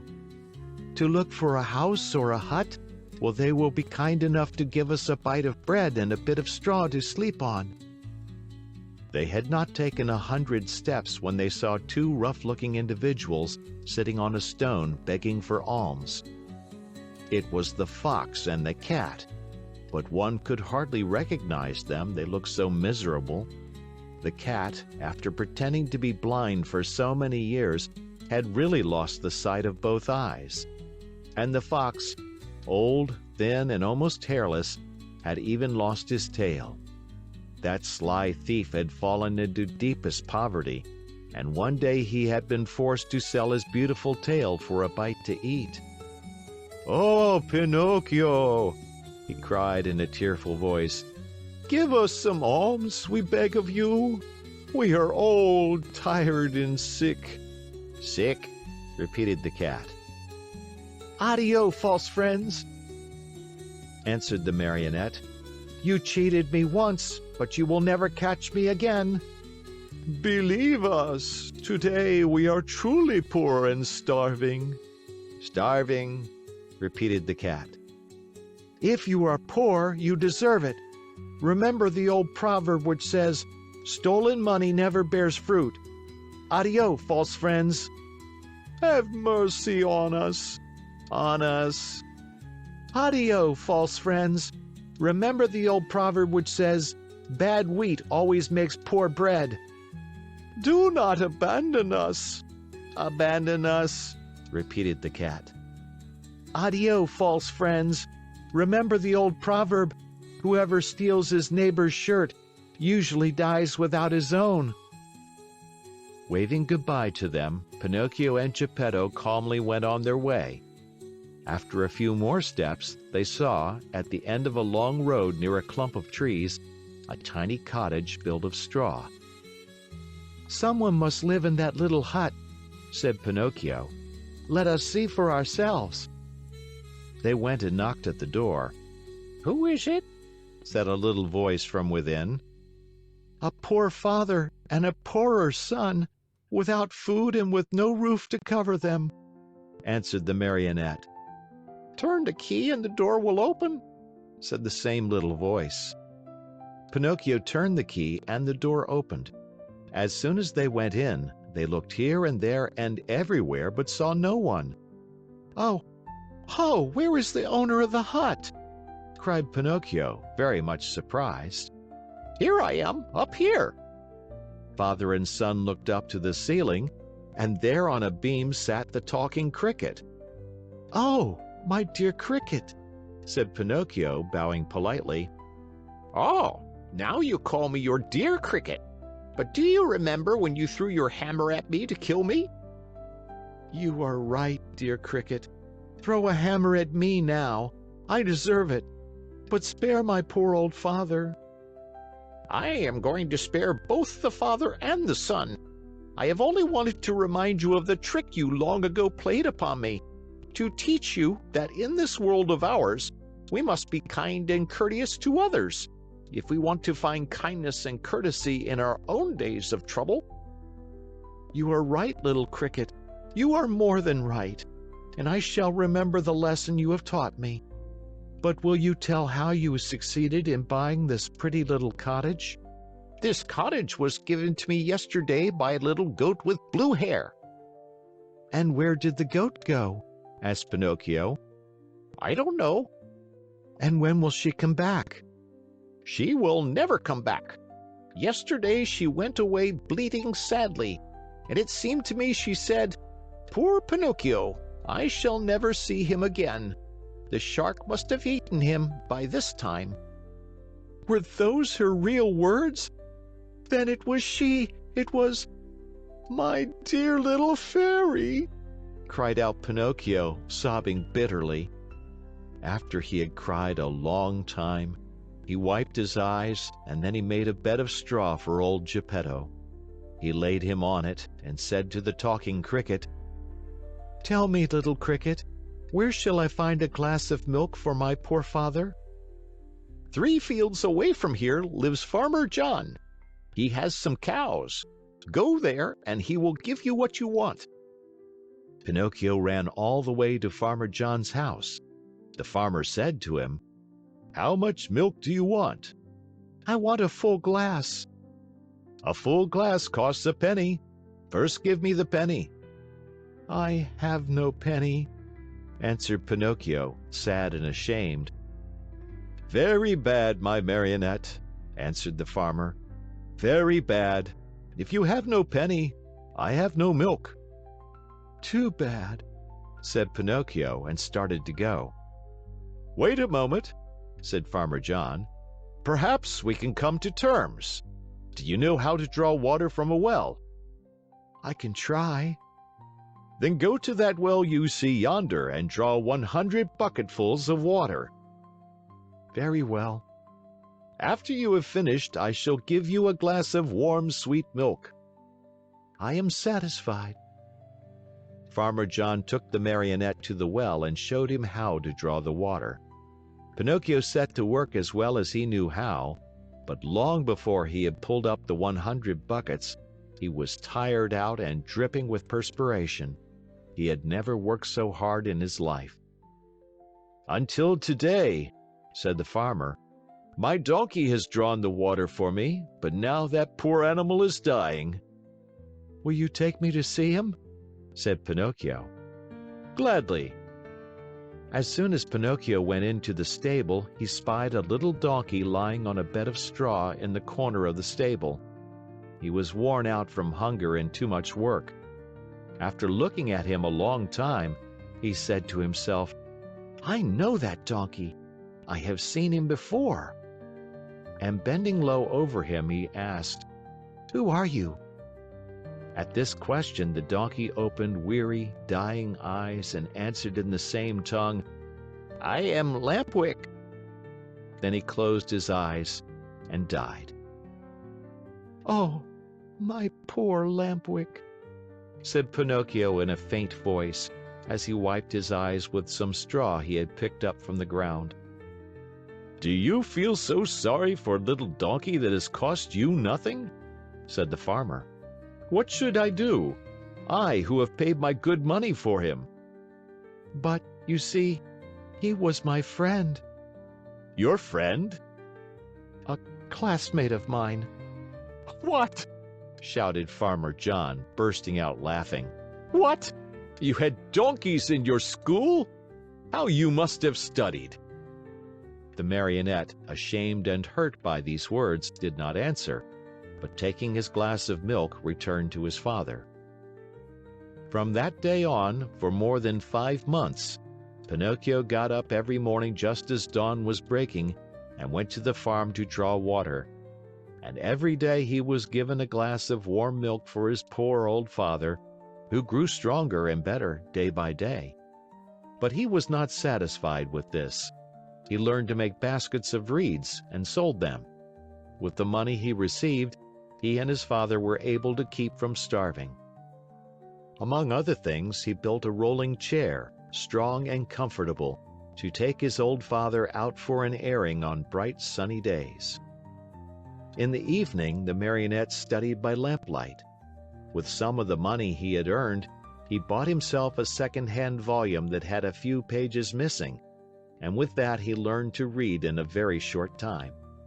As far as writing was concerned, he used a long stick at one end of which he had whittled a long, fine point. Ink he had none, so he used the juice of blackberries or cherries. Little by little his diligence was rewarded.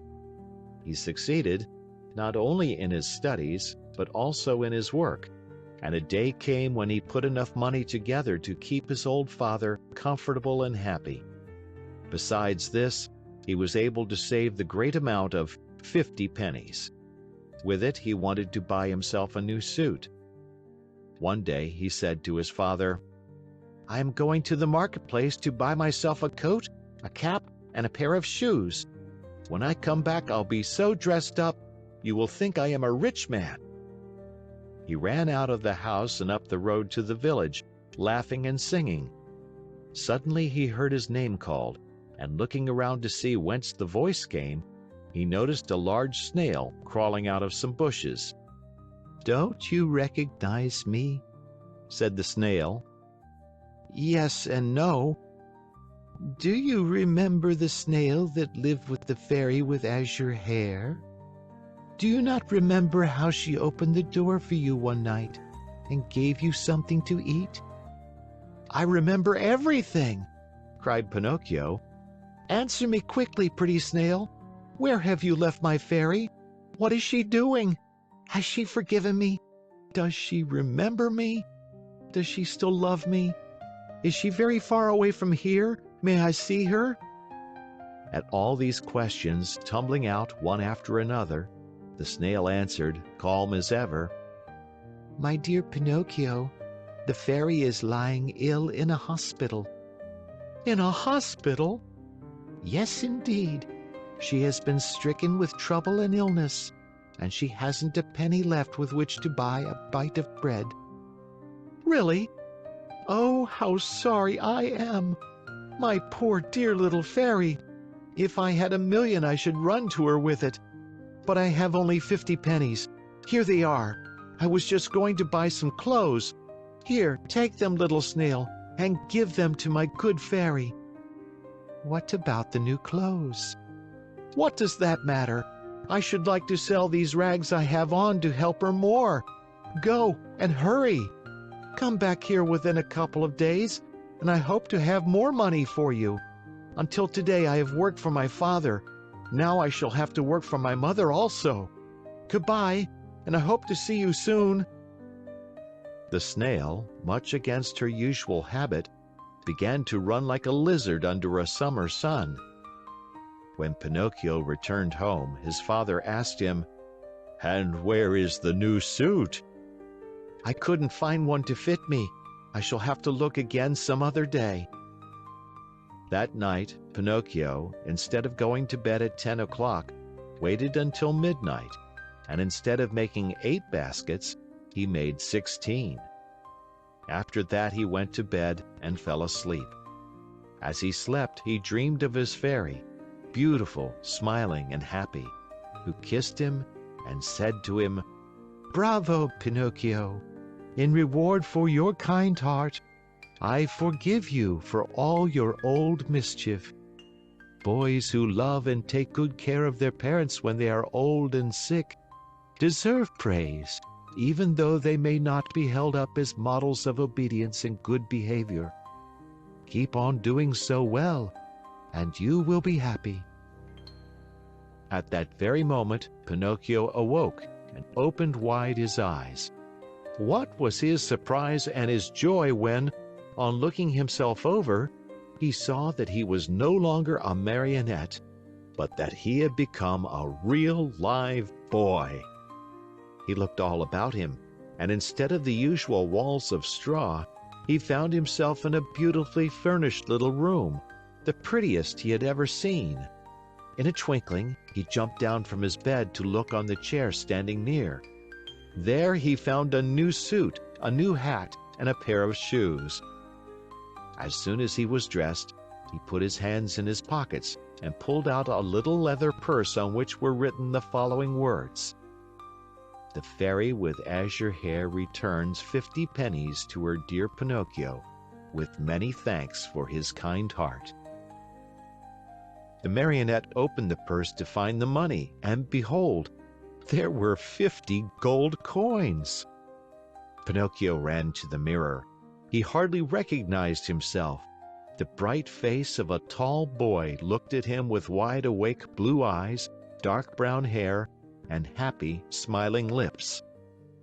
Surrounded by so much splendor, the marionette hardly knew what he was doing.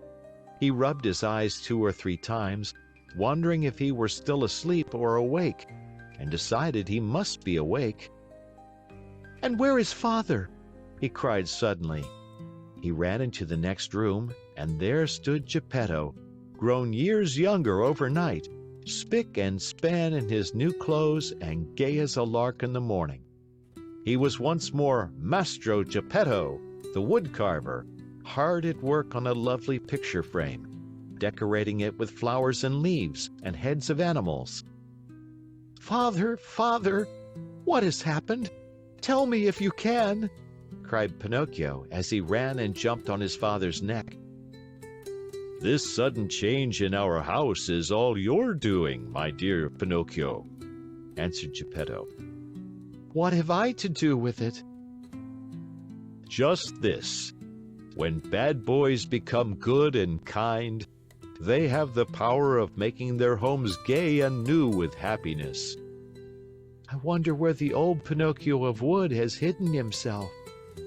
There he is, answered Geppetto, and he pointed to a large marionette leaning against a chair, head turned to one side, arms hanging limp, and legs twisted under him.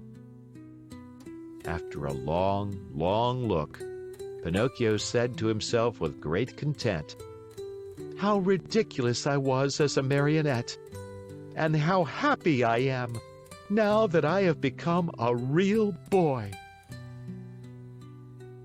End of chapter, end of book. We hope you enjoyed tonight's sleep audiobook. If you liked this audiobook and want to listen to more, please check out our channel at Sleep Audiobooks. And if you prefer to listen to each story individually, they will also be uploaded to our secondary channel at Sleep Chapters.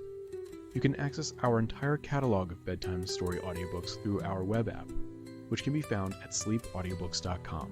There you will also find